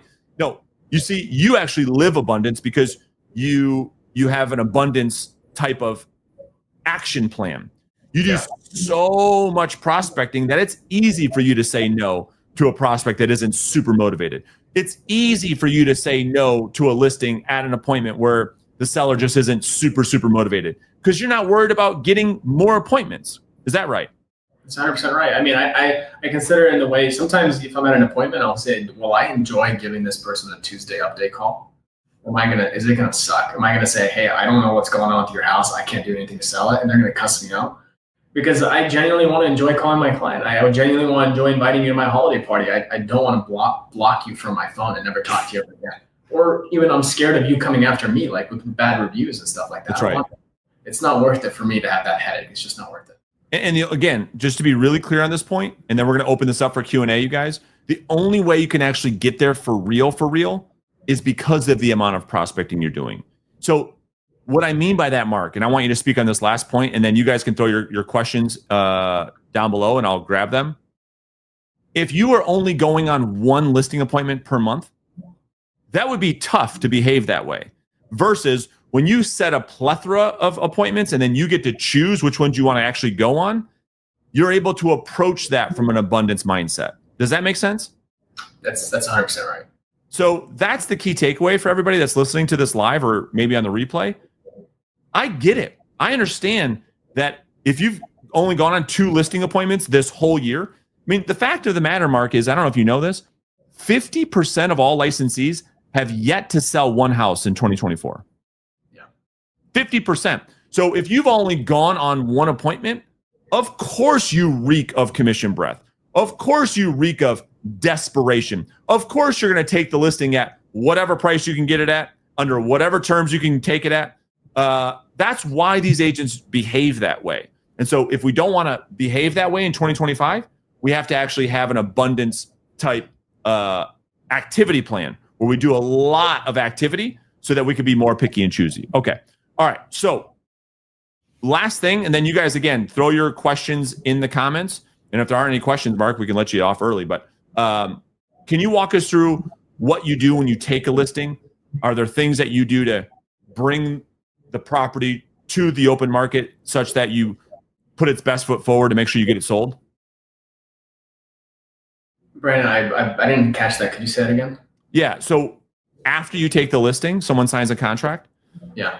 What are some things that you do to service your listing to make sure that that client has an awesome experience? Really, I think I have a high level of standards in everything that I do. So for me, like I drove an hour last week to go to the house and to set it up as we went live, to go patch drywall and touch up some paint. Sure. Because I couldn't get a handyman out there on a short notice. I couldn't do this, I couldn't do that. I wasn't going to let the house be shown with something like that. So I think it's just from the follow-up to the emails that I'm sending them to the CMAs that I'm providing to them if they have a new competitor on the market. It's just, I want to see like, okay, am I happy with the product? Okay, I'm happy with it. But if they're not happy with it, then it's not on my end, unless it is and we're just completely unparalleled. It's just always just trying to give them the best service that I'm happy with. Yeah, I love it. And I think you do something that I obsess about, which the way that I know if it's when you talk about the product, you're talking about the service in which you deliver. The way that I look at that, I don't know if you look at this the same way or differently, is I'm constantly studying my competition all the time, day and night. And so are you spending time looking at all the other actives that you're competing with? I'm always doing that, but I'm always looking at what the number one agent in my market is doing. And some of the stuff just blows me away. Like I have albums. If I go on my phone, I'll just scroll with screenshots of stuff that I don't have implemented that they would kick my ass on in a listing appointment. And for me, that was enough for me to say, okay, these are the things I need to start adding. And the more and more I implement, to be honest, that's the more and more I get my confidence from. Because if someone is doing 200, 300 million a year is doing this, and I'm doing this at 30, I'm going the right way. Like what? Would you give, like, what are some examples? I think even the level of marketing that they use, they don't cheap out. I mean, I'm showing up to listing appointment. They're expecting, I'm telling them, hey, I'm spending $3,000 to $4,000 on marketing your house without the certainty of it selling. Not for me to just quickly sell it in a week and spend $500 on marketing. I actually want to make my own financial investment into you as a client to sell your home in the best possible way. I actually want you to stand out. I don't want another shitty photographer at your house like the last time. That's great. Absolutely. Like actually putting forth something, the tangible value to put a great product out there. And that shows up in the work that you do. It's amazing. All right. So just a couple of questions here. There's actually not a ton this week, believe it or not. I sell real estate in San Clemente, California, which is the very bottom of OC, right above San Diego County. Last year I did 19.9 million in volume, which was my best year because it's my second year. The year before, obviously, I didn't do that. But it's been a journey. That's for sure. It's been a journey. Yeah, I bet. Out of curiosity, 2 years in the game. So what were you doing before real estate that led you into this industry? I played college football. That was like my career, if you will. And then I came out to San Clemente. I'm originally from Kansas City. I sold my beat up Chrysler, moved out here with couple $1,000s, no car. And I just started grinding. I started bartending just to pay the bills. And then I got my real estate license and just took off, man. So you're no stranger to hard work, which is what brings the unique, which brings this story to life, because not only are you just newer to the industry, but you moved to a brand new market. I mean, did you have a huge, pool of friends there and a huge sphere of influence, or did you not know that many people? No, the only person I knew was my sister, who I was sharing an apartment with, just to like make it by. So no, I didn't know a single person. Everything, all the business I've done have been through people I've met via prospecting. There's been no sphere deals for me.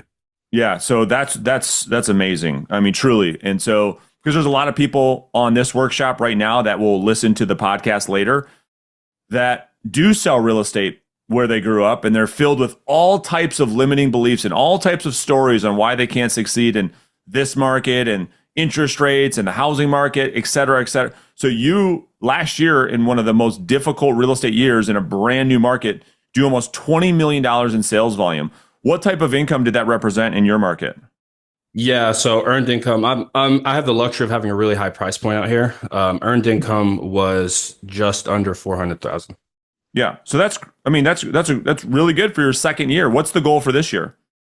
The goal for this year is in earned income is $500,000.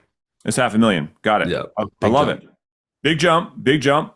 So let's talk this through, right? So you play college football, which it is a job, right? I mean, it's really, really difficult to make it, and so obviously a lot of that discipline and work ethic translate into what we do today.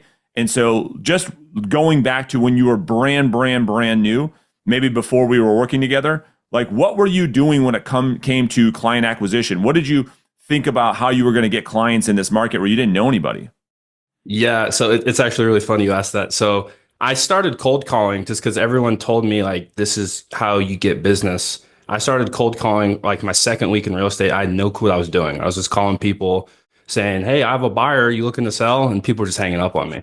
So then I actually looked up some of your YouTube videos and I was just saying what you were saying. I'm like, this guy knows what he's talking about. So I was just basically just saying what you were saying. And I was getting leads, which was crazy, but I didn't know how to follow up with them. So I had no idea. Like, I thought they were just going to call me because we had a good conversation. Like, hey, come list my house. And that wasn't happening. I was seeing all these people I was talking to list their house. I'm like, dude, what the heck is going on? And then that's when finally I was like, all right, enough's enough. Like, I need to get a coach. I need a system, because coming from football, I'm a big volume guy. Like, I know how to crank volume, but if you're doing the wrong things, it doesn't matter. You're just establishing bad habits. So I needed a path, I guess, to follow.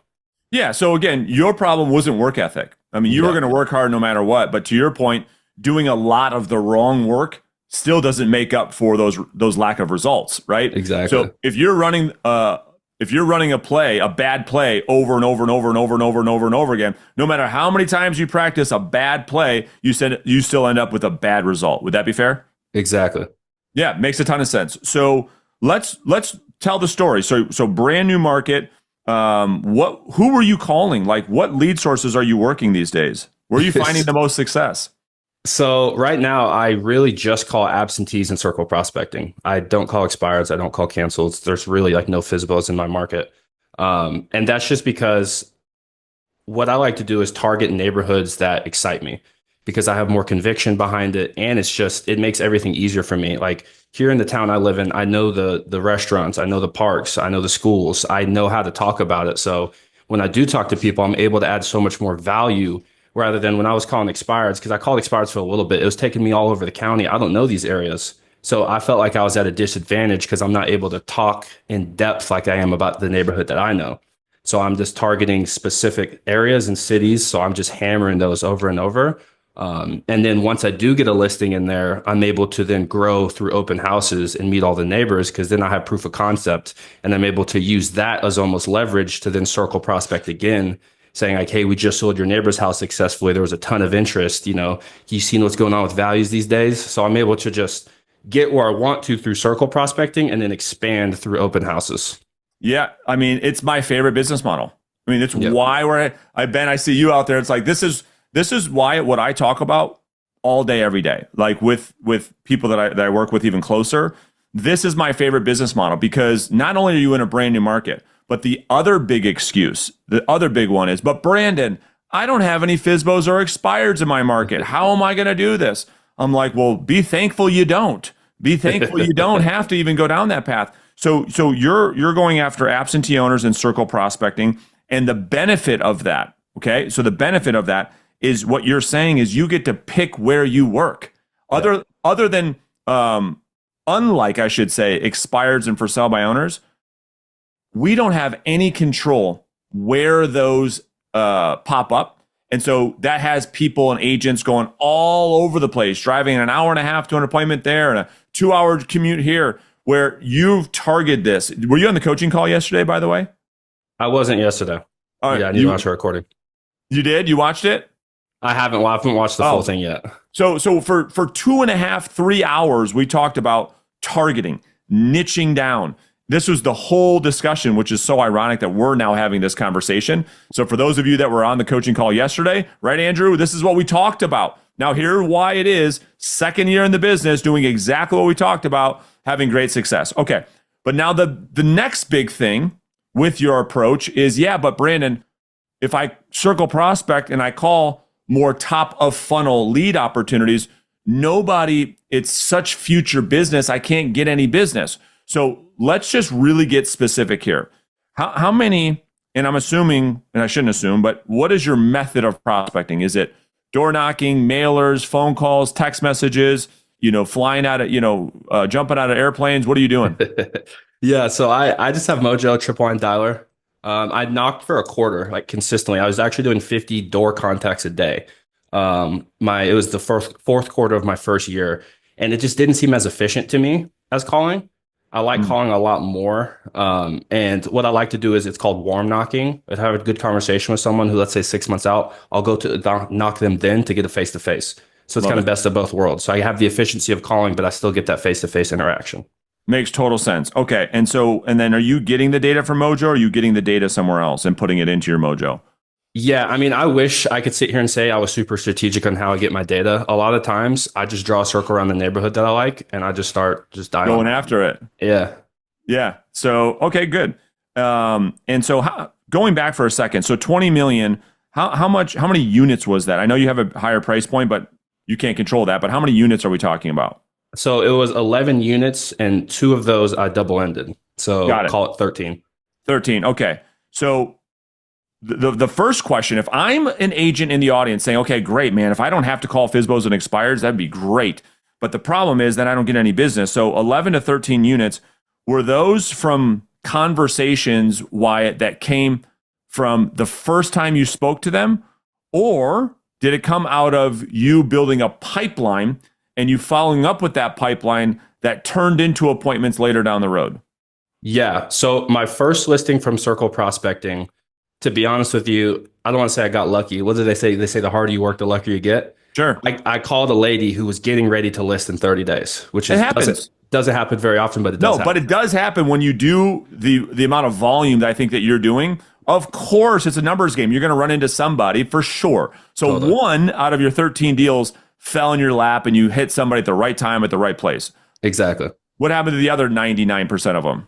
So the other one was an absentee owner I had called November 2023 of my first year. He didn't convert until August of last year. So that took a while, but as soon as we closed that, the neighbor saw what we did, and now I'm getting ready to list the neighbor's house actually next week. So it's like all of this compounding residual effects of the work I did almost a year ago is still paying me today, if that makes sense. Right. Totally. And I just want to give people a time frame, right? Because that was one of the questions I had in my head when I was a new agent. I said, okay, fine. If I put my head down and do this, like, let me just ask you, Wyatt, how long do you think it would take an agent who's going to circle prospect and call absentee owners every day, 5-6 days a week, before they actually get their first sign in the ground? I would say a conservative number is 6 months. Personally. Love it. It's great. It's a great expectation. And then from 6 months, what can they expect once their pipeline has matured? Yeah, I think if you leverage that first listing the right way, I don't see why you can't turn that into 2-3 more listings. Because if it's in a good area that's super desirable, the open house is going to be busy if it's priced right. And if it's priced right, you're going to have all this traffic coming in, and not all those people are buyers. Some of them are neighbors. A lot of them, especially in my market, we're in a low inventory market, are sell to buy because their down payment or their cash buyers is their house. So they have to sell to buy. So then you might get two deals from it. That's what happened to me is I was doing these open houses and all these sell to buys kept coming in. So I was getting these double deals. You know what I mean? So I was Totally. listing their house, and then I was repping them as a buyer. And then on one of them, I was able to bring the buyer through the open house. So now you got three deals. So it all just compounds over time. But if you're taking a listing in a really good area that people want to be in, like the volume of in terms of prospects is just going to come to you at those open houses. Totally. And I 100%. And we're going to talk about that in more detail in a second. So how many conversations are you typically having every day as far in terms of new prospects? Yeah, so my minimum is 30. Love So it. I have the Jesse Itzler's giant calendar that has the entire day of the year. And I love that red X theory that you teach because it truly is. If I don't put my red X on there, I get mad at myself. I'm like, why aren't you doing what you said you were going to do to hit your goals? So it almost like keeps me accountable, and I can look back and see every day in January this month that I missed or that I hit my goal. So powerful, isn't it? It is. I love It's it. crazy. So you're doing about 150 conversations per week. Yeah. And typically, I know there's averages, but typically, do you know your conversion from contact to lead with this method? So I've basically been able to, through circle prospecting, for every 50 conversations I had, I'm getting one qualified lead, which sounds like a lot. But to be honest with you, like if you're getting enough contacts in, to me, it's like let's call it 2 leads a week. I'll take 2 qualified leads a week.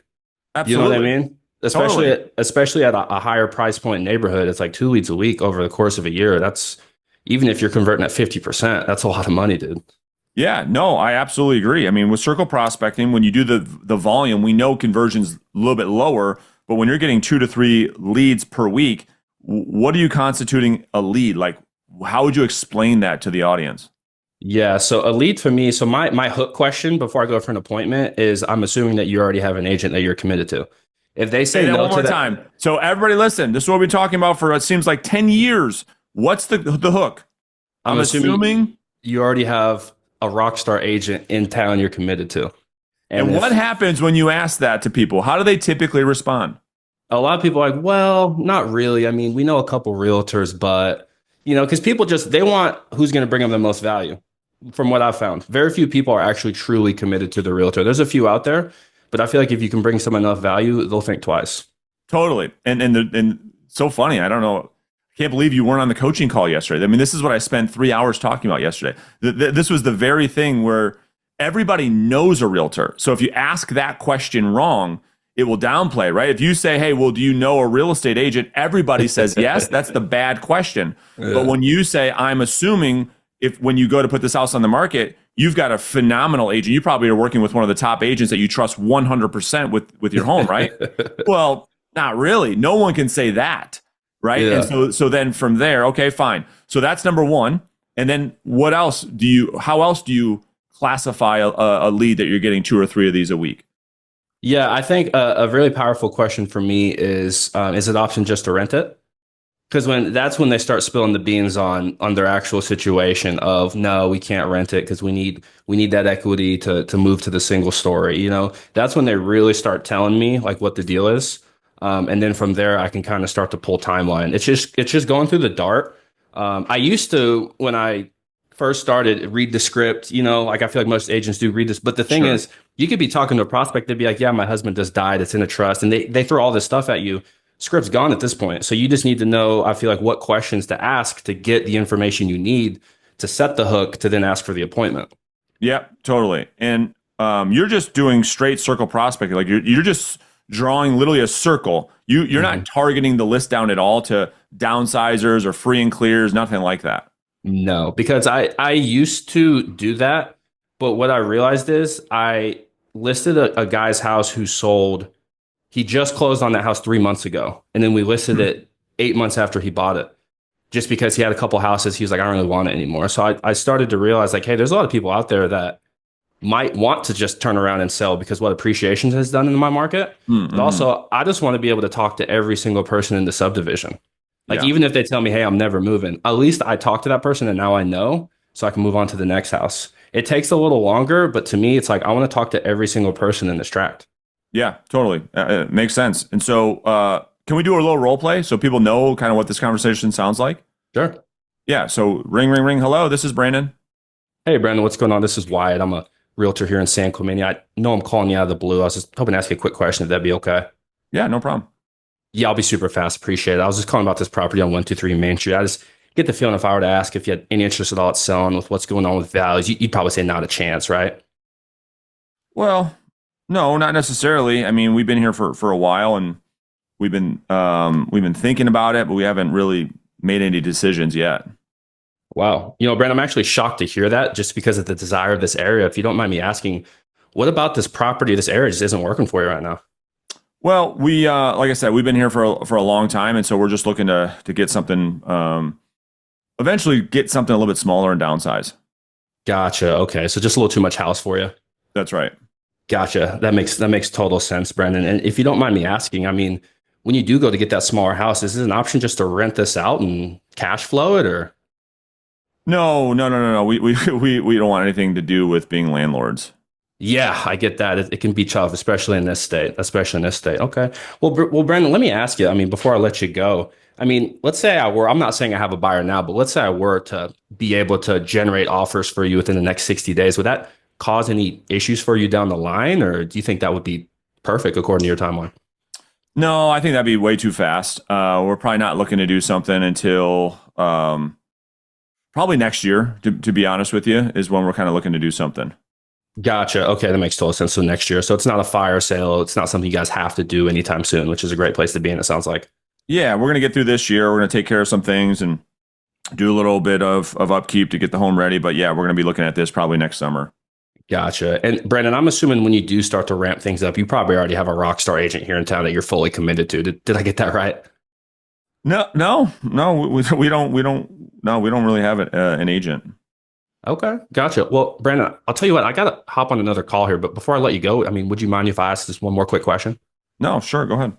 Yeah, I mean, Brandon, I know I'm just a stranger calling you out of the blue, so you let me know if this makes sense. But, a lot of times what we like to do for our clients here is when people are, let's say, 6 months to 8 months out, we like to do what we call a preview appointment, just so we can get eyes on the property and start to give you some tidbits on things that you could do to get the home ready ahead of time. That way, to when you guys are ready to make a move, it's not just rush in, fire sale, trying to get everything together. Would you see any value in that at all, Brandon? Or do you think that'd just be a total waste of your time at this point?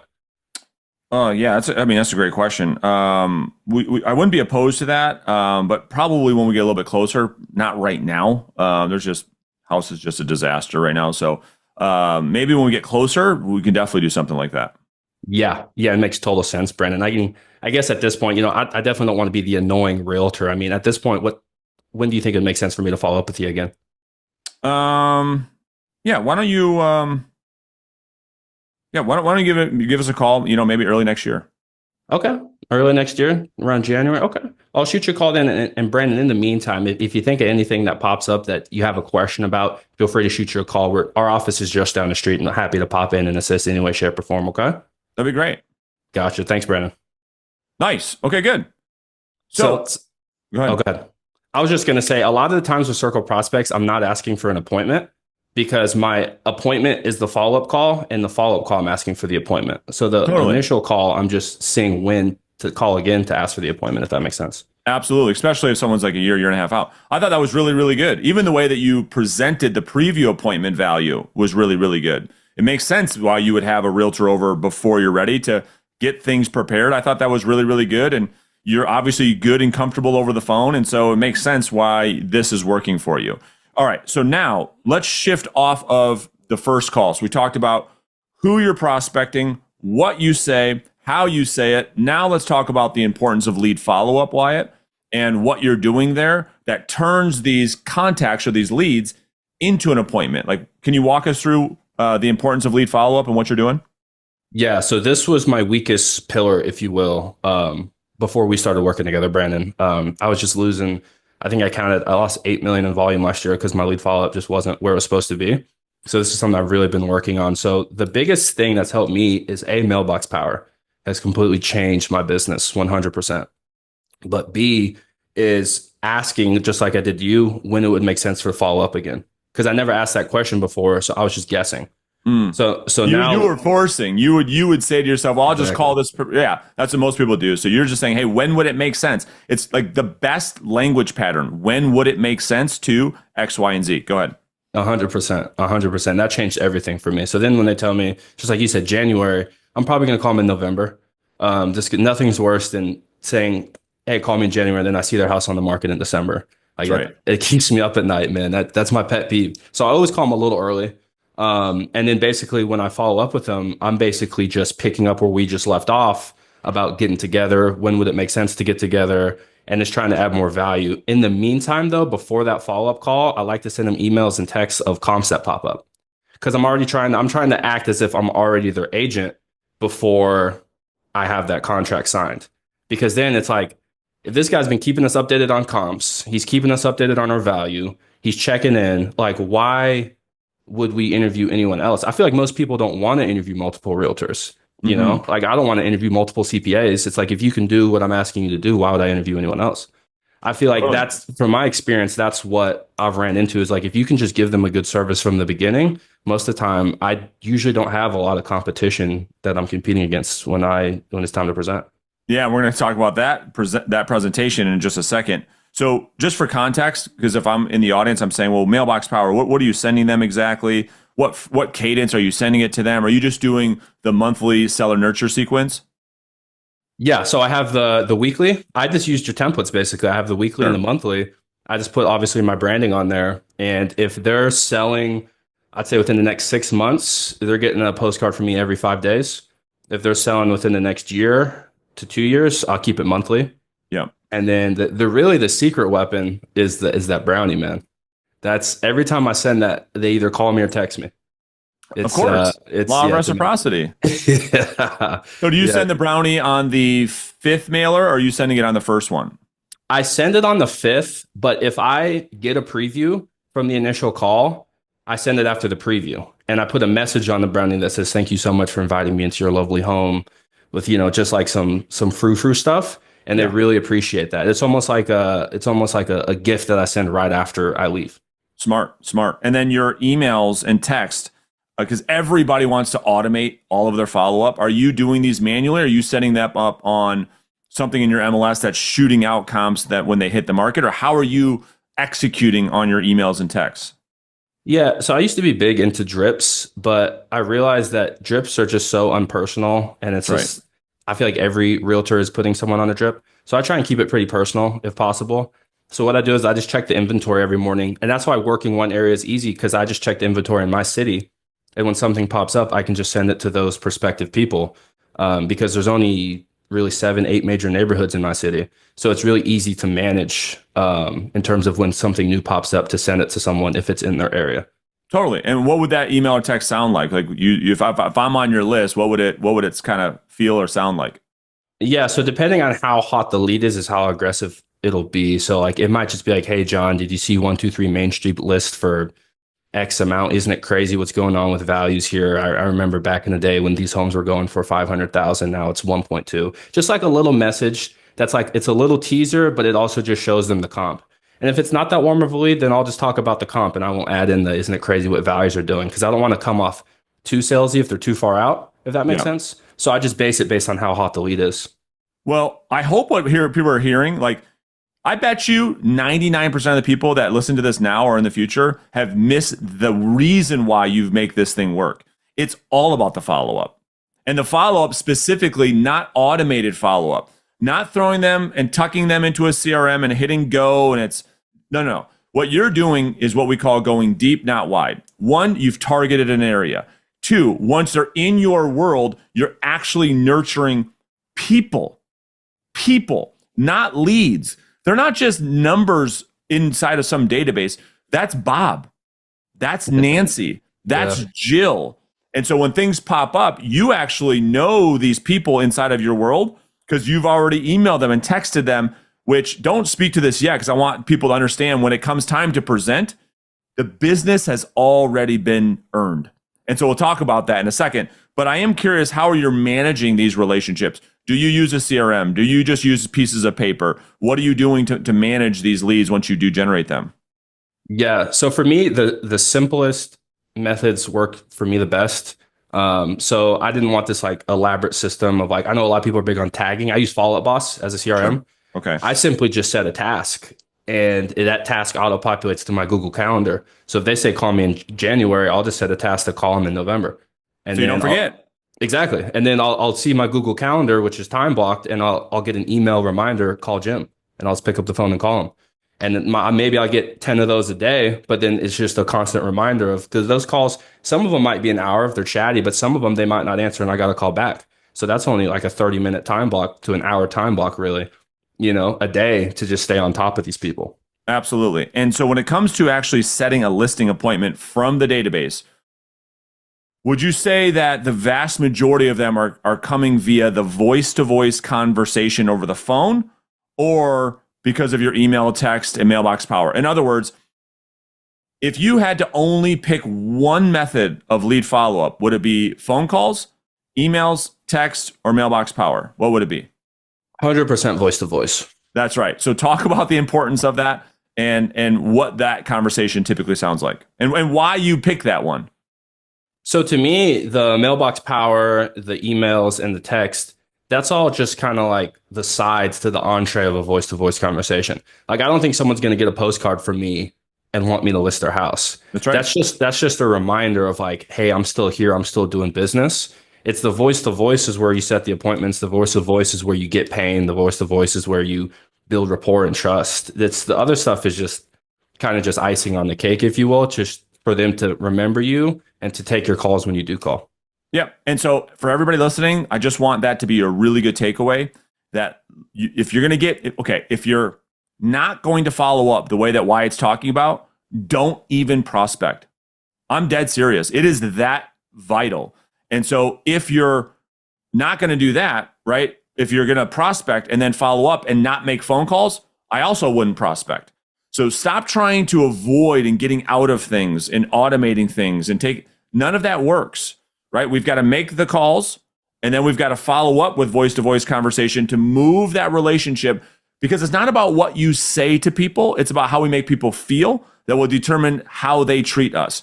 So when does it like come to that voice-to-voice conversation where you're actually setting the appointment? What happens? What do they typically say? What are you saying that says, yep, we're ready now, Wyatt, come on over and meet with us? So typically I'd call it anywhere from the 4th to 5th call where I'm setting the appointment most of the time, sometimes sooner, but most of the time I'd say 4th to 5th. And a lot of times it's simply just about asking for what you want. It's just about asking, the timeline's starting to close, and it's just simply saying, hey, would it make sense to get together and, me take a look at the place, and, I can give you my 2 cents on what you could do to increase the value a little bit. And then if it makes sense, we can continue the conversation from there. Like, I'm not like selling too hard. I'm just saying, hey, just like your language, Brandon, does it make sense to get together and me to get eyes on the property? It's the easiest call of all time. 100%. If you're wondering about what to talk about in lead follow-up, that call itself is not the problem. It's the lack of what hasn't occurred that led up to that call, which is causing you to say, what should I say? Because what you're doing, Wyatt, is you get a little reminder. All these things have been in place. You've been texting them, you've been emailing them, had tons of conversation. You know the person, and it's like, hey, the last time that we spoke, you mentioned that you guys were thinking about doing something here. Just wanted to see if it might make sense at this point in time for us to actually get together. Now, and then people say, yeah, yep, it does. I want you to talk about how easy that listing appointment is doing this method versus going on an expired listing appointment. Because in my experience with a pipeline business model like yours, the business is already pretty much won by the time you get the appointment. Has that been your experience? 100%. I don't think I've I guess competed against people, but I didn't know I was competing against them. They told me after the fact. And I've never presented to someone and not gotten a listing just because I've never presented and not gotten a listing before. So you have 100% listing appointment met to contract signed, 100% close rate. Yep. Yeah. Makes total sense. And because? just because I've done the work before I've even gotten in the door. Like I've already been working for them. So to me, it's like there's really no reason for them to not sign with me unless they want to take a discount broker. But they know up front that I'm not a discount broker just based on the white glove service that I'm giving them. And I can already, a lot of the times, why another reason why I like circle prospecting is I've already met a lot of these people at my opens. And I can be like, hey, do you remember how I treated you when you came into my open? I shook your hand. I looked you guys, you know, I said hi to your kids. I showed you the house in a very eloquent manner. That's the same thing I'm going to do to buyers that come into your home. So they can already see the value because they've already seen the proof of concept. And it's just, I don't know. A lot of people just tell me you're just different than a lot of realtors. And I just think that's because I use a different language pattern. I just feel like what we learn here is a lot, it's very non-traditional. It's not like hard driver sales. You know what I mean? Yeah, and you're shooting people straight. And just by this interaction, you are very different. Like you are very trustworthy. Like you're likable. You know, everybody on this workshop right now is probably like, yeah, dude, this guy's got it going on. And so to which extent do you actually have to even present? That's really the question. Are you having to go through the full listing presentation to earn the business, or are those conversations pretty easy? No, most of the time they're showing me the house and they just want to know my opinion on value. And then from there, it's kind of just, that's it. Like that, I haven't really had to like roll out the full presentation. Like, I don't think ever, to be honest with you, now that I think about it. It makes total sense. I don't think I ever have. So that's the other added benefit, you guys, of like this model. It would be like, Josiah, you saying to yourself, okay, there's two paths. It's like, okay, and I'm just looking at people wide in the audience. So you're like, Josiah, who the hell is he talking about? So these are just people in the live audience right now. It's like, you can go path one, right? Which is this low hanging fruit. We call it this like those are the blood infested waters. The business everybody's competing with, that's the hardest to get. You have no control where that's at. FSBO's expired land. Have to be really good with your presentation. Have one shot at it. You can't build a pipeline because it's one and done. Or if you could be a little patient, like 6 months patient, you can have a completely different business. And that's my next question for you is, do you love your business? Like, do you resent this at all from the standpoint of like, you can do this when you want, you can go on appointments when you want, you probably have tons of freedom, tons of flexibility. There's no urgency, there's no stress around prospecting, unlike there is when you're going after FSBOs and expireds. Can you speak to that lifestyle? Yeah, so you kind of hit the nail on the head, Brandon. I have a ton of fulfillment from my business model because I like the people I'm working with. That's right. Whereas when I call expireds, I've never gone on an expired appointment that I can remember. Because when I talk to them, they're so resentful, they're bitter. They'd be like, well, I have 20 other agents that do it for this. And I'm like, cool, hire those agents. I don't want that business model. That's not why I got into real estate. And yeah, doing it this way takes a little more time, but I just didn't care. Like when I first started in the business, I almost ran out of money, but I didn't care. I was like, I'll put everything on a credit card because I know my time's coming. Because I know if I keep having these conversations, it's inevitable. And luckily, not too long after that, it did. That's right. That's right. Okay. So let's talk about the flywheel, and then we're going to open this up for Q&A. So if you guys have questions for Wyatt, start getting in line now. Okay. You can raise your yellow Zoom hand. We'll get to you guys. So what I mean by flywheel is you do everything we just talked about for the last 30 minutes. Now you get a listing. Talk to us at the importance about how you're leveraging that listing with open houses for more listings. I can't, for some reason, I suck at explaining this to agents because I keep saying it and people keep not doing it. So maybe you could say it better than I can say it because I'm not getting the point across that open houses is my favorite way to get more listings. Tell us your experience. In my opinion, open houses are the highest leverage, I guess, prospecting you can do. Technically, it's not outbound because they're coming to you. But if they're in a good area and they're priced correctly, there's going to be a slew of people there. And when you're there, it's simply, instead of trying to sell people, just get to know people. Like one of my old mentors told me, just make friends. Like people coming in, I'm shaking hands, where are you guys from? Even if they say they're working with someone, I still get to know them. Because a lot of people, they're working with people, they still circle back and they still want to talk to you. You know what I mean? Because you're just treating them a little different than most realtors do. So what I do is when I get a listing, I'll call around and I'll invite all the neighbors to the first open house because I want to meet everybody. So that's the first round of circle prospecting. I'm not selling anyone. I'm just saying, hey, we're listing your neighbor's house. Come on in. Then once we start getting offers, again, if it's priced correctly, let's say we get 2-3 offers, I'll call around and be like, hey, We have multiple offers. You know, it's kind of crazy what's going on. We have some people that are going to miss out. Are you guys open to considering, you know, having some buyers come in and check your place out? Right. Then after we close, I'll call them again and say, hey, we just closed. Here's our final close price. Because not everyone looks at Zillow in their neighborhood all the time.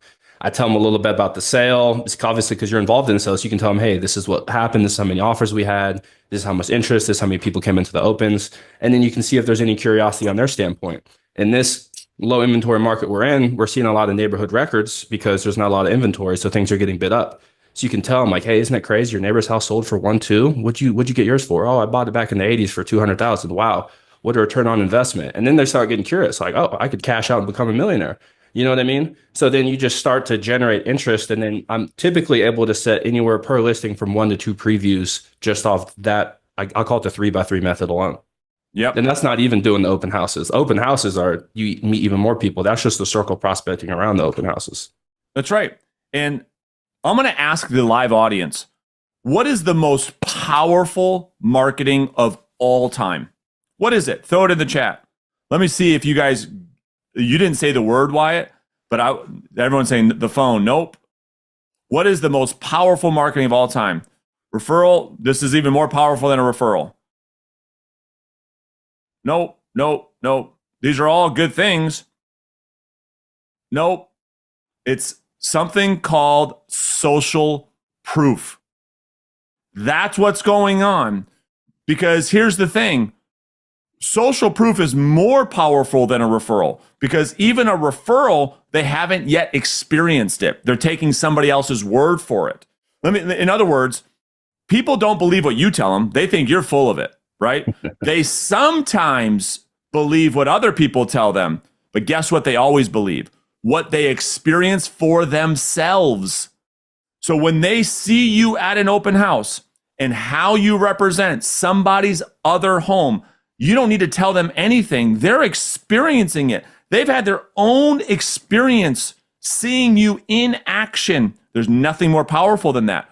Open houses is the only, to Wyatt's point, leveraged opportunity you have to show somebody how you work and get out of telling people how you work. It's way more powerful than the same thing. We circle prospect. We have that. We shake their hand, put them in the database. When they have time to sell, you win the business. It's really simple, but you got to do the work. Why? Would you agree? 100%. And the easiest appointments I go on are people I met at my open houses. Mine too. Because they already know how I work. They know I'm not the agent who just throws it up on the MLS and outsources open houses. They saw me in their work and going up to every single person, shaking every person's hand, calling around the neighborhood, door knocking around the neighborhood. Like I have sweat on my head when I'm at the open houses because I'm running around, and they see that. And a lot of people respect that. And yeah, you have the social proof and the proof of concept. That's right. And so that's what we call the flywheel, right? So he does all this work. I won't share my screen just for the sake of time, but he does a bunch of lead generation, cold outreach. He brings people in his world. He gets a listing, and that listing gets him more listings. And the more he does this, I promise, Wyatt, you do this for 5 years, you will never have to prospect ever again. It will. That's the goal, man. All the business will come to you as a result of this flywheel model. So anything that we didn't mention about your process that you think is worth mentioning before we open this up for Q&A? Not really. I mean, I think real estate, from my little 2 years of experience, is a lot simpler than people try to make it seem. They try to make it seem like we're curing cancer here. It's really just about doing the same thing over and over and over and over again. Like my favorite like method is what Kobe said about if I practice 3 times a day and you practice once a day, eventually over time, I'll be so far ahead of you that I can completely stop practicing and you can practice 3 times a day and you still won't catch me. That's how I view prospecting. Like I'm just creating separation from everyone. Even if you've been in this market 10 years, like I'm just going to talk to more people over time than you.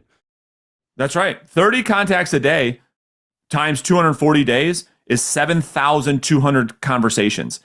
You do that for 5 years, that's 35,000 conversations. There's not an agent in their career that would be able to catch you. Yeah. And so that's exactly what happened to me, right? And so that's why I say 5 years, 35,000 contacts later, you're unstoppable. So dude, awesome story. Like I'm fired up. Like this is the best business model out there. So Xavier, let's go to you first, my friend. We'll get you unmuted. Go ahead. What questions do you have for Wyatt? First of all, Wyatt, I mean, I appreciate you coming on here. This is the business model I've been looking for. I don't want canceled and expired. It's just a whole nother headache. But my question to you was, for the preview, what kind of value are you providing both physically and verbally, in terms for the sellers to actually, see value in the preview appointment? Yeah, so I think it depends on the house. So a lot of houses need, let's say, paint X, Y, Z, and a lot of people don't understand. A lot of the questions I get on previews is how much money should I put in compared to how much I'm going to get out. And I think our job is to kind of tell them like, hey, you remodeling the floors might not get you as much as you think. You know what I mean? Because whoever comes in, if they hate hardwood, they might put in engineered hardwood. So you're out 30 grand. So telling people little stuff like that to add them value, to kind of just show them what's going to get them the most amount of return for the littlest amount of money they put into the home as possible. And also just having great referral partners. Like my painter, contractors, my stager, they are so white glove too that they help me drive the sale forward, because they're able to get in there and they're able to talk like, hey, yeah, we're going to be able to do this like this. And, they almost get the client excited. So having good referral partners really helps me as well add value. And just think about it, Xavier, like a home sale consultation. Think about, okay, if this person's thinking about selling, what are the things that are the most important? So one is talking about exactly what Wyatt's talking about. Hey, so what's going to maximize your return? That's number one. Number two, what's the market like? Is it a buyer's market? Is it a seller's market? How long are homes sitting on the market? What can you expect when you hit the market, right? All these things is what you want to provide in that first consultation, so that the next appointment becomes you just going there to get paperwork signed. Okay. Yeah. That's it. And then I did have a follow-up, if it's okay. Go ahead. Yeah. How did you pick your neighborhoods? Yeah, so for me, it's all just about the city that I'm in. So I have let me see if I can grab real quick. So I have a map of the city that I work, and I bring these to all my open houses because I like to bust this out and kind of like help teach people the town. So I basically just picked different neighborhoods that I wanted to be within, and I just started hammering those neighborhoods. So I picked like 3 neighborhoods. So really call it 5,000 homes. And that's just what I hyper focused on. It's just whatever neighborhoods make you excited, man. Like if there's a neighborhood in your town that when you drive through it, you're like, I can't imagine having a listing here. Those are the type of neighborhoods I want to be in because they fire me up. It gets me excited to call because I'm like, I can't imagine having a listing here. Those are the type of neighborhoods I like going after. Was it, and I think what Xavier's asking, and I can help you out a little bit, Xavier, is like, was there any like, if I'm in this price point, they tend to sell with multiple offers really quick versus this price point, or was just, I want to be in this neighborhood. These houses are sweet, and this is where I want to work. To me, it's just where I want to work. I'm not an analytical guy at all, to be honest with you. I'm not running the turnover numbers. I'm just the neighborhoods I like. Yeah, I'm attacking those neighborhoods. I don't really care what the average turn time is. You're just a high driver. It's like, dude, just show me the work, and I'm just going to get after it. 100%. You don't overthink anything, if I had to guess. No, I'm an implementer. Love it. Xavier, is that helpful? Yeah, appreciate it. Yep. All right, go ahead, Susan. Yeah, congrats on your success. Amazing. I'm also in Orange County, but let's go. I'm in Newport Beach. And so I love what you're doing in San Clemente, but I find in Newport Beach is such a competitive neighborhood. You probably know, like Tim Smith, the Alton brothers, like you have celebrities here. Mm-hmm. And I actually do live in this area. Like I bought, I've worked my ass off to get here. And I would love to work my neighborhood, but that's like what I'm finding is the competition. So you're saying in your area right there, like there's no agents that are like hyper focused in the areas that. Oh yeah, there is. There's a ton of big agents here. Yeah. Yeah. So how do you get yourself to be like, like really stand out? Because like, I mean, your white glove approach it's a lot what is here. You know what I mean? Mm-hmm. Yeah. That's what I'm OC clientele, they have a different expectation for service here than I feel like most other people in the country. Mm-hmm. So to me, it's I don't really care what a big agent's doing. Like there's an agent in my market who's doing almost $1 billion in sales. I don't really care what he's doing, to be honest with you, because to me, if he's doing that, there's no way he's hitting 50 contacts a day. That's how I look at it personally. I don't really focus on competition. Like I'm aware of it, but I don't really care what the big agents are doing. I'm going to talk to more people than them. And if I ever have to go head to head with them, they can show their amount of sales, but I'm able to show how much I hustle because I guarantee you I'm going to call more than them. I'm going to follow up more than them because I'm going to be just more specific than them. That's my advantage is I can be, if you have 20 listings, you're not going to be able to focus on this one listing as much as I am. So to me, that's my advantage. I just don't see the point of focusing. Newport, there's monsters in Newport for sure. But show me a desirable neighborhood where there isn't a dominant agent. I don't think that exists.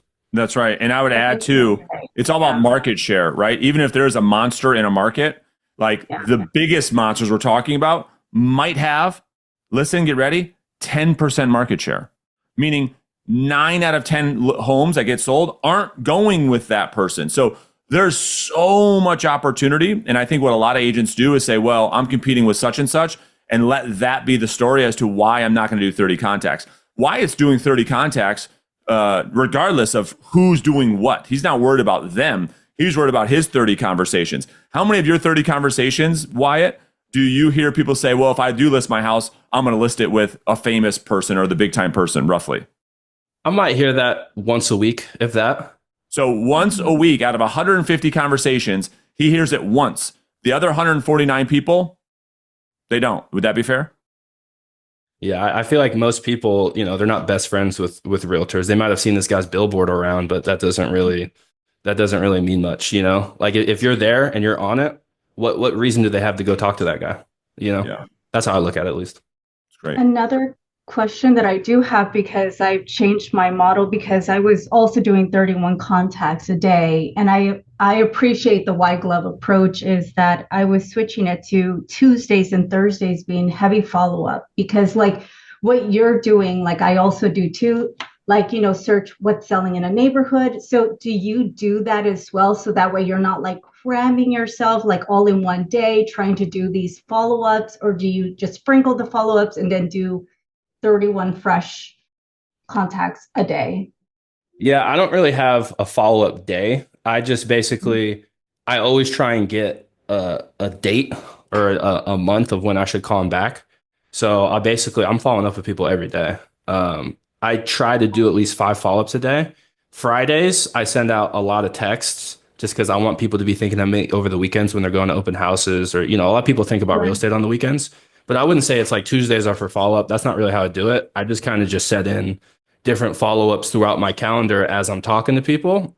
And then whenever it's on my calendar, I just call them. So I'd say I'm following people 7 days a week most of the time. Got it. Well, thanks, man. Yeah, thank you. All right, go ahead. We'll grab a couple more. Go ahead, Ben. Yeah, I'm in Kansas City, so Let's go. I'm from Kansas City originally. yeah, let's go. My question was, can you borrow a listing to like do a kick-ass open house for, or do you think it doesn't generate like the same type of results maybe? Yeah, so I actually got my first deal ever doing someone else's open house. And that's definitely something I would do if I was a new agent. I just wouldn't overdo it. I used to just do anyone's open house. Like it could be a listing that was overpriced and has been on the market 200 days. I don't think there's a return there. I'd rather just call on the weekend if that's the case. But if you can get a good listing in a desirable area that's somebody else's, I would do that all day because you're going to meet all the people in there. Like I think that's a really high leverage opportunity. I just think you need to be particular on what opens you're doing, because if it's not a good open, I think calling's higher leverage personally. So Ben, I just put in the chat a podcast I did with Payson Robertson. So he does 7 open houses a week. He does a lot of them. There's a ton of nuance in there and how to get listings from other agents. That might be a really good thing for you to check out as well. But I agree with Wyatt 100%. You can absolutely, you don't have to have any of your listings to do this. Cool. I appreciate it. Yeah. Go ahead, Matt. Oh, go ahead, Ben. What were you saying? Yeah, go Chiefs. Let's go. Go ahead, Matt. Hey, White, congratulations, man. Like what a story you got, man. So I think this will be a pretty quick question. What I'm wondering is because you're doing circle prospecting absentee, when you have that first conversation, are you offering to do any sort of like price analysis on the home during that first conversation to kind of to get them excited to continue the conversation, or not really? A lot of people ask me like what's my home's worth over the phone. I don't like giving that number because a lot of the times it disqualifies you. Because if they've done a ton of remodel work and you tell them 1 million and they think it's worth 1.8, they're never talking to you again. So what I try and do is like I'll run the comps if they're just like I need to know, but I try and get a preview first because I tell them I'm like I'm not an off the cuff agent and me giving you a price never having seen the home would be negligent of me. So why don't we get together? I can get eyes on the home and then I can run you an analysis 30 minutes after I leave. So I would try and leverage it to get an appointment. Obviously, that's not always going to work, but I think sometimes running comps before you've seen the house can actually kill a deal, if that makes sense. 100% agree. It's just like an appraiser. Appraiser would never do that, Matt, either. That's why banks don't trust realtors. Banks trust appraisers because appraisers go through the property.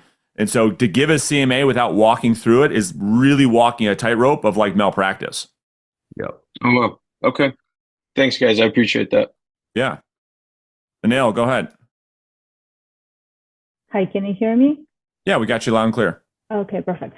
So Wyatt, when you say that the people see how hard you work during open house, what do you mean by that? What is it that they see that's so special that they like about it? I think it's just the way I communicate with people. When people walk in, I shake everyone's hands. I think that's really important to me. I don't like people coming in and, you ever been to open houses and some realtors are just in the corner on their laptop and they're like, yeah, let me know if you have any questions. I take the complete opposite approach. I shake everyone's hand. I ask them where they're coming in from. I used to put food out. I don't do it as much anymore. Because sometimes neighbors who were never so like to hang out too much a little bit, if you know what I mean. So I kind of just keep it simple and I have a map. I'm helping teach people about the area. And I'm saying, hey, you guys should check this restaurant. Even if they say I have an agent or I'm not selling, you guys should check this restaurant out for lunch, or you guys should go check out this, this view up here on this like little lookout we have. And I'm just teaching people about the city, about the neighborhood, and about the area. And I think that's where I'm able to hook people, is just like, this guy knows this area and he knows what he's talking about. So if I were to look for something, like I would want his opinion on it. I think that's kind of my leverage point, if you will. I'm just really personable, and I don't view people as leads. I just view them as people that I just want to get to know and talk to. And a lot of the times it works out for me. Okay. Then the same time you're all by yourself in that house. Do you have helpers who are actually making sure that nobody's messing around in the house upstairs? Well, look at him. No one's going to be messing around in a house that Wyatt's holding an open house. Are you kidding me? I usually do it by myself. Sometimes my girlfriend's also licensed. I'll have her help me, because if it's a single story with an ocean view here, like those are like, you're talking like 50, 60 people coming through. It's like a house party. So I need someone else there to help just like talk to people who I'm not talking to, because I want to make sure that they always talk to somebody. But if that's not the case, then it'll just be me. Okay, thank you. Yeah, of course. Ariane, go ahead. Hey, we got two more. All right, so we'll do Ariane, Denise, and Joe. Thanks again, Wyatt, for your time. Yeah, of course. Thank you. So I just have one question. How do you like to time block when you're doing your prospecting follow-up, when you're calling back neighborhoods? Because I imagine it's a little bit different than waking up and calling expireds at 8 a.m. and then for subway owners. Yeah, so this is funny. I was actually talking to one of my buddies about when's the appropriate time to start circle prospecting, because some people will get mad if you circle prospect them at 8. So what I do is I like to get like warm. So I call the next city over that to person I just don't care about as much at 8 a.m. And I circle prospect them 8 to 9. So then by the time I get back to the neighborhood I want to work, I'm already like 10 to 12 contacts deep, and I already kind of got my flow going. And then it kind of just warms me up. And I've only had a couple people yell at me for calling them too early. And what I'm starting to find is I'm starting to get leads in this city now too. So now I'm growing like a little mini farm in this city that I didn't even really care about as much, just because I'm calling from 8 to 9 every day. So I guess the time that you would start calling expireds, I'm just starting to call circles, if that makes sense. Yeah, I think to add, I think what Ariane's asking is there any urgency based on this model? Because my argument I for see what 20 you're saying. years is there's no urgency. You can do the calls. They don't have to be at 8 a.m. They could be at noon. They could be at 3. Yeah. They could be at, right? There's no, I don't know if you've tested this or not, like, but like this model does not require you to start at 8 a.m., I think is what he's asking. Yeah. Yeah. So I personally just like to call first thing in the morning. Because for you, it's when you're most productive, but not because of any other reason. It's not because. Yeah. Sorry, go ahead. What do you want to say? No, you nailed it. It's because I'm most productive, right? I That's feel like right. I have the most flow in the mornings. And not only that, I personally just think from a resistance standpoint, it's harder to get on the phone later on in the day. Because if I haven't made any calls and it's 3 o'clock, it's very easy to talk yourself out of making calls that day. You're like, oh, I've already been on a couple appointments. You know what I mean? No, I like to get it done. Basically, I'll call from 8 to 12 every day. And if there's still contacts left over, I'll keep calling. Or if the rest of my calendar's free, what I'll do is I usually go work out from like 12 to 1, because that's usually like 12 to 1, 12 to 2. The phones are usually pretty slow. But then I'll get back on usually from like 3 to 6 or 4 to 6. And I'll grab those people who are getting off work, who typically are open to talking a little longer because now they're home. Got Okay, it. So, wonderful. so Aaron, does that make sense? So like, unlike an expired or FSBO where there's a strategic advantage to being the first voice, why it's doing it from a personal productivity standpoint, that he knows in the morning I'm the most fresh and it's the most likely that I'm going to do the hardest thing. It's like, yeah, eat that frog, right? Brian Tracy's book. Yeah, get it out the way right in the morning, and then That's exactly right. That's exactly 100%. right. Right. But like at 8 a.m., you don't get too many people being upset. Like you're just calling me to ask me a question at 8 o'clock, right? As opposed No. to expire where there's a reason. No, because they gave me permission to ask the question. I ask and ask. They could hang up on me, or they could say, no, you can't ask a question and hang up. They just gave me permission to ask. So to me, I'm like, I don't, you know what I mean? Most of the time, they're like, yeah, ask. Great. All right. Thank you so much. And for like when you're recalling neighborhoods and stuff, do you have a specific time block, or you just do it like between 8 and 12, whenever? Nah, dude, I wish I was that organized. No, I basically just do clockwise through the entire city. And then when I reset, I switch numbers and then I do it again. Awesome. Thank you so much, bro. Yeah. Great. Go ahead, Denise. Oh, just unmute real quick, Denise. There you go. There you go. I was just saying that was actually my question also about what time does he call? What time did he find to be the best, time to call? So same thing. Yeah. And again, from a coaching perspective, the best time to call is the time when you're going to do it consistently. So if that's the question, then it's always the morning. But it doesn't have to be 8, right? You could start this at 9. So get up, take your kid, do whatever you got to do. But I just want to make that really, really clear. This is unlike FSBO expired territory, where being the first voice is really important. He's calling people where no other agents are calling. So whether he does it at 8, 9, 10, 4, 6 that's irrelevant. So the only thing there, I think, for context is if you're talking about when do people pick up the phone, then that would be the mornings and the early evenings, and the afternoons would be the lowest pickup rates. So if that's the question, that's the answer. But he's not calling at 8 because of any other reason other than for him, it's when he's most productive, that when he's going to do the hardest part of his day, it's going to be right first thing in the morning. Yeah, I asked one 100%. of if Yeah. the neighbor sort of new, like a year or two old, would you avoid those? I had somebody actually call me the other day. He wants me to sell his brother's house that died. But when I went to the neighborhood today, I noticed it was other homes that had for sale signs, and it's a new subdivision, just about 2 years old. So I was like wondering why is people moving so quickly. So I'm sorry. Is that one for me or Brennan? Whoever, either one. So what was the question, Joe? Would you call newer people that have only owned homes recently? Or subdivisions. I mean, I would answer it. I mean, there's a lot of new construction sites that happens all the time for job relocations and for who knows. I'll tell you the biggest reason is if you ever built a house, it's probably one of the number one causes of divorce. I mean, that's a half joke, but half real. So they go through this 2 years of building this house, of fighting tooth and nail, and then they get in. So if you're talking about playing the odds, all right, so then you would say, well, you'd have a higher likelihood of generating a lead from somebody that's been in their house for longer. But that's not to say that people in new construction don't also sell. Wyatt, I think, would say, well, listen, because he's so diligent, He's like, I'm going to talk to everybody. I don't care if you've been in your house for a month or 10 years or 30 years. I want to have a conversation because I'm building a database of relationships that I know over time, if someone's going to do something, I want a shot at that business. Why is that fair? 100%. I want to talk to everyone in the city. There you go. All right, let's get one more from Joe, and then we got to give Wyatt. He's got to go back and do some more prospecting. Hey Wyatt, thank you so much for sharing.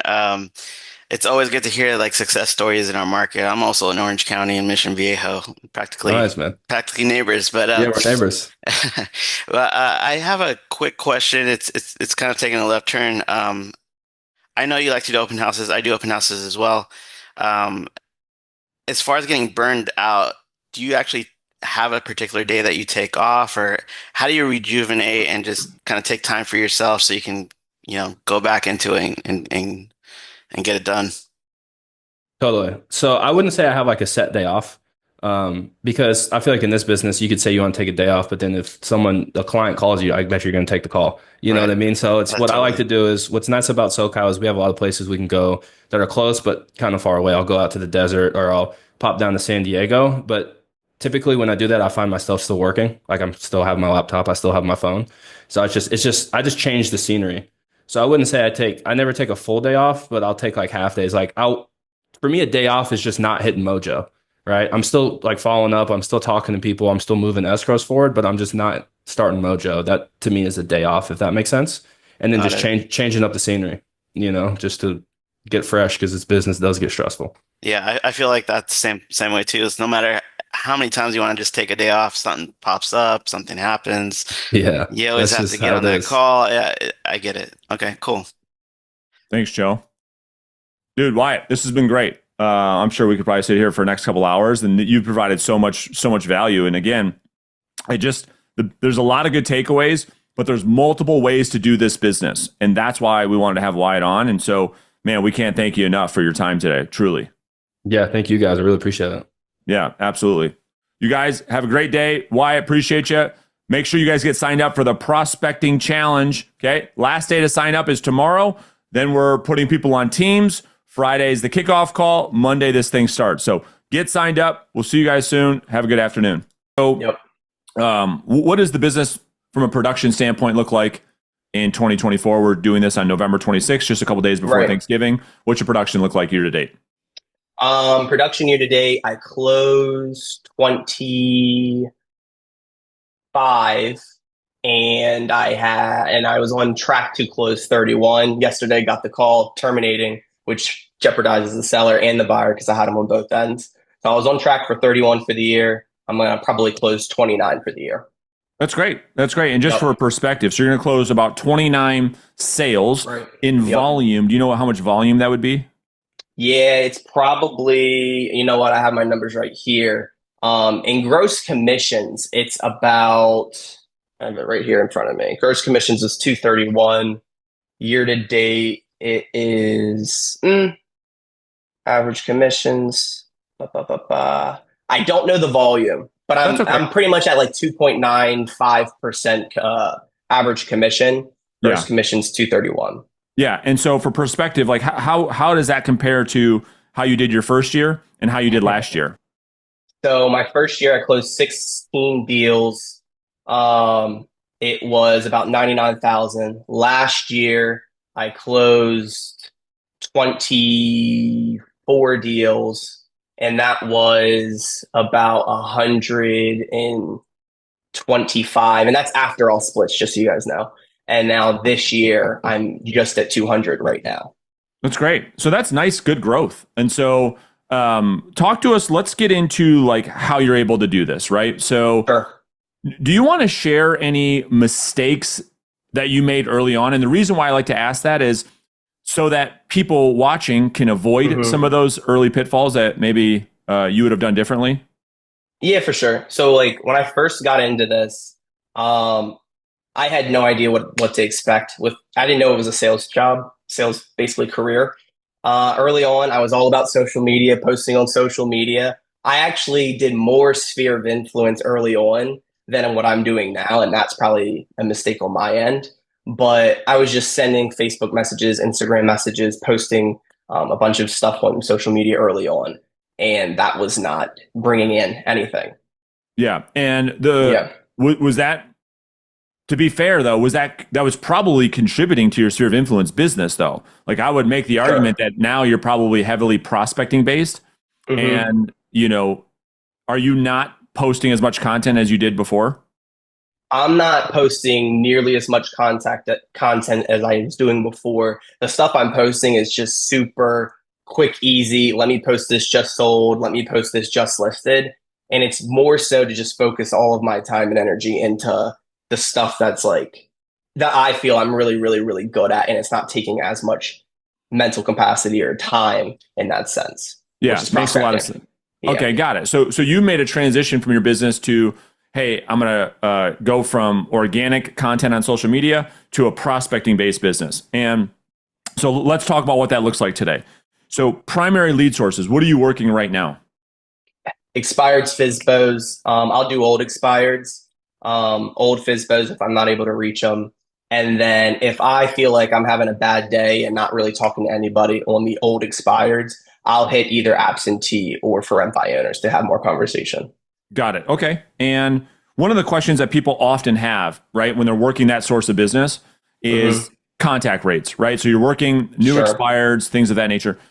We know that that's like the lowest hanging fruit in our industry. Can you share any best practices when it comes to like increasing contact rates? Yes. So honestly, most of my business the first 2 years was more FSBOs than expireds. I felt like I couldn't get a hold of any expireds earlier on. And so my first year was probably like 70-30 FSBOs versus expireds. My second year, it was probably still 70-30.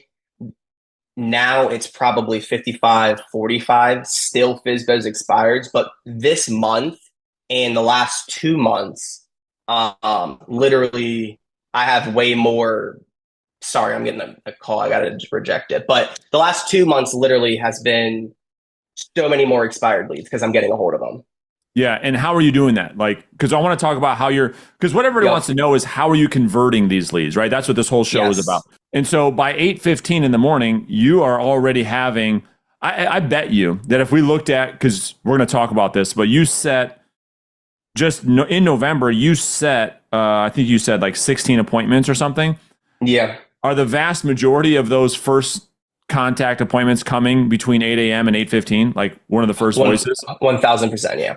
See, 100%. That's what I want everyone to take away. You know, like that is how important those lead sources are, being the first voice, and that 80% of the appointments you set in a given month are coming within 15 to 20 minutes of your work. That's what's insane. And so because you start to get into the 8:30 range, 8:45 range, contact rates just absolutely fall off the map. Would you agree? 1,000%. And I would have a phenomenal conversation with somebody at 8 o'clock in the morning, 35-minute conversation. I follow up with them 2 days later to reconfirm meeting with them, and don't get them on the phone. I'll text them and they are not interested because they got hounded by like 50 plus realtors. Yep. That's exactly right. Yeah. Yeah. All right. So where you said you're getting your data from Vulcan 7. Are you getting it from anywhere else, or is that where you're using? It's just Vulcan. So I'll get the new expireds, new FSBOs for rent by owners from Vulcan. I will start there with the fresh new leads, and then I'll export that to Mojo to start triple line dialing. Got it. Makes sense. All right. And then how much time are you spending to prospecting right now? Like on an average day, how much time are you spending? So the goal, my new goal is about 2.8 is my new goal of what I want to spend. I sit my butt in this chair from 7:45 to about 10:45. Now on the actual phone, it's probably closer to actually 2 hours in dialing sessions. So about that. Love it. And how many people are you typically talking to in that 2 hours? 10 is my average. I want to get that up. So some days I'll have 25, some days I'll have less than 10. But right now my average is 10. I need to get it to 15. Got it. So you're talking to about 5 people per hour. Yes, exactly. Yeah, makes sense. That's what I want everybody to hear. If you're calling mainly low hanging fruit, contact rates are lower, but conversion rates are way higher, which we're going to talk about right now. So walk us through. Okay. So in November, like what did your actual numbers look like? You know, let's start with Sure. listings taken, and then we'll kind of break down your sales funnel. Okay, so listing appointments met to taken is 58% now. My career is 33%. Set to met is 63% right now for November. Leads to appointment set right now is about 64%.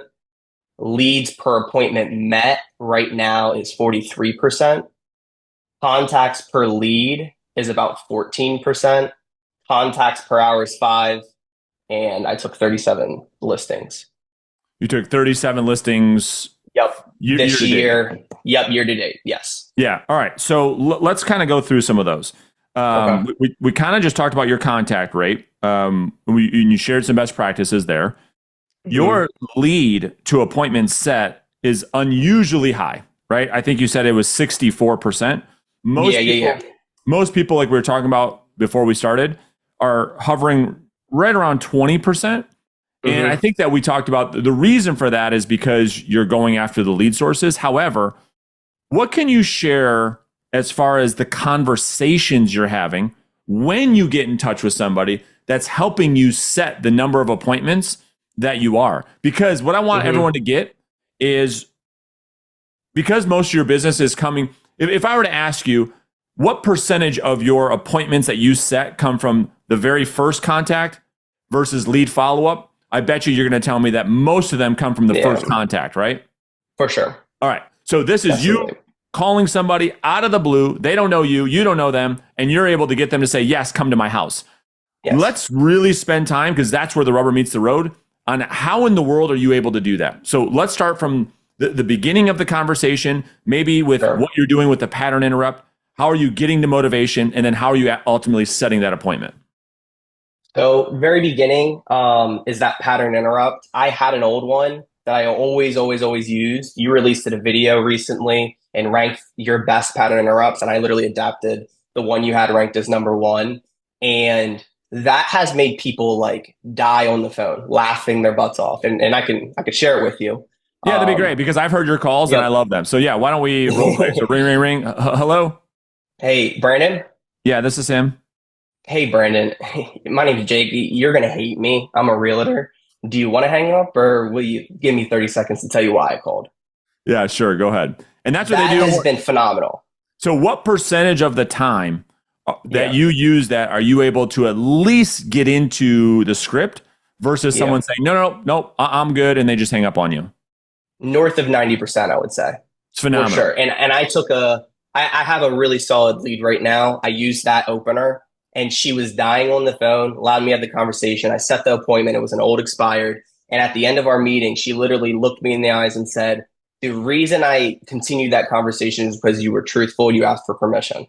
And the fact that you said you just needed 30 seconds, I thought that was hilarious and brilliant. She told me that. So I thought that was like, it's weird. It's great. It's great. Yeah. You know, so now that you're able to get into a conversation, I think the tough thing for most people, and I often talk about it in coaching calls, which is the bridge between a prospecting call and sitting in the living room of somebody, is our ability to uncover real and true motivation. So what can you share with the audience that helps you to get people to feel comfortable opening up to you, so that you can figure out, does this person actually want to move, and can I help them? For sure. So getting the motivation is more or less trying to communicate with them. Staying put might be the better option. So like reverse selling, like you always preach. And so, for example, it would be like, I'm looking at the pictures right now, Brandon, gorgeous home. Like, why isn't this your forever home? Something like that, immediately like guard down, and they start telling me everything about why it's not their forever home. The less I try to sell for the appointment and just really talk to them about staying put, or it's just, again, the reverse selling stuff, it just works, really. Yeah. So you're saying, in other words, instead of trying to use an approach that I think a lot of other agents use, which is why sellers or prospects often say, well, you sound just like everybody else, is they take this approach of trying to call and convince them why they should sell and why they should meet with them. What you're saying, so the audience has a aha or maybe a potential breakthrough, is you actually do the opposite of that. You actually make the argument for why they should not move. And you're looking for the prospects who argue against that and explain to you why you're wrong, why they cannot stay there, and therefore they have no defenses, and they open up and tell you, no, we can't stay here because of this reason, this reason, this reason. So when you've switched that, have you found that that approach has done, well, just that, help people to really, really open up to you? For sure. And digging a layer deeper, after they say that, well, why not just finish the basement? Why not add an addition and push harder? And they continue to like go further into why they just have to sell. Same thing with asking them about the previous agent. Like when your previous realtor had given you a call and shared with you why they believed the home didn't sell, what'd they tell you? Well, they didn't. And digging more deeper into that builds further a wedge. Yeah. That's right. It's so good. It's so good, right? So like someone says to you, well, we've got to get something bigger. Well, instead of jumping all over that, like most agents do, because they've got commission breath, you say, well, have you considered maybe just putting on an addition? Would that be easier versus having to sell and find somewhere? Yeah, we've thought about that, but boom, and they just keep selling themselves on their motivation for doing something. Okay. Now, talk to us about the ability to set appointments, right? So that's why we're making the prospecting call, is to get in front of people. So now that you've got a motivated prospect on the other end of the phone, what is your approach to getting them to invite you to come over to interview to take the listing? Like, what are you saying? What's your approach? What's your mindset? Sure. So you taught us the hook. The hook has been phenomenal. Basically putting out there, basically more or less like, I get the feeling, Brandon, that even if you were to receive an offer now that made sense financially, that's not even something you're looking at now, right? Like you're going to tell me you're waiting a few years to revisit this, right? No. I mean, we would absolutely consider something like that right now. Makes sense, Brandon. And honestly, before I go, can I make a quick recommendation? Of course, sure. I mean, and I don't know if this would make sense. And if it does, then you'd tell me, right? Yeah, of course. I mean, let's pretend we did get together and I were to share with you a plan that was completely different from your previous realtor. And it blew you away, Brandon. Like it genuinely blew you away. You truly believed you can get the home sold for top dollar and get south the way you want. Is there a downside in exploring that a bit more? Because let's be honest, Brandon, seriously, like you're not going to do anything unless it makes complete sense, right? That's true. That's a great point. Yeah. It's awesome. And so, yeah, that's it. Yeah. Yeah, it's great. So this is the difference, and I want the audience to get a takeaway from this, is the difference between pushing and pulling, right? And so most people approach that with like, well, let me just show. That's their approach, right? And I used to have that approach 15, 16, 17 years ago, and what you're doing is you're actually communicating in a way that actually gets the prospect to pull from you. You see, the way you're positioning that is one, it fully supports their autonomy. In other words, they have the perception that they are absolutely in control, so that they don't feel any sales resistance. That's all strategic. So they don't feel any pressure. And you're getting them to actually invite you to actually come over to the home versus you begging to come over to the home. So that's how you've been able to set, because like last month or this month, you've set 16 appointments. Is that right? Yeah. Okay. Now, and you have a very high set to met ratio. Because what ends up happening is a lot of agents get really good at getting people to verbalize that they will meet, but all those appointments cancel. You actually have a 63% set to met. Talk to us about what you're doing in that part of your sales process that allows you to actually meet with the people who say they want to meet with you.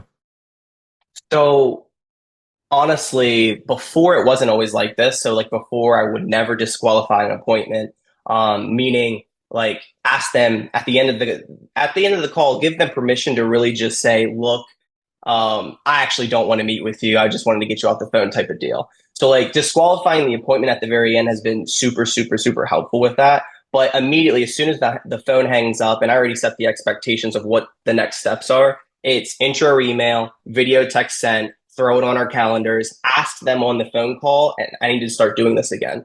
I haven't recently, but ask them on the phone call, hey, when I send that calendar invite over to you, can you do me a favor just so I know you got it and confirm it?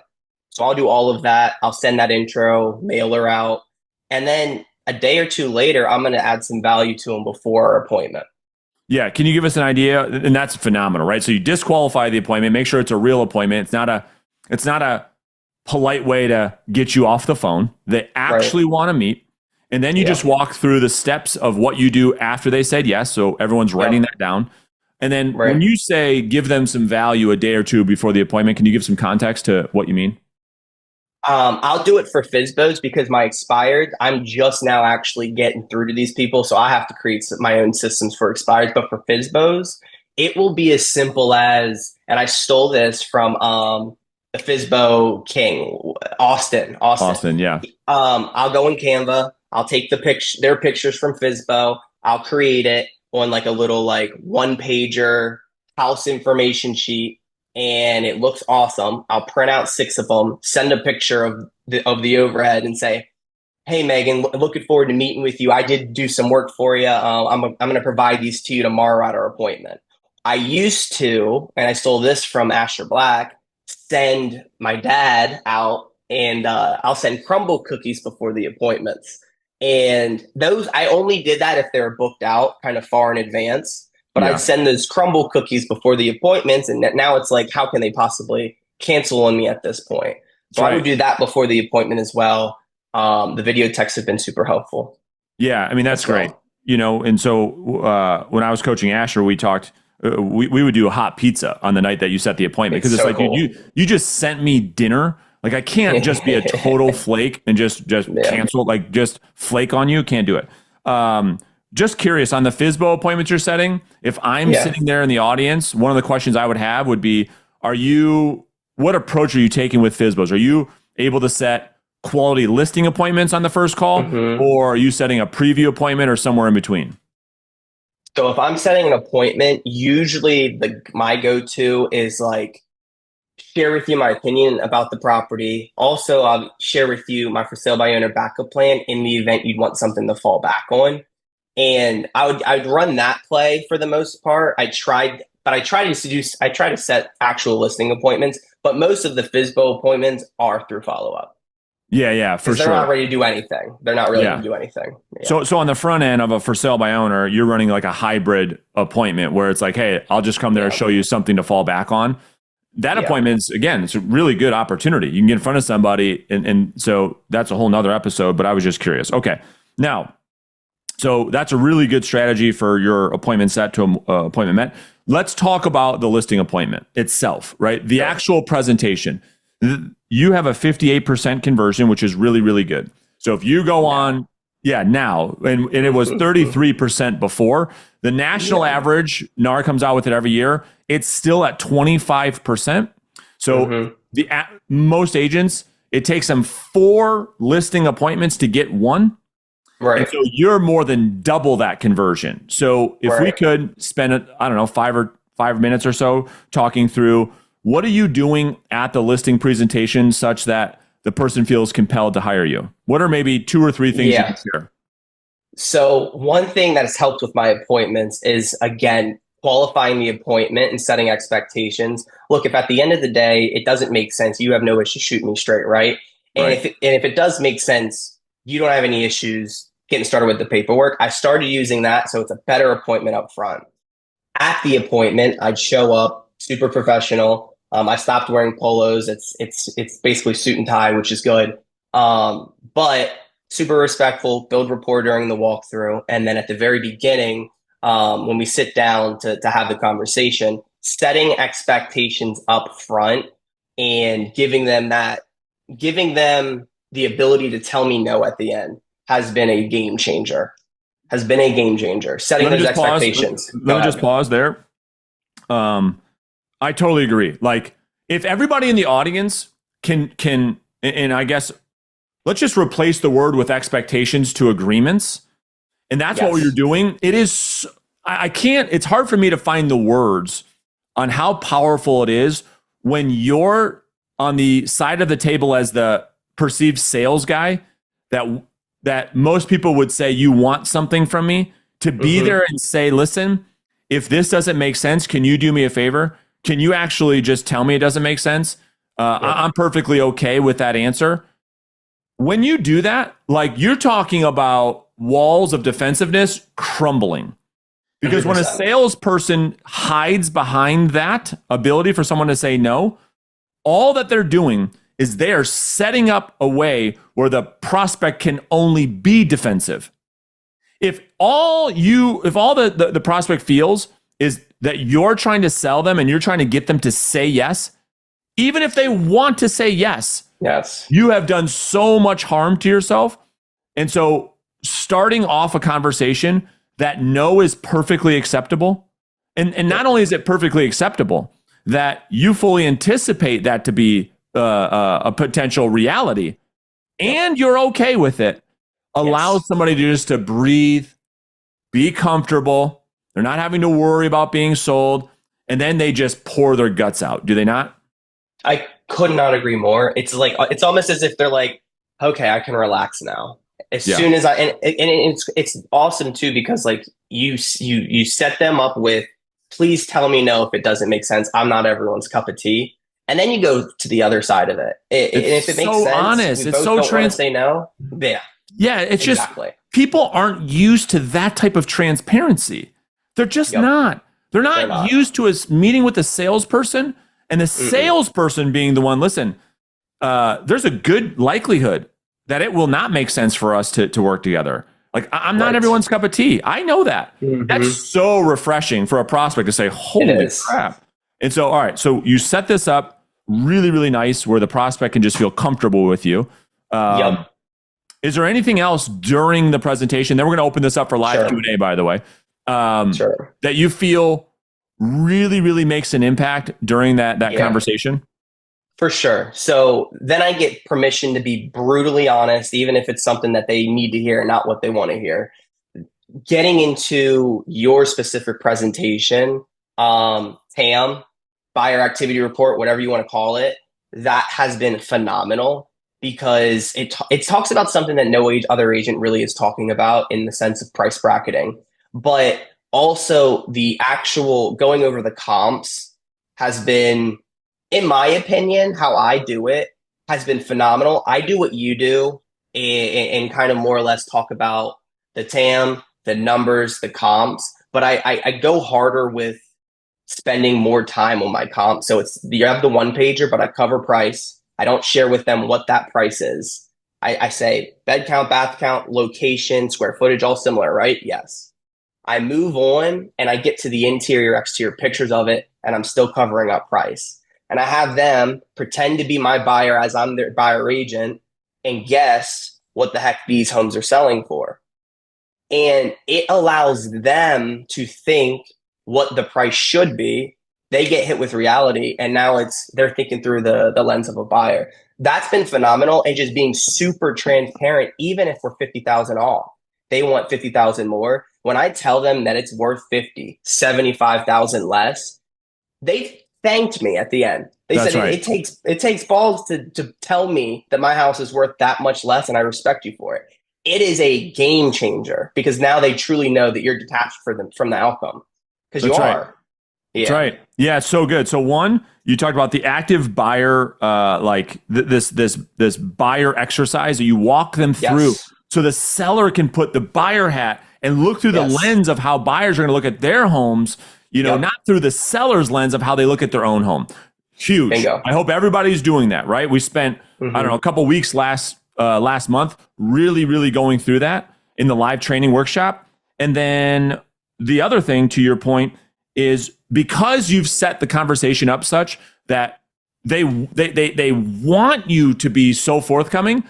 Now it's easy to tell people the truth. Hey, remember when at the beginning we talked about my willingness to be 100% forthcoming? Well, here's one of those times. And I want to talk about price. So then they don't get mad at you. And now it's not this back and forth conflict. You're able to shoot them straight and get them to thank you for it. Yes. And because what do most agents do? Most agents want to buy the listing by taking it over price to say, I think we can definitely could work with that price, knowing damn well. Used to do it. So every agent does. Every agent does, because they don't know how to confront sellers in a way that's actually like productive. It just turns into an argument. So they're like, I'll just take this listing at whatever price I can. So the pricing presentation is what you're talking about, right? And that's like the meat and potatoes of a presentation. You do that right. Let me ask you a question. You do that right. How often do people say, well, what are you going to do to sell my house? You probably don't even get those questions anymore because of how you're able to position it. Yeah. Nope. I had that. I asked you one day about whether or not, and I don't think I remember this. I used to present a bunch of features and benefits, the reverse prospecting list. It's going to be on Facebook. It's going to do all this. It's shit. It's shit. I know. It's not it. And so I turned it around. I completely went with your presentation. For my peace of mind, I had all that stuff packed there on the back end. And not once did people ask me about marketing, and I had to go to it. It's just, he knows the market. He's a professional, and he really knows this area and how to actually get this home sold. That's exactly right. And so I'm going to just end on this, and then you guys, if you have questions, go ahead and raise your yellow Zoom hand. It's because when your presentation lacks the depth and the demonstration to the seller that they believe you are a real market expert, well, then you have to hope that your marketing is impressive enough to impress the seller. But oftentimes it isn't, because there's this knowledge bias that's going on where you talk about it's going to be on Facebook. We're going to do 3D tours. We're going to do open houses. The seller's like, I've heard all that before. That is not impressive. And so then, therefore, you commoditize yourself. They say, well, you sound just like everybody else. So what do you charge for all that? Well, I charge 6%, 5%, whatever. It's like whatever number you say is too much, because you have not differentiated yourself. Where your presentation has depth and the sellers feel your expertise. And again, for the audience perspective, you don't have that much context because we can't spend 4 hours of going through the pricing presentation. But when you can do that in a way, the prospects feel comfortable with you representing them in the sale of their home. And all of the fluff, the BS, the this, the that, it's irrelevant. It's irrelevant because I believe you know what you're doing. And agents that don't have any depth, they have to hope and pray, okay, if I can talk about this website and that website, hopefully I can get past talking about the marketing fluff. That makes no difference whatsoever. Right. Yeah. Couldn't agree more. All right. So if you guys have questions, appreciate you breaking all that down. We just went through your entire sales funnel, how you're able to do this. How many listings did you actually take in November, by the way? In November, so I just got off the call earlier this morning, and they are hiring me. So if I get that one signed, it's 1, 2, 3, 4, 5, 6 or 7. That's great. Yeah. It's an awesome month. Yeah, it is. It's one of my better months. It's one of your better months, right? Yeah. Absolutely. So it's a phenomenal job. And again, you set 16. How many did you go on this month? So actually I have it right here. So I went on appointments, set 16, met 9, seller sign. Right now it's currently 5. I expect it to be 6 shortly. Yeah. I mean, that's a really good month from a conversion standpoint too. Like your conversion's getting better. Okay. What questions do you guys have for Jacob while we have him? We've got 15 minutes to answer any question that you have. If you have any questions, you can just raise your yellow Zoom hand. We'll get you unmuted and you guys can ask Jacob directly. Looks like you've done such a great job that people don't have any questions this week. Oh, there we go. Okay. Let's get you Fassandra. There you go. Yes, exactly. Hey, Brandon. Hi, Jacob. Thank you, first of all, for taking the time. A very quick question. You appear super confident and also like really nice. So my question is, I am like 2 months since I got my license and 2 weeks since I joined the program. What has been your script like, or even just this conversation practice routine? And also it's 2-part question. How has this journey been for you building your confidence from being brand new year 1 and today you're just, you've got such great energy. It's really cool to see. I appreciate it. Honestly, I'm still a baby in the business. It's only been 3 years. My first year I was managing a full-time job when I got into the business. The only reason I got in was because of COVID, actually. I worked for this Department of Labor. And so early on, they went basically 3 days out of office. I could work from home and 2 days in. So I literally was watching Brandon YouTube videos and making my calls during all of my breaks, my lunch break. I'd literally take my laptop, I'd go to my car, I'd pull it up, I'd make calls from the car, and then after work, I'd make calls. Initially, to answer your question, was all preview appointments. I wanted to get comfortable in front of people and not promise, like not try and sell them at all. So I was just getting in front of people to have this preview appointment. And while I was there towards the end, I would hit them with like, basically more or less like, do you want to check out a for sale by owner backup plan in the event you want something to fall back on? I'd prepare for a listing appointment, but I'd go on the preview appointment. If they weren't ready, great. But I was there to just give value and help out. I eventually got really confident in being in front of people where now I was shooting for listing appointments. That's what I'd recommend to anybody who's not as confident. Previews first, build your confidence, and then go on listing appointments. Super. I love that. That's like reverse confidence building in a way. So it is. That's really cool. Thank you, Jacob. No Great stuff. Oh, can I say one more thing? Yeah. Yeah. To get way more confident in the conversation you're gonna have, know everything about that FSBO, that expired house, everything. Know how many acres, bed count, bath count, square footage of the basement, maybe anything local, anything unique about the property. Hey, I saw that the HVAC was just updated, right? Is that accurate? The new roof, that's a new roof, right? Like you volunteer that during your walkthrough and you all of a sudden share with them, oh, they don't have to tell me anything about the HVAC, about the roof, about this, about that, because I already know. That alone, you know more about their house. Yeah. You're golden. That gives you confidence. And then of course get comfortable with your comps. Yeah. Okay. That's amazing. Thank you so much. I'll add one thing too for Sandra as you're going, and then John will come to you. Just always, when it comes to confidence, I think that this is really important. I wasn't going to say anything, but I have to add this just from a coaching perspective. Confidence is actually a result of action. Yeah. It's not a precursor to action. So most of the time people are looking for this unfounded confidence to go out there and take action. Confidence comes as a result of taking action. So never forget that. The more you do it, that's why I always say the learning's in the doing. I should be saying the confidence is in the doing. So the more appointments, the more calls, the more you do it, the more confident you'll be. Because here's what people do. It's easy to understand this from an intellectual standpoint. Most people don't do anything. They think the confidence is going to come from preparation. And they're like, I keep prepping, but I still don't feel good. I keep prepping. I keep practicing. And all they're doing is they're building up their anxiety, getting less and less and less confident. So confidence comes as a result of action, not a precursor. Yeah. Well said. I love that. Thank you. Yeah.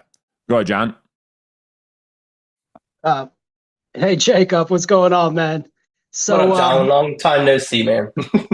So I got the question to prospect with you with the prospecting games, and I already know the answer to this, but I know a lot of people will benefit from this. There's a constant education factor with you, and I can see it with your callings and through your calls and the way you handle your calls. So can you tell the people the videos you're constantly watching within the program itself, not the free ones that's out there, the ones we always talk about, hey, go watch this, go watch that. This really helped me. Can you break that down for the people? Yes. I'll hang up and listen. Yeah.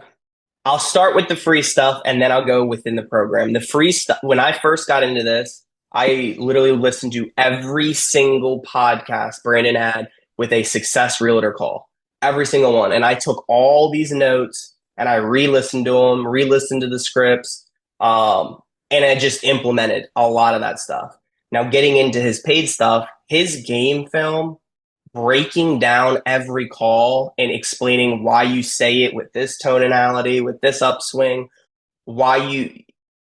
it's just so impressive, the level of detail Brandon's able to communicate. And I try to really, really think about that stuff constantly. And then I try to just practice it, obviously. But the game films are phenomenal. for really getting good at tweaking how you're having your conversations on the phone. And that's why we're bringing those back live. And I know you guys are all excited Love for that. So I agree. And I've said it for years. It's probably the number one thing that I do that will help the most, John. And I know you know this, John, but for everybody else in the community, and that's why they're so important. That's why we're bringing them back to be live on Fridays.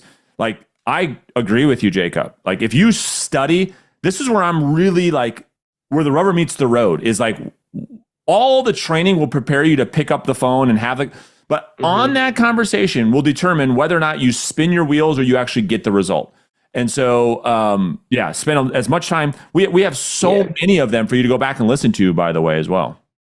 And when I say study, really study it. Like, for example, like Brandon doesn't like constantly coach this specific feedback that I heard, but like someone will voice pain and Brandon purposely will say, wait, what was that?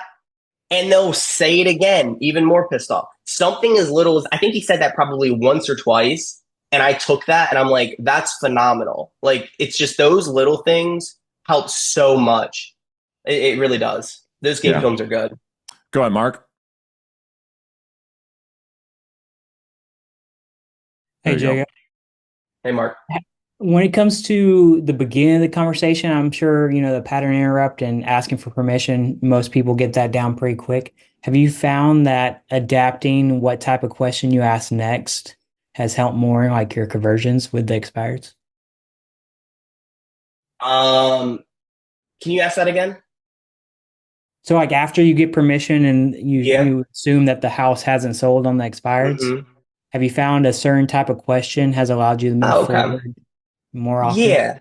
Yeah, for sure. So it'd be like, Mark, hey, Mark, my name's Jake, local area, yada, yada. Can I have your permission, yada, yada. After that, I saw the home came off the market and I'm assuming that's because it's sold, right? I say it just like that. I stick to the script. And that seems to work. No, it did not sell. My next one is the script. Oh, okay. Is that because you didn't get any offers? The offers you received were super low, or was it something else? Okay, so you're sticking with ABC.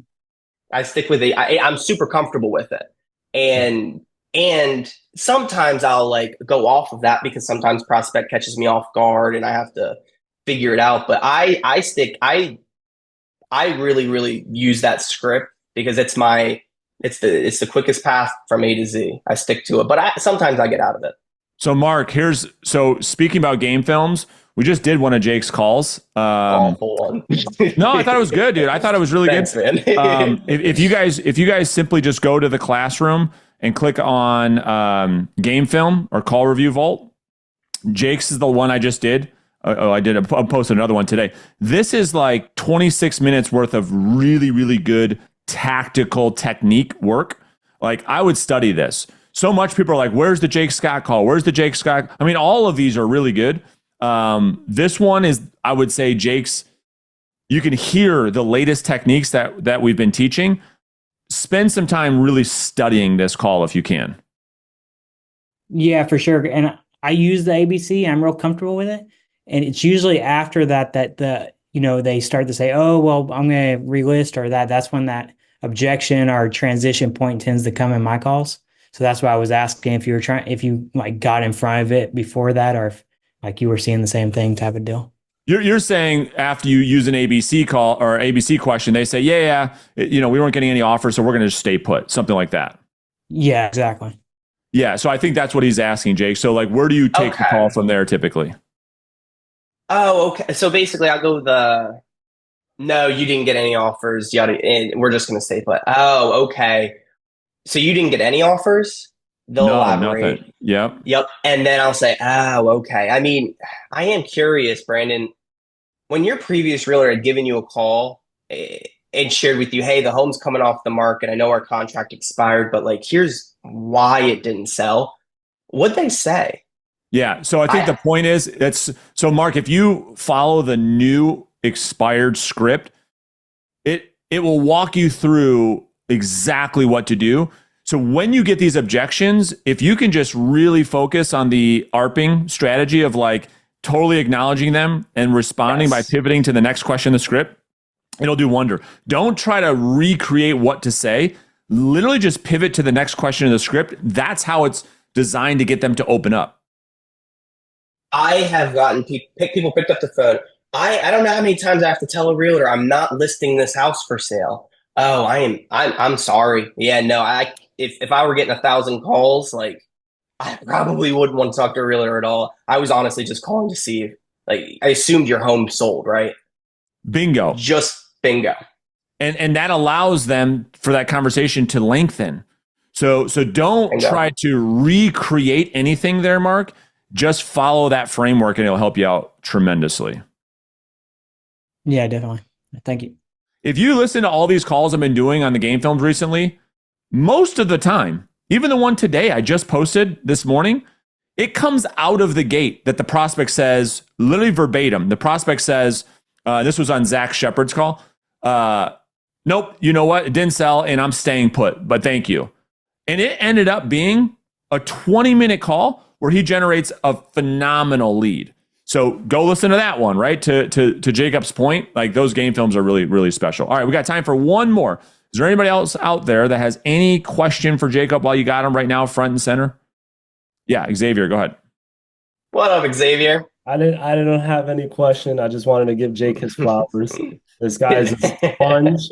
I'm glad I met him. He is like one of those people that picks up so quick and just implements so fast, and clearly everything you're doing is working phenomenal. I wish you the absolute best, my friend. Thanks, man. And I know you're newer, but you're killing it too, man. You're gonna be a beast.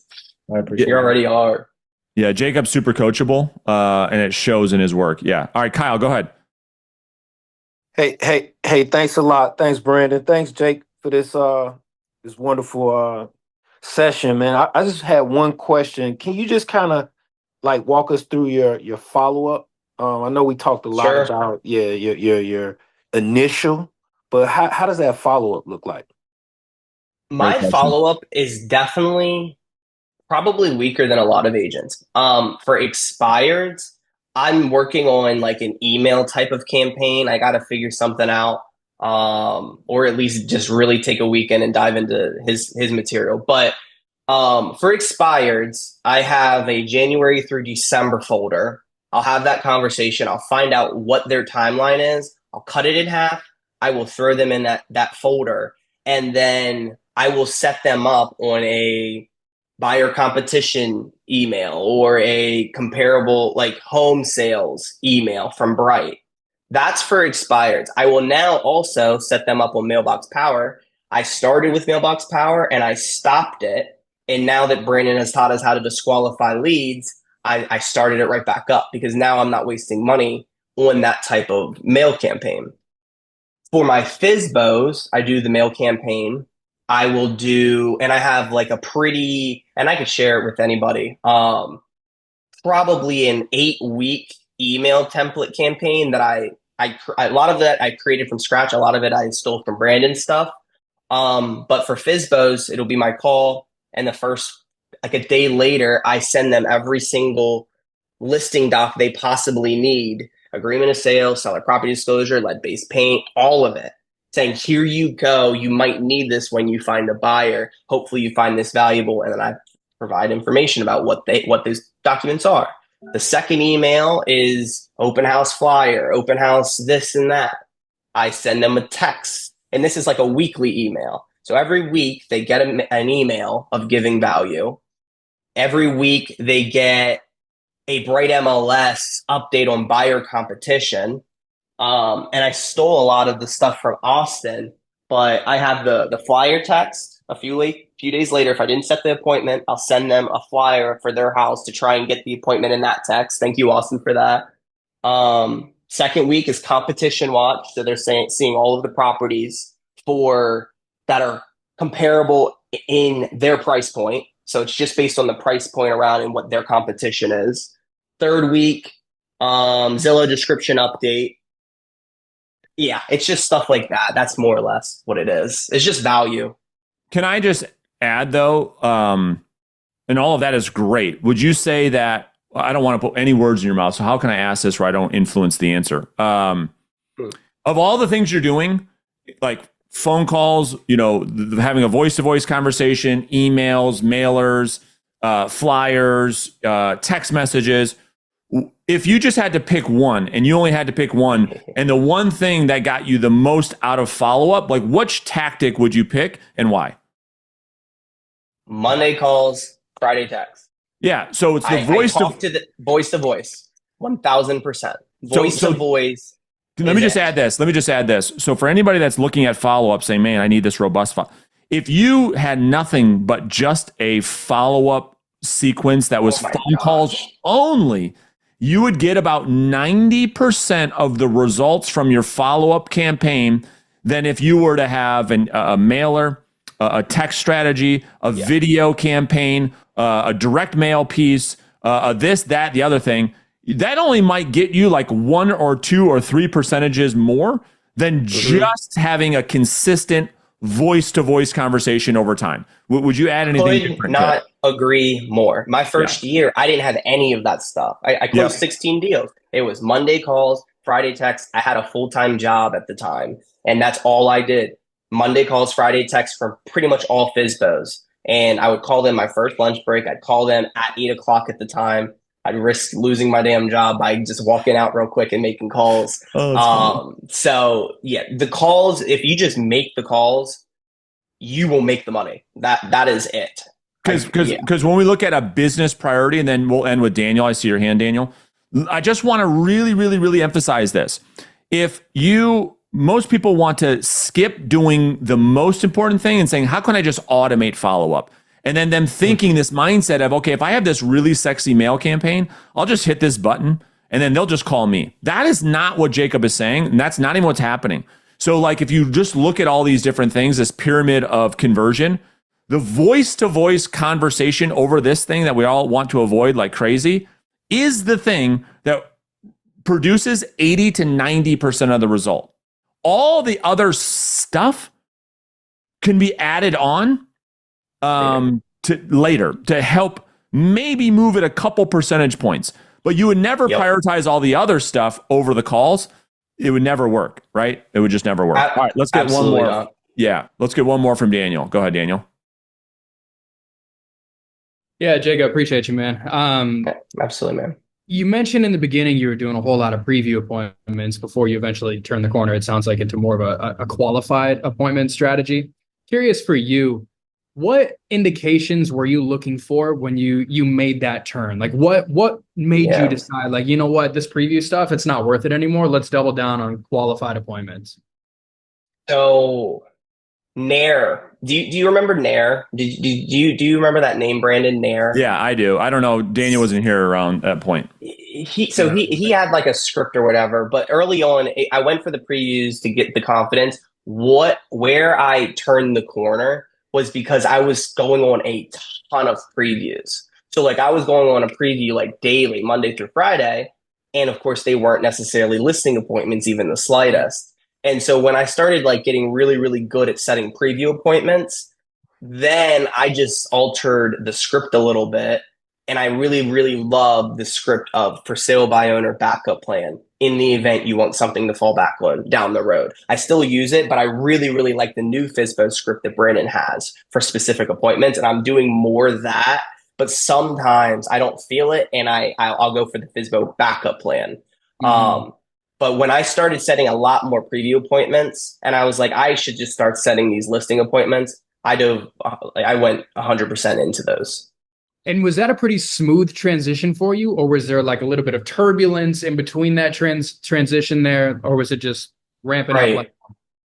It came down to knowing what the presentation was going to be for the listing appointment, for sure, and really being comfortable with your listing appointment presentation. But the hardest part was getting used to the new script and getting comfortable with it. But as soon as you know that script in and out, now all of a sudden it's a lot easier to have an actual conversation, not feel scripted, and actually listen during the call. Can I offer this approach, Daniel? I love the question. Daniel, this is a phenomenal question. This is a great thing. Hopefully people that stay to the end, this will be worth it for you. So I look at what Jacob has done, Daniel, and what I think most agents should do is there's multiple things happening. All right. So in the beginning of someone's sales career is they probably don't have a ton of prospecting discipline, right? So therefore their volume is very, very low. So what they can do while they're going through that first phase is they can get really good at setting like low quality, high quantity preview appointments, right? That's what I would call phase one. So they don't do that much prospecting because they don't have the muscle, the discipline to do enough volume. So then they go on a bunch of these unqualified appointments strategically. And then what ends up happening is they have this aha. They start to, because confidence is a result of action, they start to see, okay, I've gone on enough of these things where I can hear motivation. I know what motivation sounds like. I know what these conversations, I know what they're going to, I'm not scared to meet with real sellers anymore. So then they say, I just can't go on as many of these as possible. All the while, they're growing their confidence and skills over the phone. So they start getting more volume. And then they get into this phase two, where they say, no, I can't do all of those appointments. And their appointment quality gets even better in phase two. So they start doing a little bit more prospecting, going on less appointments, but the appointments are better.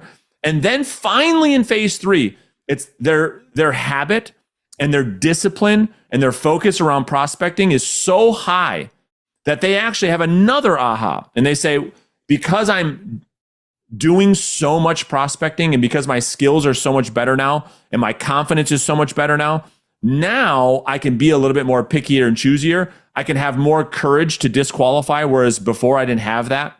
And in phase three, what typically happens is they do a lot of prospecting and a very little traveling to appointments because those appointments are such of high quality. I would say that's kind of like this three-phased approach on how it happens. Cool. Yeah, thank you. That's great. Well said. That was it. Yeah. So I think that, Ben, we should just document that for people because it's like a really good, because I'd ask you this might help Daniel too, or everybody else. Do you feel like you could have, if you bypassed the whole pain of previewing, that you could have gotten here at the speed that you did? In other words, a lot of people say, well, can't I just skip over the preview phase? Can I just skip over phase 1 and 2? And I'm like, probably not. I mean, it's a very, very unlikely that you could skip over that because of all the upside of phase 1 and phase 2. Yes. Are there a lot of wasted time going on all those preview appointments? Yes. But what you don't understand is how much you're learning in the process of all that failure. So my question for you is, looking back on it, would you have done it differently? Or are you actually happy that you went through all those preview appointments to get all that confidence to know what a real appointment even sounded like? I would not change it. I would not change from the preview up front and then go straight. I have an agent in my office. He follows your stuff. I told him to buy the course. He won't do it. But most won't. He asked me for my opinion. I said, previews first, get really comfortable at being in front of people and just making the calls consistently, and then switch to listing appointments. He went straight for listing appointments. Now he's good. He's really good at implementing your stuff, but I don't know. I feel like there was a lot of learning I did during that time. I really do. And Daniel, I wouldn't have changed it either. I think you've heard me tell the story where I literally after the first preview appointment I ever went on, and again, I got to end it here, but like in the beginning of my career, I was so focused on quality listing appointment. And dude, that is hard to do when you're new to prospecting, you're new to sales. And so that's just what I was told by every Tom, Dick, and Harry, right? And I couldn't get any of these listing appointments that everyone was going on. So I'm like, you probably heard this story, right? And then I finally was like, dude, this is not working. And so I went on my first preview appointment. This must have been, 17 years ago. And I remember on the way back crying because, have you heard this story, Daniel? No. Oh my gosh. I'll never forget it. I pulled over at a church parking lot, actually, and I was like thanking God. I was literally crying. I feel like I cracked the code because when I first started, everyone talks about qualify, right? Just go on these qualified appointments.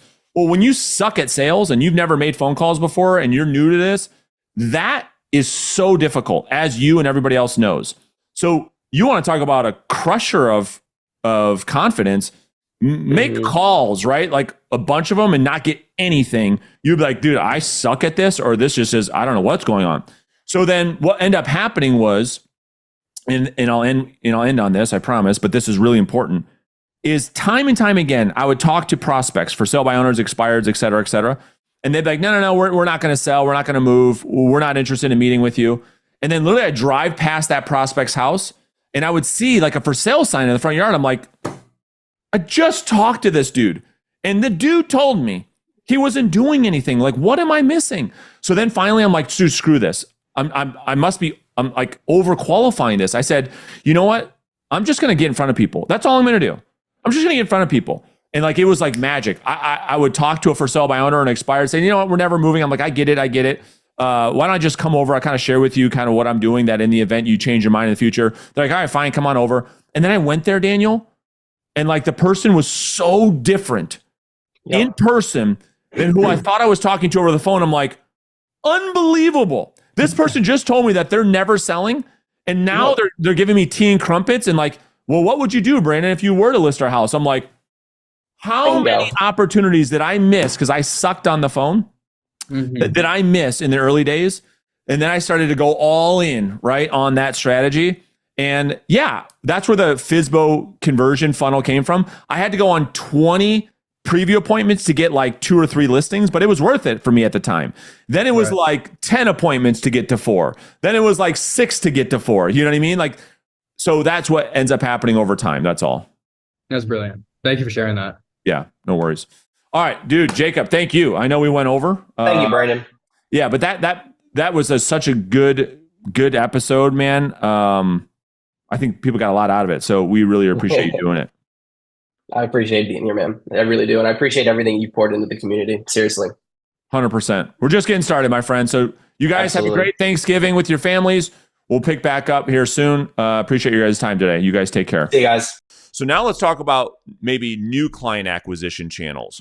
So let's break down the schedule. You're prospecting, you're doing some different things. Walk us through what it is that you're doing. You can't still be making phone calls after 20 years and knocking doors. I mean, obviously that doesn't even work, right? Wink, wink. I mean, that's what we're talking about here, correct? Absolutely. So when you brought up some stats on my county, so I'm number 2 gross commission income. And I've been number 1 in transactions for, I think it's been 11 years in a row. And then I think 3 of the last 5 years, number 1 in the entire state for all companies, just in terms of transactions closed. So obviously I need to work a little bit more on not reducing commissions, right? Let's just be honest. I need to get better about that, right? And definitely focus a little bit more on the scripts and the value proposition and everything else. But when it comes to generating new channels, the daily routine again starts the night before, right? Got to make sure you're getting the consistent sleep. Alarm clock goes off at the same time. I'm exercising at the same time every single morning, and then I'm in my office by 7 a.m. Follow up with any important emails that came in the night before. But then at 7:50, that's like, okay, finish this cup of coffee and let's get ready. Put your game face on, because when 8 o'clock hits, it's time to roll. And that's basically when the buzzard goes off. And, you know, you can do drills, you can turn the lights on and off, or you can make a buzzard noise on your sound just to, you know, psychologically get yourself into the game mindset. And from there to 11 o'clock is just straight dialing. Yeah. You know, I actually make sure I have 3 cups of coffee so that I don't have to leave the desk for that amount of time, and just get through it. And then I usually take a 15-20 minute break, check in with my assistant, see if there was anything to follow up with, and then back behind the desk to follow up with any of those that I didn't get a hold of, or that, you know, got interrupted by dropping kids off at school or whatever else. And then from there, I go into follow up with anything from the day before, any offers that we're working on right now. And then usually I like to book my appointments from 1 to 4. And then in the evening, I like to do a second follow up with any of those hot leads. I love it. I love it. And typically, with your business plan, how many conversations does it suggest that you need to have on a daily basis? And are you hitting that on a daily basis? I am hitting it on a daily basis. And that's something where if I'm in my actual office and I can show that and send you a picture of it. But basically, I just have a notepad. Yep. And it's got a hash down the center. Appointments are on one side, contacts are on the other. And it's just the old archaic, I got to make 10 contacts an hour at least, and I got to get to 40 contacts a day. Yeah. And is that what you're doing every day, Monday through Friday right now, Ryan? Yes, sir. Yeah, about 10 contacts on Saturday and about 5 to 8 on Sunday. Got it. Yeah. And so a lot of people that we talk to, whether that in our coaching community or just realtors in general, they still are trying to look for reasons on why they can't be successful. So when you talk about 10 contacts an hour, we see the average being 7. A lot of agents are like, well, nobody picks up the phone, Brandon. I mean, no, that doesn't even work anymore. But yet again, here we are having a conversation with, did you say the number 1 agent in the state transaction wise? Yeah. Last year, number 2, the couple years before that, number 1. Yeah. And so what would you say, Ryan, to an agent who says you're having 10 conversations an hour? Like nobody picks up the phone these days. Are you calling expireds, for sell by owners, just listed, just sold, absentee owners? Who are you calling? And what advice would you give to those that just believe in their mind for whatever reason that nobody picks up the phone these days? Well, just like I tell my 14-year-old kid, right? Excuses are like buttholes. We all got them. They all stink. I'm going to steal that. Right. I mean, I don't consider myself to be a highly skilled agent. And again, I'm not proud of that. But one of my greatest strengths is being objective with myself. And it's the skill I'm trying to teach my son as he plays with Olympic development program teams and other things. Know what you are, know what you're not. You know, the reason why he's not playing basketball anymore is because we're not a tall family. And it's like, all right, there's 5 kids on the court. One's the coach's kid. 2 are 6'4". You're playing for 2 spots. Stick with football and soccer. So anyhow, long story short, it does work. And anybody wants to see the 1099s, it works. Yeah. But it's not what they want to hear. It's no different when, you know, well, I want to do the 7-minute abs. It's like, okay, it just doesn't work. We'd all have abs. We'd all make $2 million a year or $1 million a year. And, you know, we'd all have the same Rolexes and everything else. It doesn't work that way. So that's right. People do answer the phone. You just got to call more. And that's right. That doesn't mean that you may not. Yeah, that doesn't mean you don't have to call that expired, canceled, or a hot circle prospecting call 3, 4, 5 times. That's right. Sometimes sometimes they'll pick up the phone because they're like, "Why are you still calling?" Yeah. Because I wouldn't be doing my job if I didn't, Mr. and Mrs. Seller, and just get into whatever I'm going to get into. Yeah. And they hang up on you, call back. I'm sorry, we got disconnected, right? And just keep it going. And sometimes they get really nasty, and if I don't have anything better to do that evening, I'll just drive by on the way home and knock on the door and apologize. You know what? I'm sorry I offended you. I thought I'd stop by in person to protect and promote the image of agents. So I wanted to stop by and just let you know I apologize. And they'll usually just be taken back and open up a conversation with you. Yeah, it's amazing. So 40 conversations a day. So my entire career, the minimum for our mastermind, to be in our mastermind of anybody who is earning $1 million of taxable income, we called it the daily 30, right? You can't be in our club if you're not hitting 30. You're doing 40. Here's the other objection that I'm hearing from agents. You want me to do 30, 40, 50 conversations a day, Brandon? I've got one listing I'm taking care of. Can you give people perspective of your pipeline, how many active listings you have, and yet you're still doing 40 conversations? I want people to expand their mindset, because it's not like you work with one client here or there. You're probably sitting on how many active listings right now or pendings? So let me tell you exactly. Let me look. Yeah, and while you're doing that, you get what I'm asking, right? The agent's like, I can't make that many contacts. I'm busy. So I have 48 active listings. 48 active listings, okay. And which is a low number for me. Sure. And again, let's exclude 2020, 2021. Yeah. If we go back to 2018, 2019, that's a low number for me. There's 32 pending right now. And a very interesting stat that I have not really had before, even going back to 05, listings in withdrawn status, meaning they couldn't accomplish their goal. Interest rates went up, so we couldn't sell because they couldn't now qualify for their new home, or their build job was pushed back, right, because of supply chain issues and things like that. So I'm working through those, and that's something that I haven't experienced before. So I've had to call more experienced agents and say, hey, what other things can I do to get these back out of withdrawn into active? Sure. Yeah. And so you have a huge inventory, right? 48, and that's lower than what you're used to. And, a lot pending, a lot going on. You're doing this with how many staff members? You said you have one assistant. Is that right? Yeah, just one assistant.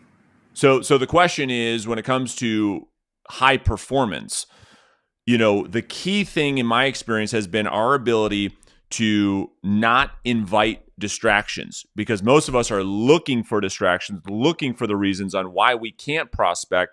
How are you able to stay focused and get in those 40 conversations when you have a lot more going on than most, right? You've got 70 something clients right now that you're also managing with another human being. So how are you able to stay focused, Ryan?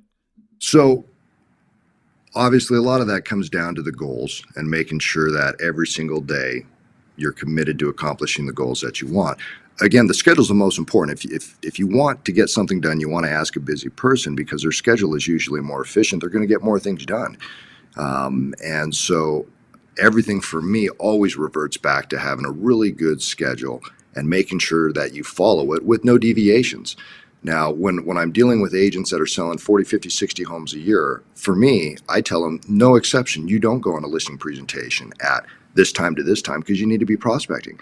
Now, when you start selling over 100 homes a year, you've kind of earned the right, I guess you could say, maybe. And I know the agents that sell 400 homes would disagree with me, because they're like, no, when you get to 400 homes, you can deviate. Sure. But the agents I see that do over 100 homes a year can get back to the office and get back on their schedule without missing any steps. So like you said, oh, well, this expired just came up, I better go knock on this door. Well, that's an excuse to get out of those phone calls during your prospecting hours, or refill your coffee, or take a phone call, or go to a PTA meeting, or anything like that. And I do have to give, again, my staffer credit. She's been with me 14 years. I joke, it's like the longest relationship I've ever had with a woman, right? But Exactly. she's amazing. She does the work of 4 people. So again, I have to give all the credit she deserves there, because normally I would have to have 3 or 4 doing what she does. Just like I guess most agents would have to be 3 or 4 agents to get the amount of prospecting done that I do. But the groups of agents that I talk with and hang out with and have been affiliated with in different states, again, they have no problem doing this either. And they're producing, because they're in bigger markets, a much greater gross commission income than I am. I mean, we're talking in the $3.5 to $4 million range, Sure. and consistently doing it.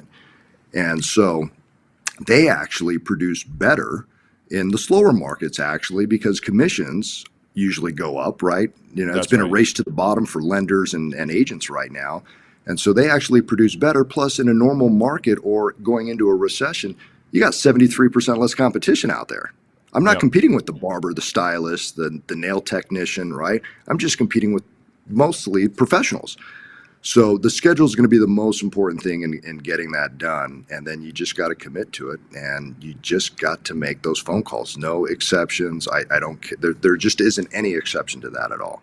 Yeah, I totally agree.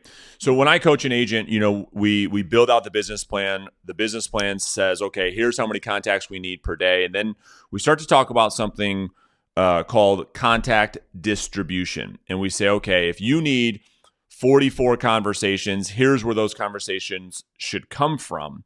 In your 40 conversations, who is it that you're calling? Is it mostly expireds, or can you break that down on who you are calling? Absolutely. And recently it's been a little bit different than in a normal market, right? Sure. So when interest rates were really low, I was really hitting the circle prospecting more, because that was Yep. just easy pickings for, hey, we can upgrade you and get you a lower payment. Right now it's definitely back heavy on, you know, the most recent canceled, FSBOs, and expireds. Those are the ones I'm hitting hardest. So about 20 to 23%, or 20 to 23 of my contacts per day are coming from there. The rest of them are coming from sphere of influence. And for the last 2 months, honestly, and again, I'm just being 100% transparent, I've cut circle prospecting out, not on purpose. It just kind of happened because I was so busy getting to there were so many cancels, so many expireds, and a lot more for sale by owners all of a sudden. So I need to get that implemented back in, because no matter what the markets are, I always feel like you should still hit every aspect. Now, you might want to change the percentage of time spent on each one, but the circle prospecting lately has not, for my market, proven to be as good. And then, you know, I expect here in the near future, we'll probably add back in the notice of defaults again a little bit more aggressively, right? Because I'm starting to see those go back up. Yeah. And just like anything else, markets are cyclical. And so the lead generation strategy is also cyclical. We're coming out of a circle prospecting market back into the expired market. And so as the market shifts, different things pose as different opportunities. So last question for me, I think a lot of people really, when they get into this business of selling, they have a hard time understanding pipeline maturity. You see, they want everything off the first contact, and sometimes that's fine. But I'm curious, in your experience of doing this at such a high level for 20 years, are you finding that most of your high quality appointments come out of lead follow-up or the initial conversation? And really what I'm asking is, how important is lead follow-up to you? Lead follow-up is everything. So the majority of appointments always come from lead follow-up. That's right. I don't care how skilled you are. They're going to come from lead follow-up. And that's just a numbers game, right? If you're talking to 40 people a day, if you do the math on it, most of them are going to come from lead follow-up. Now, again, a really good, skilled, scripted agent is going to convert a much higher percentage, of course, off that first phone call. Sure. But with 40 phone calls a day and only, maybe let's say 10, 15 expired cancels a day, do the math, you're going to get more from lead follow-up, of course. Plus then your pipeline, those are much easier to close.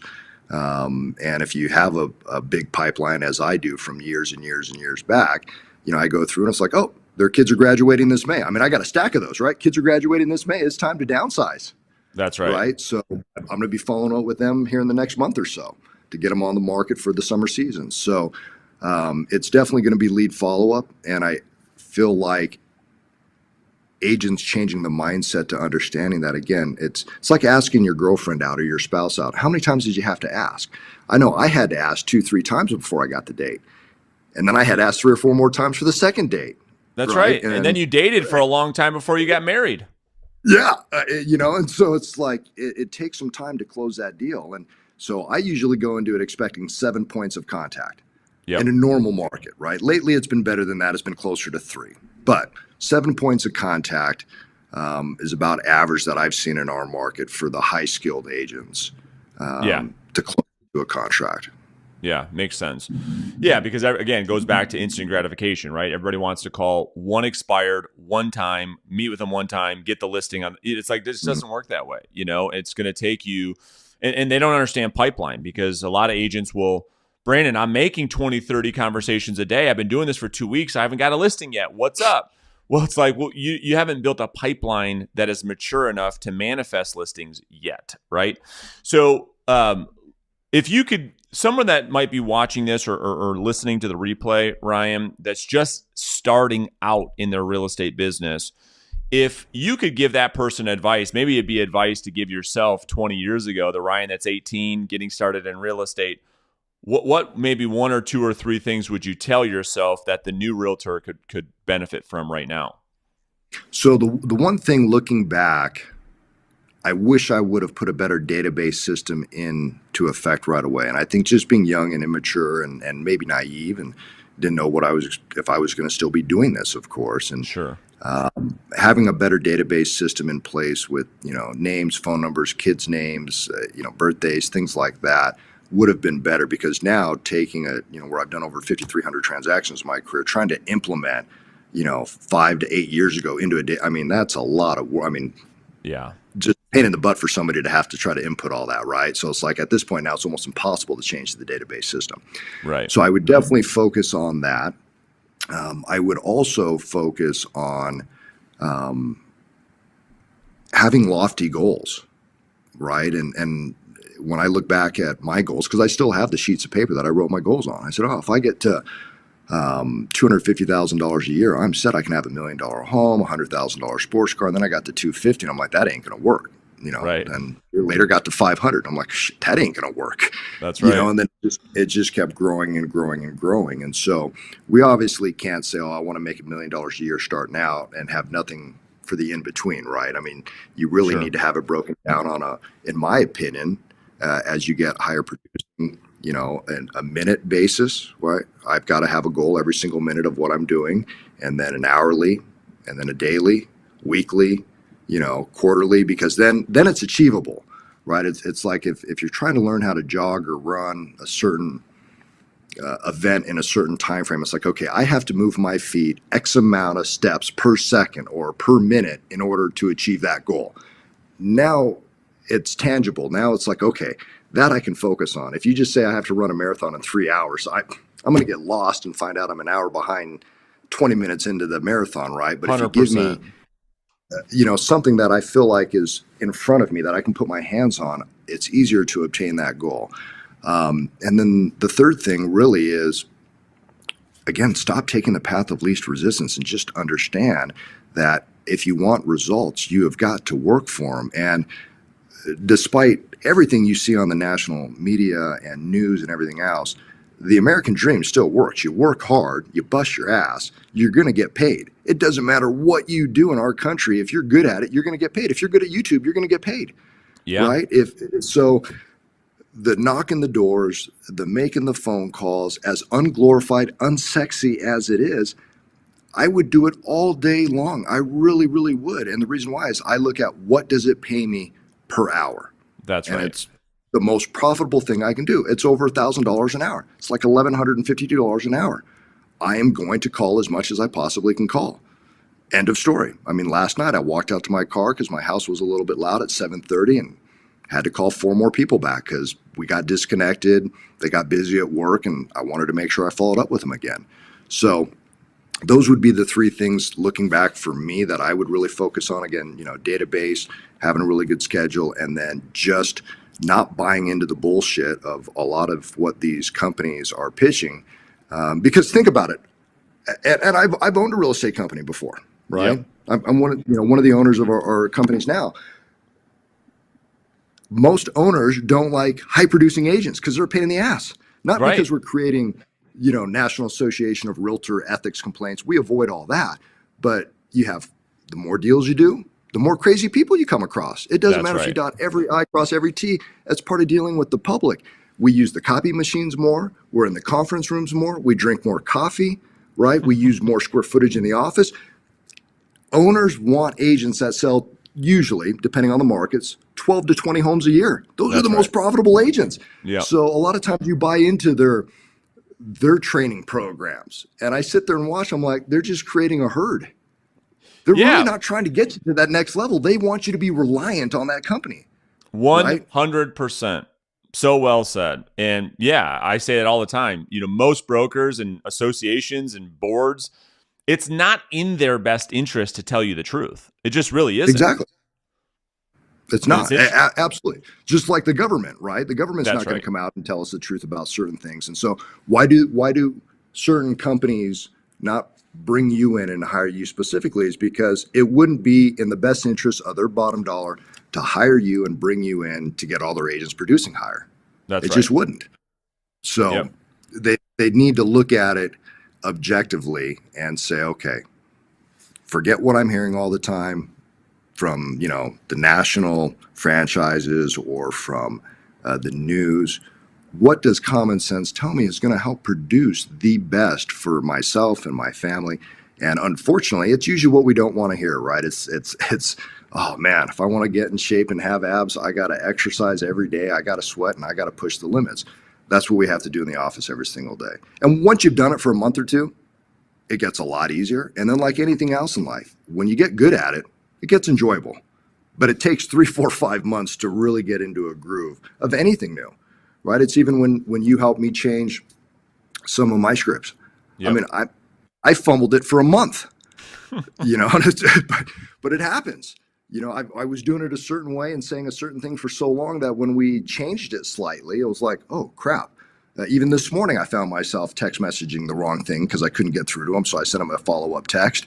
I had to go back and delete it and resend it, right? And so it takes time. And ultimately, if you have the goals and the commitment in place, and with your help, they'll get there. Yeah. Well, Ryan, listen, I appreciate you very much. Obviously, you've got a lot to do, so we're going to let you get back to it. And I'm looking forward to going on the journey and watching you continue to grow your career. Certainly, you've done very well for yourself, and so we appreciate you jumping on the show. No, thank you very much, sir. Appreciate all your help. We'll talk to you soon, Ryan. Thank you. Take care. Thank you. Take care. Bye-bye.